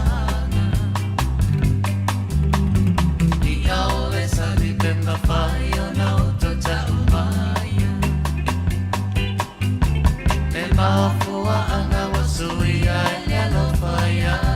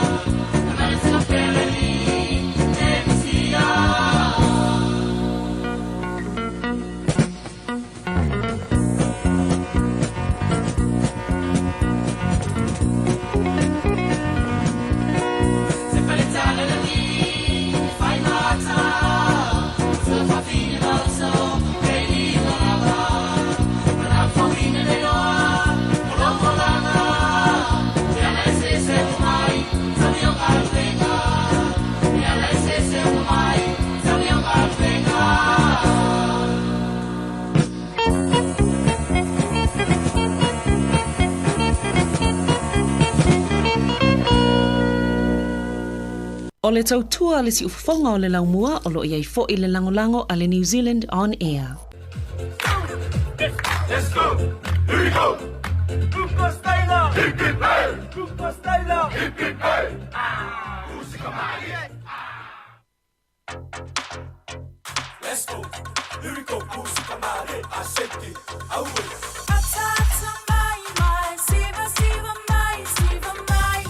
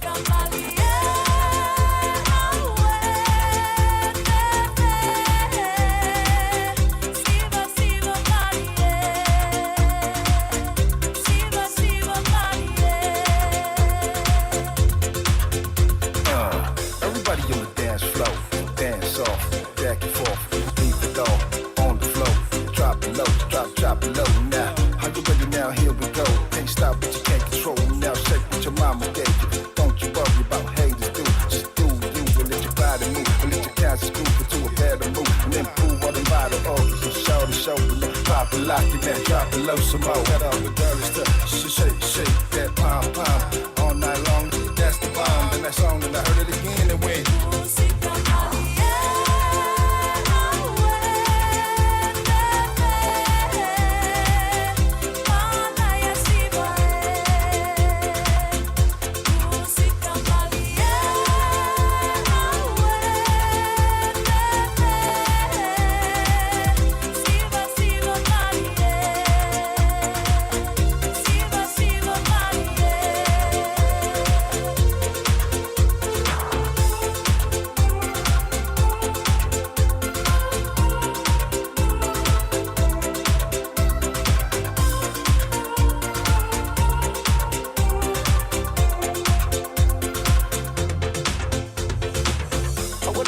mau yo I fai mali a wai umi le po Fana fai la wo a wale so ona pa oi la pe ona malo lo Lui mai, siva mai On oi de bele kai kai Fa tau pati tuli su Papu wai ue a wai ke kuku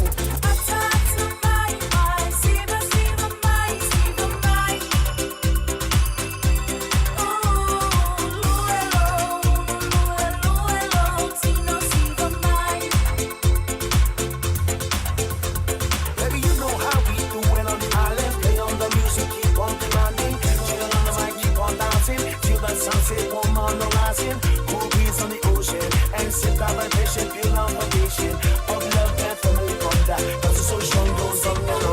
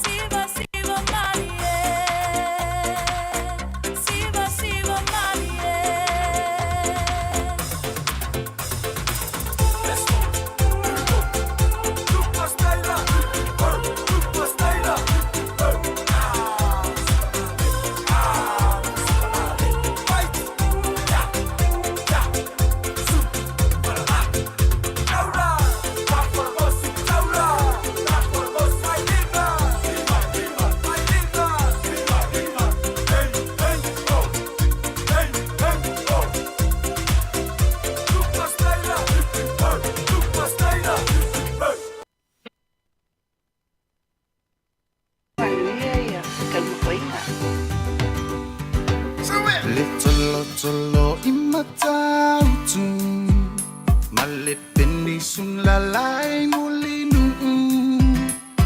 etaitu pitoia pia sio untau langa manaya le fepula fimai le sami ota umau fetu le langi masulungi ya umasia unkani a omasa bali bali le masina se isusulu ia Sāmoa lo umatundu se ifai mafia fiana ia la tende matama si vai na pepese matata la to ulele na omae mane la lo oleni na oa umasia upele tangi mai lewati olo otumai imata pele Maeva masia upele ta to ayo pese matilo tino atu isisifo olo otumai aile casino mauna moli pa ata amilongilo peito se peramitai ai pupito le masina se isusulu ia Sāmoa lo umatundu se ifai mafia fiana ia la tende matama olo si vai na pepese matata la to ulele na omae mane la lo oleni na oa umasia upele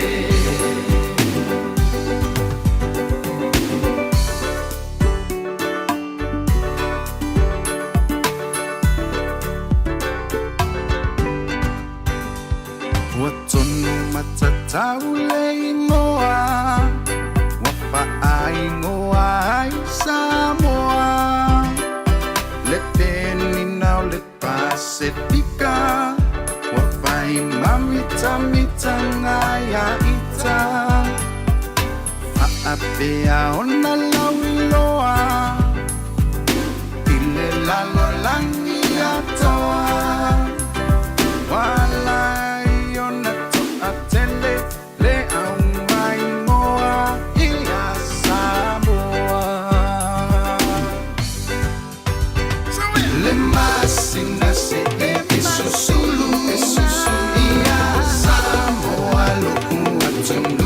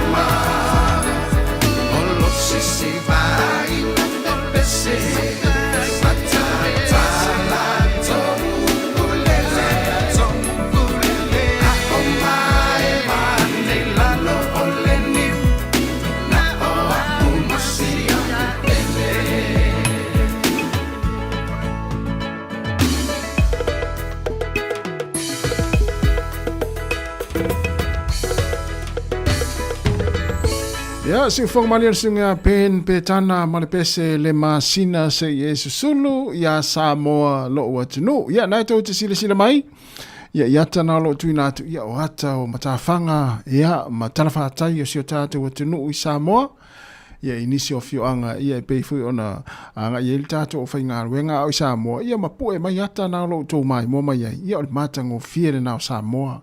Le lanu lau ava o tua maota ma tua lawa o la au lanu mea mata ia o le sami ia o le ai toa file mu la fo si o tatu o tenu ia ai fa malo atu le taimi malo la fo le mafuta mai tatu fa fia fianga si filoi ia manatu o lo o nga pese o lo taina atu ia moli atu ai ia e vai malu i lo langona i le taimi o le tai au ia o talia foi e nei o tātou mātua, ia le pa o mai o tua le umukoka, o lo o fai mai le ngā sasenga, ia le au koka, ia pore au no fafale, ia po i la tau foi o lo va aia nei o tātou matua tausi, ia o lo ngā sese mai, ia tau maftanga, ia wātari ngā sua nei o tātou mātua, fa malo foi, ia i la tau o lo fa o pea ngā luenga, ia maki mai lau Facebook tonu ngā luenga, po lau YouTube na o lo e mai mua mai ai, ia aua foi ne e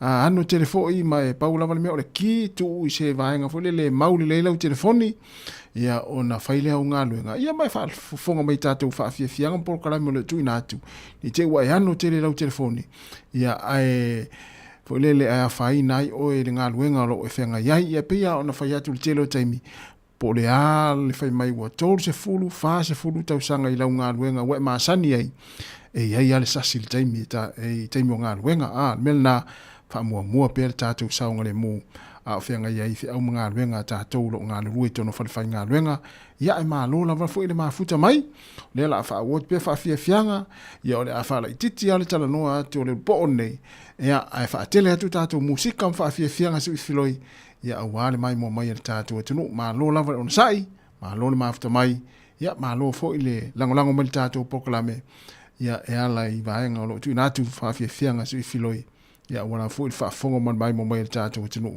au fianga ia i fuanga o le yaso.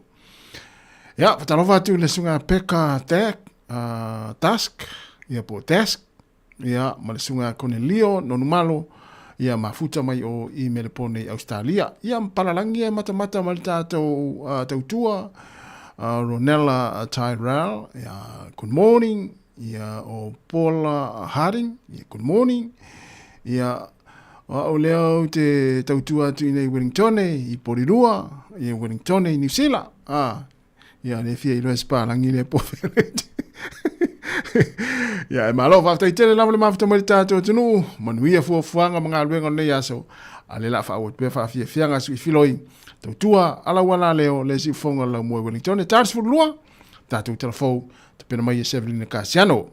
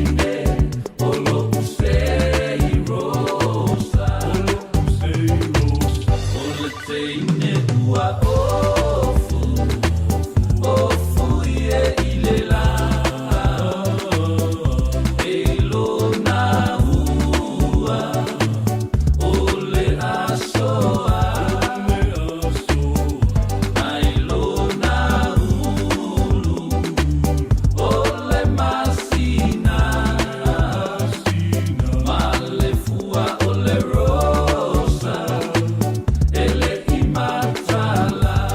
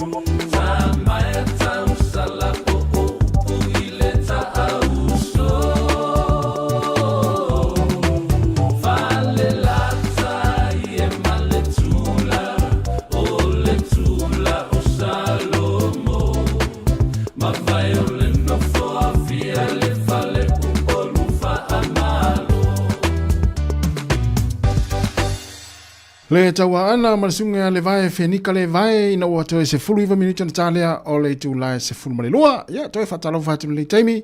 Whatalo whatu whatu a Rose a Jing, o lo mafuta mai i utai a Amerika. Ia, maistangata ia te vatu e lintangata Sāmoa. Ia, pe ia le matamata mai tātou Facebook. Ia, malola. Ia, o le sile sunga peka task. O le fanga lea ia tātou wata ia pe ona sila mai iai. Ia le i niu mana na ia mamata fanga na o le fia o ina i le fanga ia malo fa te tele lava malo lava le mafta mai fa o fa fia fianga fa pese ia ai mo ta yao ia mo le fia tatu o tinu ila tau le na fia lava le tatu proklame fo ile sa fa fo ina le fa le tua malo lo manu malo ia freni ete o ta yao le atoi amtalia ile tatu proklame na ile tu la sifun maltasi le ala talanoa tua i le fionga le pule a whamasanga te alu moresi ma le whaletua malo manu malo ia fereni ete ia whaatasi e i masavelina Kasiano ia i le aso atai au i le itu lai sifu maletasi awala na emisia la tau e fia lawa le tato to atele le tato o tenu fia le prokalame lea o le ina i lau atina le ala ato e amataina i le tai au i le itu lai sifu maletasi tai au ioe las faraile ia awala ni MCL tato proklame na ia e te mai mo mai ia mo le amtanga fo i ole lua afe lua lima proklame amata le ole ina leo tina ia lea la fafoina taiao i le tu lai sifu maritasi wato e se fulu fitu minuti ana ta leo le tu lai sifu male lua la tato wo ai fa fianga se ia pa ia lava le tu lai sifu male lua ia ona maturo leo tato telefon tala mai Sāmoa fatala fatu les le usa fish manuia lava le yaso inga luenga lo fianga yai fatala fo le fianga ya misa fu yono ngalo fa after tele lava lo mafuta ma ina I Loken Reserve I Queensland oi talo fa ya manuia lava le yaso fatala fa fo ia il faltua porto mai ta ia puni puao pui yau ia mele mo le alvo tai pui yau nato ifopo ia o lo mafuta mai ina I ale pata I tia vea ui talo fa ia manuia lava fa tai tele la foi le mafuta mai ia o ha mai le tau si o tatu o tinu ai mai se la tu ale pata o manai le tau sulle la ia bola foi manai le tau tu ti munga o ha mai le tau si o tatu o tinu fa tai tele lava le mai mo mai ia mania foi le yaso ina I le matari pata I la tu lo mai mo mai ai ia mai se la le sunga ia pui yau nato ifopo after tele lava mania fo le yaso ia le la tato wo ai fa fianga se ia pa ia lava le tu la se full male lua ia le wa se mai ia le foi pese a tamo le ia mai sale imoa ia male pese le fia ia tato o pese tu wai ia so la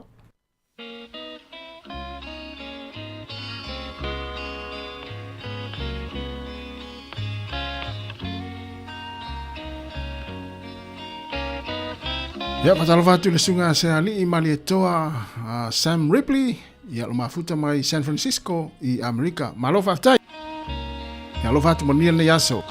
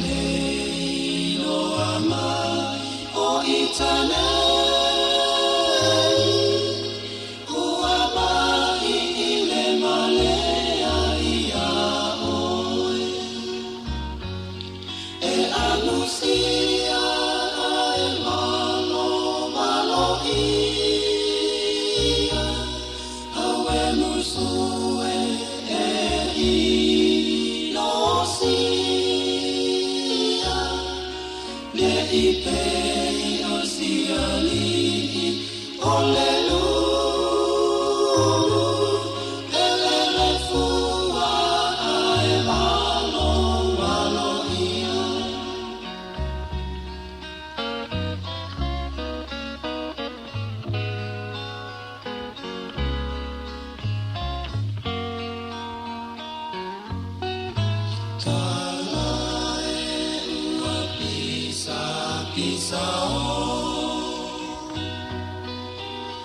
totonu ole nei malo tala tau ia te oe e lai mai ai no utino tala e ua pisa pisa o I totonu ole nei malo tala tau ia te oe e mai mai ai no utino e amusia ai malo malo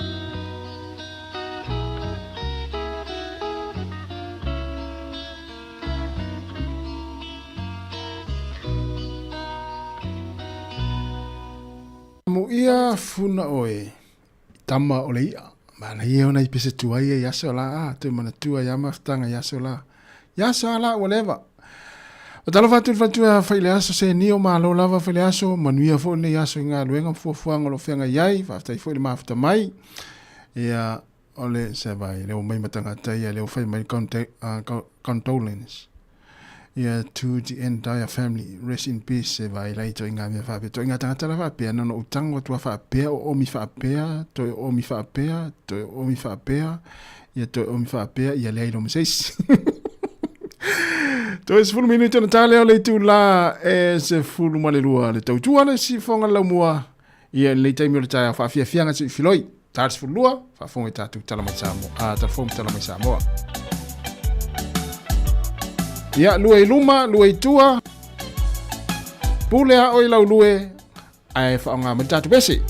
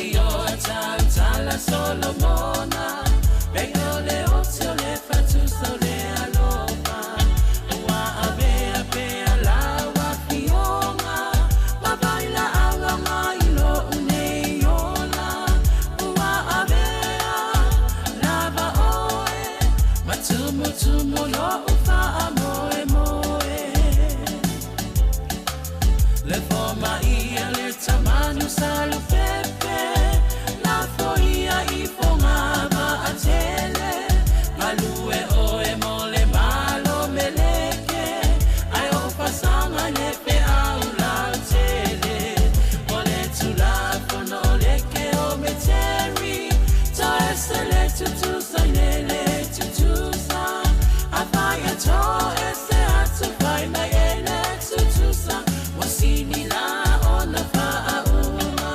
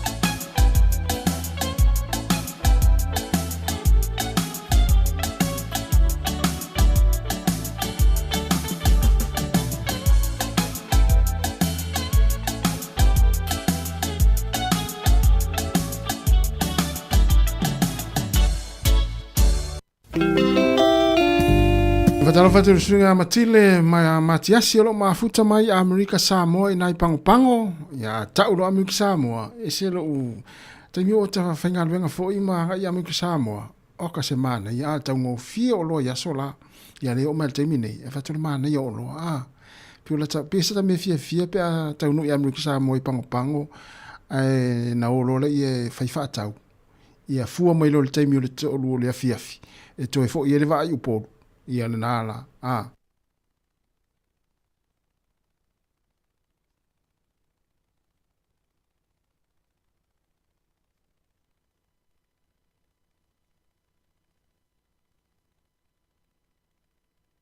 after tele la vale after mai ya le o te 5 minuti on talia o le tu la se fun male lua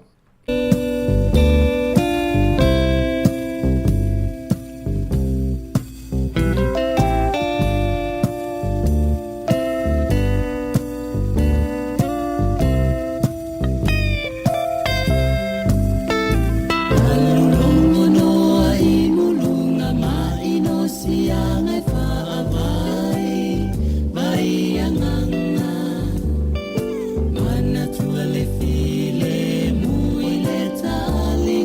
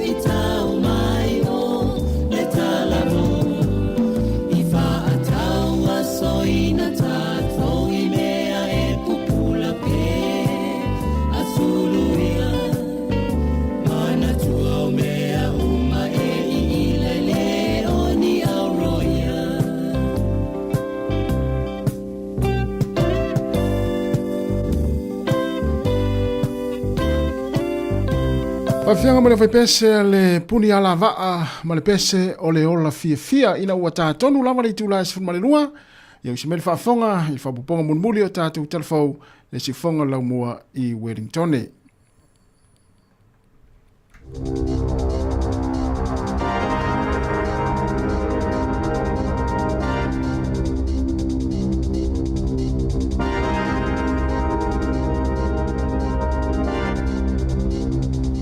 Tui whaatalo whaatol whaapoponga o talafo malisi ufonga le lau mua mo le neia so tofi.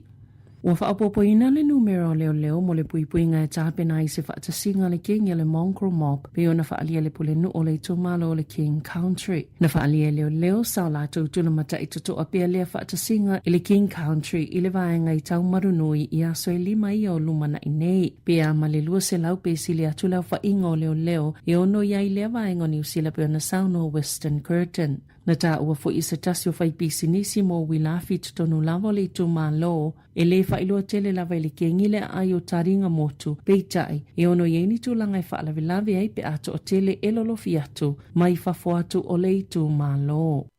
Ua whailua e leo le tau le ana maliu ina ua lavea ni taawale se tolu i le awala tele o le South Western Motorway o Kilani o ia taawale le ai ma se tasi na tu i le tau le ana lavea i le ifo i se tasi o ilato ua o atu i leo na maliu Joshua Nathaniel tolu whatau sanga le matua o Kilani sisifo i le vavea o le asofarei le taluai ina ua lavea i ni taawale se tolu i lungo le State Highway lua se fulu ina ua savalianga i le motorway o lo o whaawa wana su eina i leo ni ata mai masini po e ata le CCTV masa ili po ai ana ia taabale wa fautua ina fo ile atunu ina ia vala awatu le telefoni tasi o lima pe longo fo ile Crime Stoppers ile ovalu selau 55 tasi pe a osila fia ni faamatalanga.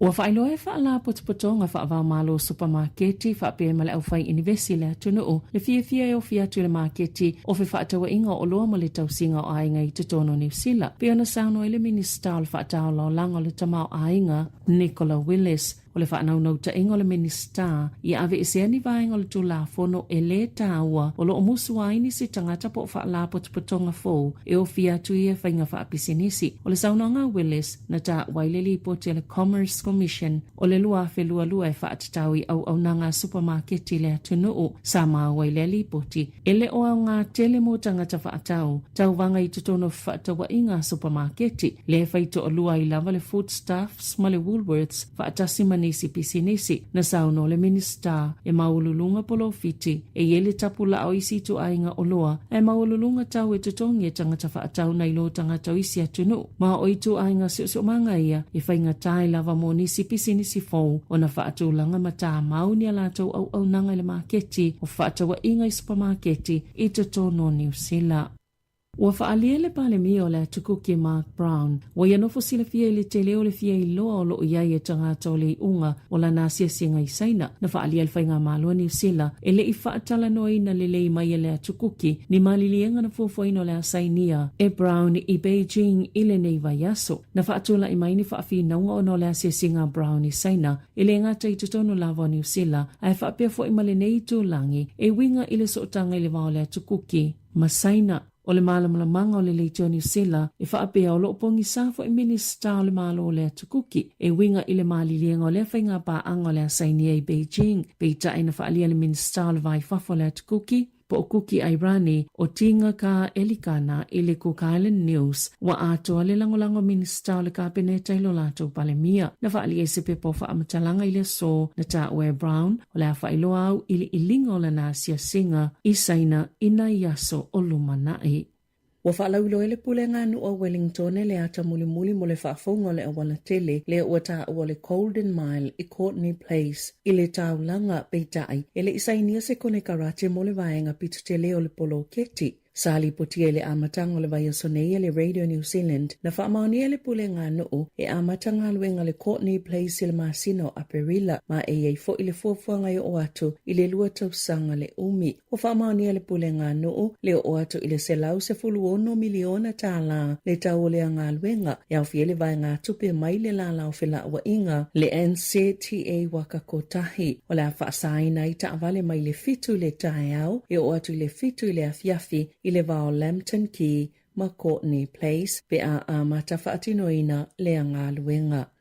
Wa whaaliei whaamaumonga fōa le upenga ta whaailangi su e ngā luenga le Sikh, o fō mai e whaongaina e ainga po GPs, e whaono tesi ma le whaapasene na whaopopoi nei whaasala launga mo e fia ngā lulue ai, mai le tausanga taluai pe a fuai le tausanga i tua atu. Ma e lua se lau ma le 5 a whetolu se lau lua iwa tā la, le fua whao ngā tutonu o le tutongi, o le fōma i mo i a ngā luenga. O le masino Februari, e silia ma le lua se lau a wanoa whai ngā luenga, mo ni mai po GPs, sa whaasala lawina i lunga le Sikh, sa pito iai le health care po le tausingo tangata ngase, mai e ngā lulua i masini whaate konolosi i au nanga whaafo mai, e whaatolu te sima le lua pasene na whaapopo i nā ia ngā luenga, whaatasema se tutongi e lunga la ititi atu ole se lau whawheta la, lona tolu iai le ausu e tusi, ai lona whaavanoa whai ngā luenga i whale tupe, mai e ilo ina mata au putau tupe, na whaalia le pulo le Sikh i tutono le atunu o Rob Clark, wa whaailoa mai ai e ui lava ua whainga le sa ilingo ni ngā luenga, peita ai, e iai lava i tu a inga o ngā luenga o lo pito silo na mo umiai nisi, ai le lava tangata e talo sanga atu iai.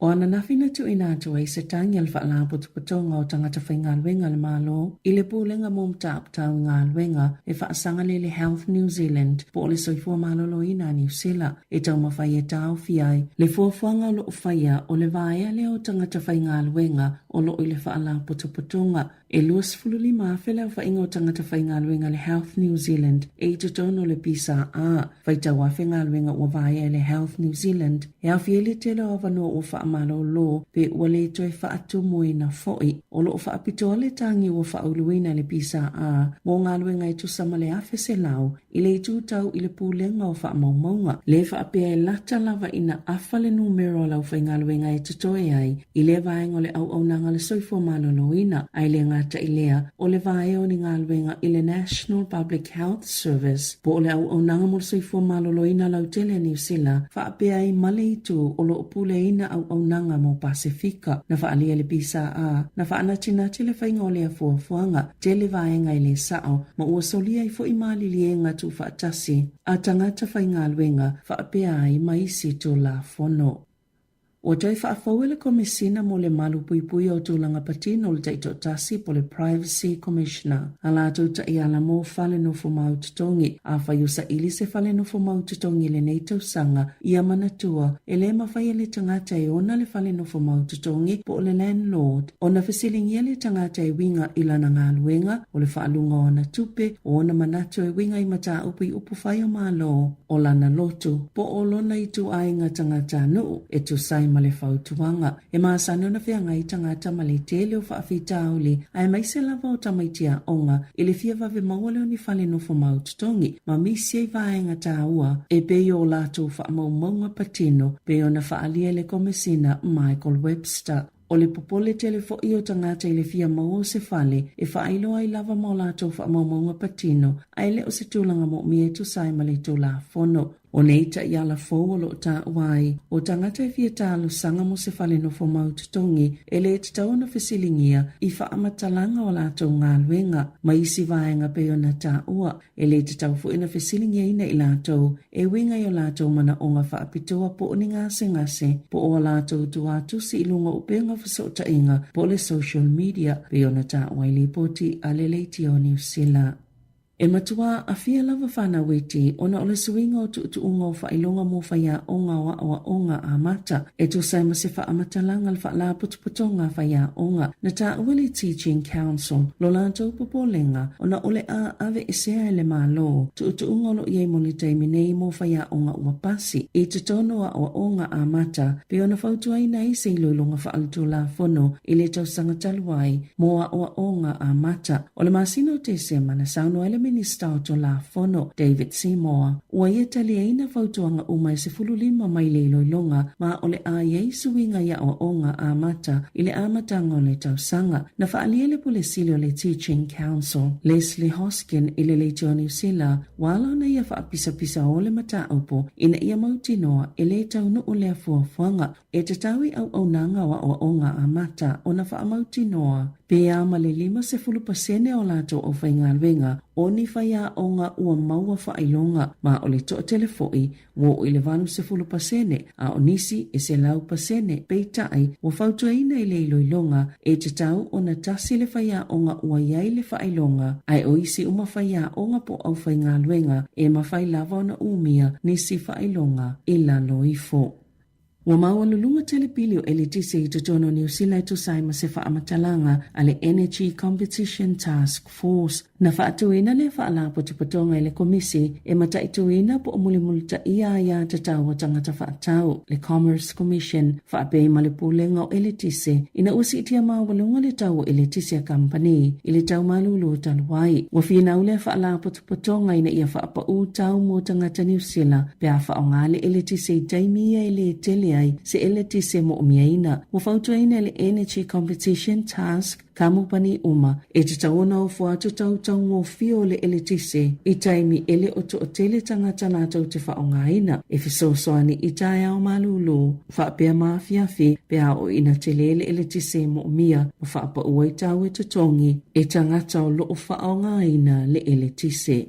Watoi ave se ala whainga malo ale atu Solomona la latou whaasilasilanga na tau fiei whaamasino le tau vangol tau Sala Pasifika o na tu ualo latou atu nuu pei o na lipotia i le leiti o New Zealand e whaapea na whaatanuina le minista o mata upo le loto i whale le atu Solomona le vaenga o whemalanga inga ina ia tu ina atu se whaalinga e tau fiei whaamasino umalava o le tau vanga le na whaia le aso valu o Februari ina ua tau limaina le malo ni whaaseama ni tua inga o whainga pio pio le whaapea ua whaapale le tau Sala Sāmoa e avea matau Sala al Pasifika. O le tala le whainga malo o Solomona e onga tele tua inga pe a fuitu la fono alo lato watunu. O le ana whai ele whai unga tawhia uma wha masino o le Miss Pacific Islands pageant mai lo lato tu uai o le atunu se i fofomo mo le whaafita uli. Peitai e tu uatu le whaalinga ai ua malanga wha masino Papua New Guinea matonga na o le fionga ia le a tawale Sir Jerry Brandt o Jane Canas o Vanuatu ma Cherida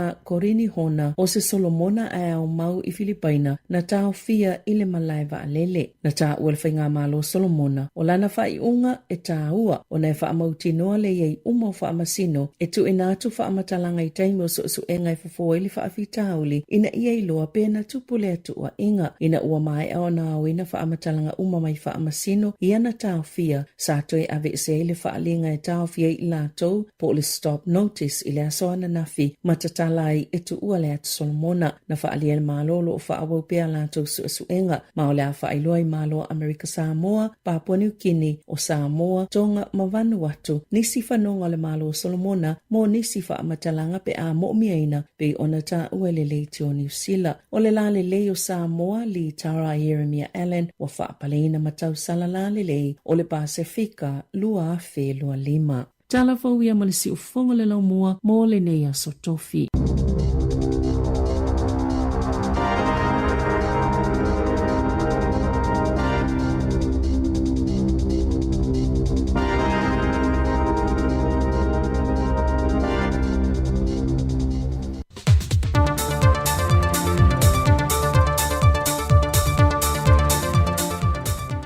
Soi fo mon wiel tātou atu noo e le tasi fo ile nei wha o popongo telefou mai Sāmoa o se mai ilo wha fonga au. Au lumana i ele isi tala wha atatau o tu o le tupe e le fontanga le parlemene le masino me mai uni. Au le ua mawhai e le pūlenga le mlaiwa lele. O na tu inatu se vai hoa na tupe wha asili me na tupe maua le nei tu sanga e lua tesi mal 5 miliona tala e visoso ane le malo i anati na e. E le tau au inatu le ese leni mai le fionga le minista o mlaiwa lele, le fionga olo a forfiti va ai, e le fionga le minista o tupe maua, le fionga le atinu uwein so yalo. Na ia whaai loa tuai, ma le tūlanga pangatia lo iei le isi anamtanga luenga o le malusi angatau il tise, o lo tau mo whai sa ilia sana tupe whaasili, e tu inatu mo atina el malo.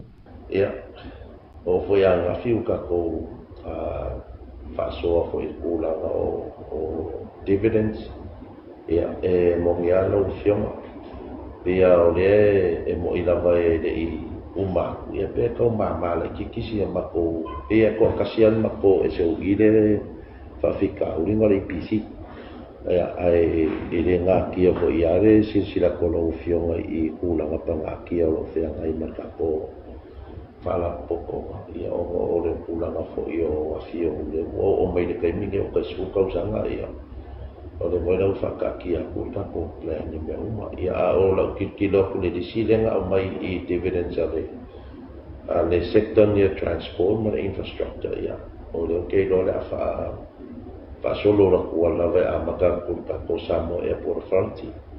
Ya, fa pena fo ila ko. Ya mori aku ngai mako se lenge pingo polo inga ina o fionga mata ko kula fo. Ya so songi na kinga inga ko. O e mese le kula la ka ko kala kupi. O le pulengo wafu pol fala pu tonga va a Samoa. Le tasi leo mtanga wenga ua mai foi ona tu inatu na tupe wha sili tu sanga umawai e fesoa swani lava i ati na e le atu no. E leo toi pōmale e le mta o polo tua i aise tama i tai tu si solo pa bali isi a whikao e le maliwe la na wota mai ta i a sina vai awa Kevin o le masina o me o le ato e wha a wau le mta o pule nei le wha masinonga. Peitai o le fontanga le mauta fono Amerika Sāmoa le maso nei, na la ngai se tasio na sui, pe aisea ua whaatuai e le mata opule nei o na suesueina. Whaalia de sui o le mauta ia vanga fono, ua te tau o na whaatau nuina le saa ilinga, o le mafua anga le maliu o le atina. E whina ngalo sui o le mauta fono Amerika Sāmoa, e te tau o na ui atu sa latu talo sanga mo Sāmoa le mata opule nei, e le ofiso le sui le Congressia Amerika Sāmoa, ina ia vavea i le whaati nongo le nei mata opo. O nisi o ia ripoti, o lo maua le lunga le pepa le tala nei a Amerika Sāmoa. Ua atoi le tausanga le nei le lua se fulu tausanga, talu o na whaavai mail whaalapo patonga a le to manga moe popo ngā tia, po le Samoa Victim Support, e tadia tuai i mana onga ma maftianga, o alo te maita e a fia mai sa wanga mata ngā, whapena foi i tina mata maitai. O le tausanga le nei watai muai sui o awhio anga, e le whaalawi loa ina pe whaamanatu ina, le tā ua le o nanga le whaalapo patonga, mai tele le tūlanga mo mi e tau mafa, mo le tausingo i lanto i alo whaatupla i a pea, le whaitaua whai sulfa i atu e mo mia le fesoasoa ni o lanto mawhitianga. Talue nei te pepo whaam talanga na whailuai e sili niulina Chang. O le tele o mata opule nei wa se soo atu i le amatanga o le tausanga le nei ma le whai unga le tausanga taruai. O mātua lava ia la tau whanau, po le so tanga wawala la tau whanau teine, i o lato lava tausonga, mai wa watu i tūlanga mata ngā male o ngaonga, a fianga o alo ma whanau ta maitai, wa alia e mai isi o tātou atanu. Na whaftai e siri new company ma pisinisi, whaalapo pitonga mai kālesia mana pā anga mea tunu i whafo, o whaalapo pitonga foi a tangata Samoa o loo au maui whafo ato Samoa, i le anga le leima le fisoso ni mai le ngā ruenga whai whaatasi, i le tausia o i lātou nei, ma toe te pue sa isi la asanga fau, o le soifuanga ua a fia. I le mai ai o le fontanga le kāpeneta le malo Solomon na le vai aso nei, ma whaatonu i nai lola lātou ofisa malanga, e whaamatu le i ata wale Sir Jerry Prant, e toi fwoi mai lo nātu no. Ona e le manino mai le o mautinoa, po a morianga nā fwoi o na tau fia, mai sa le te tau o na whaatino, le ngā yuinga, na tāro sanga isi tasi o ta mai tai whaamasino le tau vanga le tau salo le Pasifika, e whaia se polo inga, e tau fia i le aru ese mai o le i ata wale sa, mai malai wa alele Solomona molo nātu no. E le whaatala noanga o le ianta o le sai le vai aso le nei, e matua le whaavai atua inga o whaasanga nei ata ia, ma se tasi o ta mai tai whaamasino mai Vanuatu le ntau fia whaatasi la ua, i tūlanga e whaapele o whaamaoni lo la whaatinonga o le la ngā luenga whaamasino, e pe o na toa ia e le toa tele e lunga o penga ta whaai langi. Whai loa le ia tau le saha o le aia whaamanino le telo le numi wai e lunga o penga ta whaai langi, pe a whao le te mai le whai ngā malanga i o tātou lau whanua. Ai o le tausala Samoa po le tausala fo o le Pasifika, li taura Jeremia Allen, o lea wailea tunu malana au malanga. O tala fo ia mai Samoa mo le nei aso, manu te le ina fo whanga le a whenga iai, whaasai fo ia.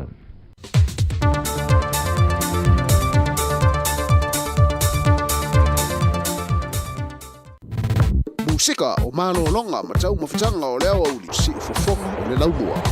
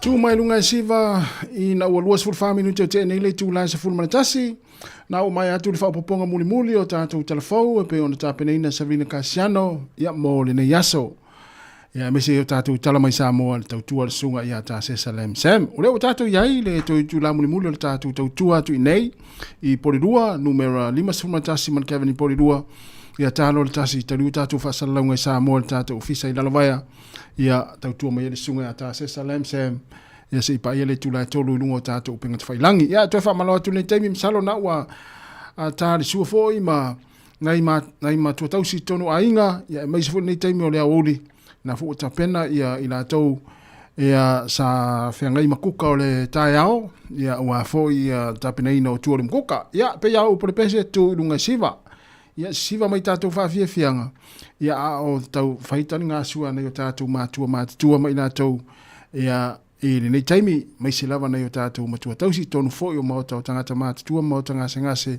ia whamalo atu li tātou poklame. Ia le la whafiafianga o whepese, ia wa foi ia le whaafonga mai le atinu, la tō foi leo malolo mai malolonga pupu, atoe amata le tūnai tasi, ia tali li sua, ma whaafonga mai ia i tātou musika nei taimi o le aoli.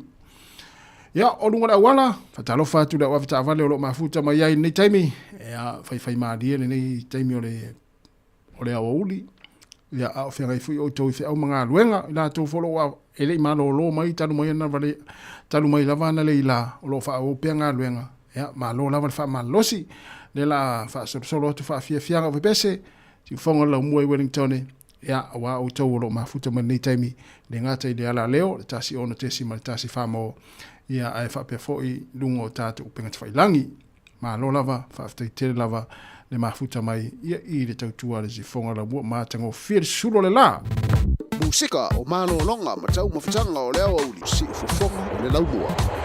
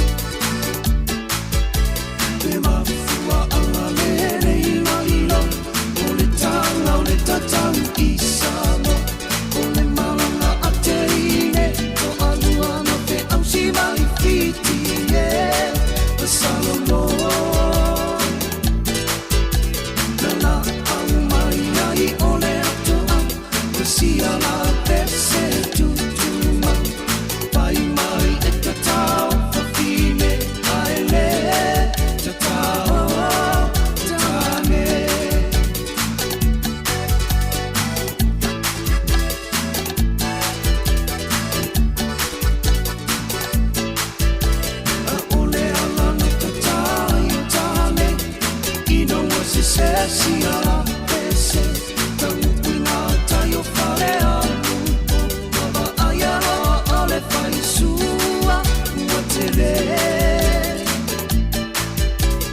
toto fuailea ofafile makua sui ai siala pese pai mai ekatao tane aele tatao fafile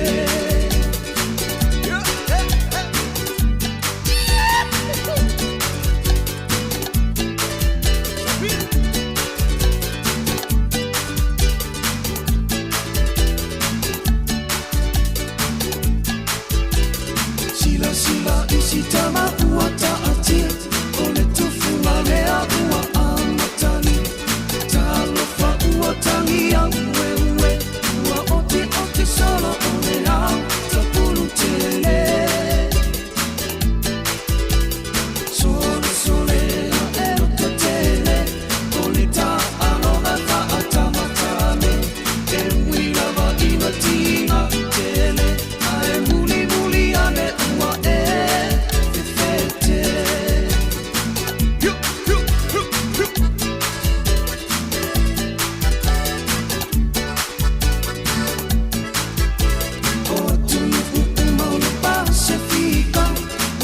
Sāmoa le taua ole songa imiti wa sala lima wa fepula fima I ona fa ila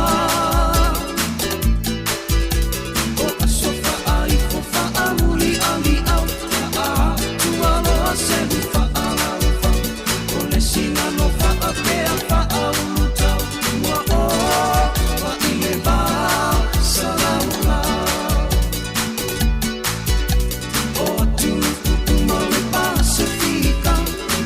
Sāmoa ia taua ole songa imiti wa sala lima ua fepula fima I ona fa ila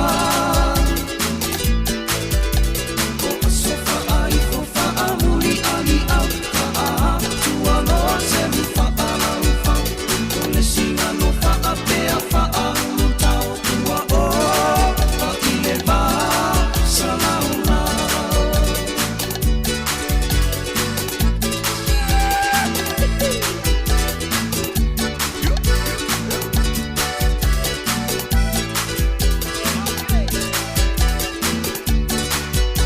Pawhiwhianga musika o lea uli ina ua toi 25 minuta na tale o le tula tasi le tautua wha ua pera wana leo si whonga la mua talo le tasi taliu tātou whasalaunga I Sāmoa le tātou ofisa I lalawaya tautua mo le sunga ya tā sesa se pa ia le tula tolu I le fia nane e manatua ia whaasoa le tātou Facebook ia pe share ia subscribe ia mafuta mai le tātou app le Sāmoa Capital Radio app lua se fulfai tu la. Atai foi la tu lo fa so ina tato Facebook ya mai mo ia ainga.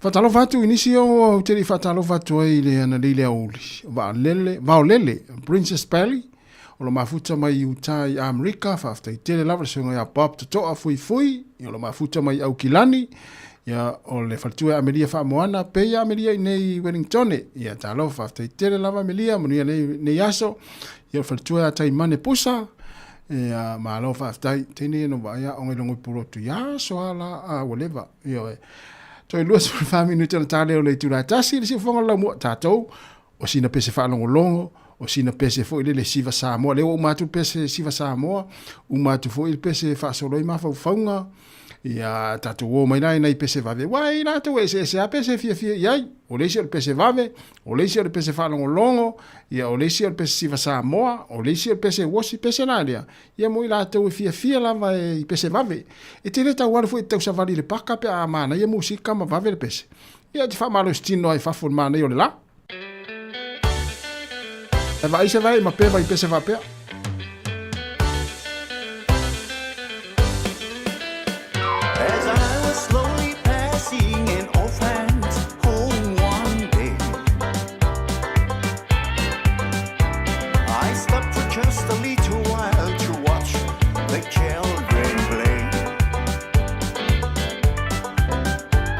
Alone the boy was standing, and when I asked him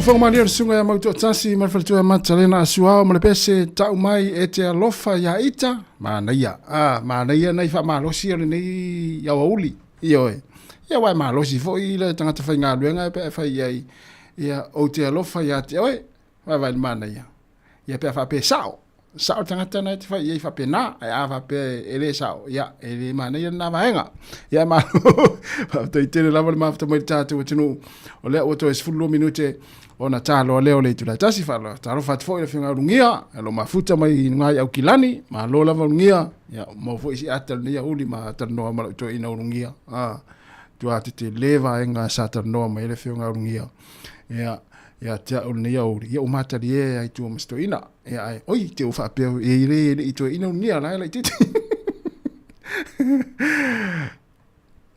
Musika o malo longa ma tau mafutanga o leo au li si ufofonga o le laumua.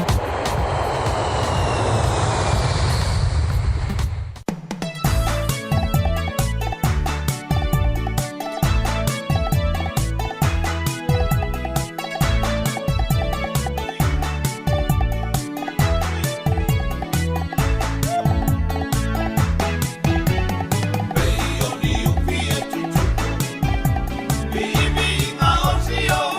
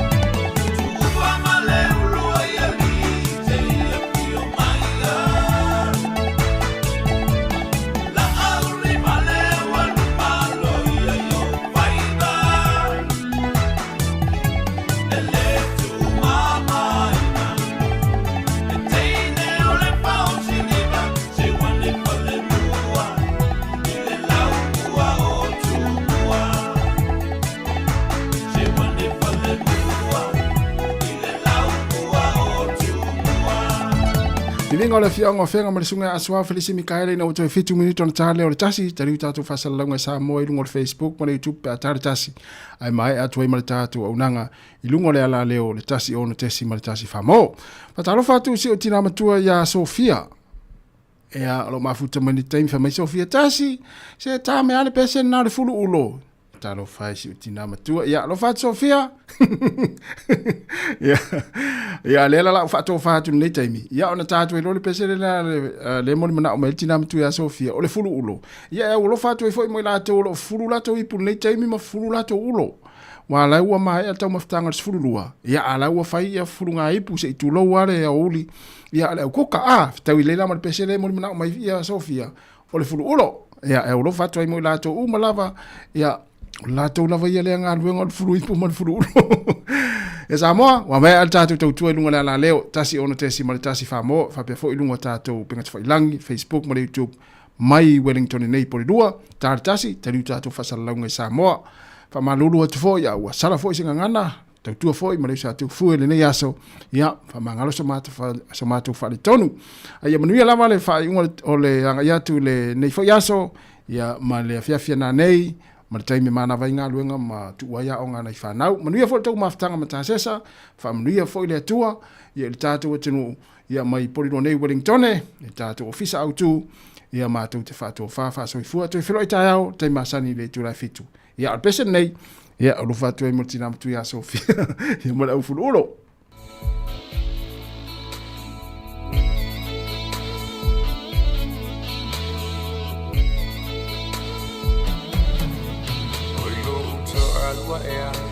Se agua vai e te whapea Ile sa e tau hani ma tau o lau mana mea Pea i o nau le tau si ai nau mato le whaapongai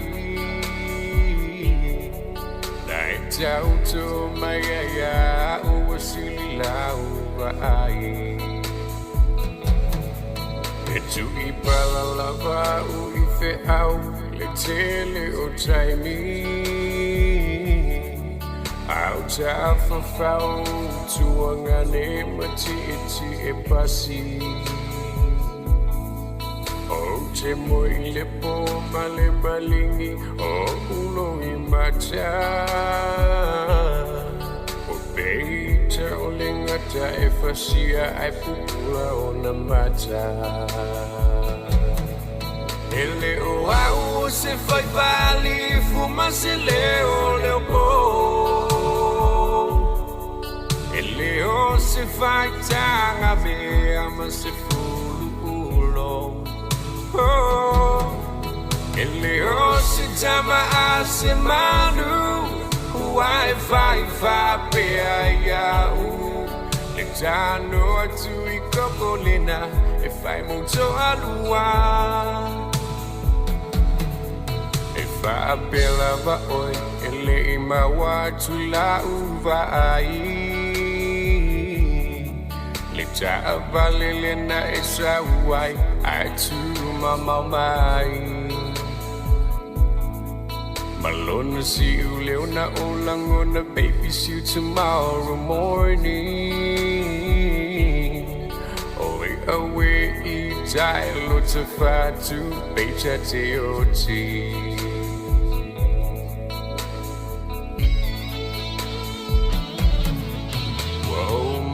Tai tai ni ma poi ile tuli manu Au tu ai na o a u mala ufa malu O te le loi no ai ai sei si tanga ja Taluna e apala ile fa le fai ulu ale mala Ele o au se fai vali fuma se leo leo po Ele o se fai tanga mea ma se fulu ulo Ele o se tama a se manu Wai fai fa pea ia u Le Tano atu I kokolena if I moto adua.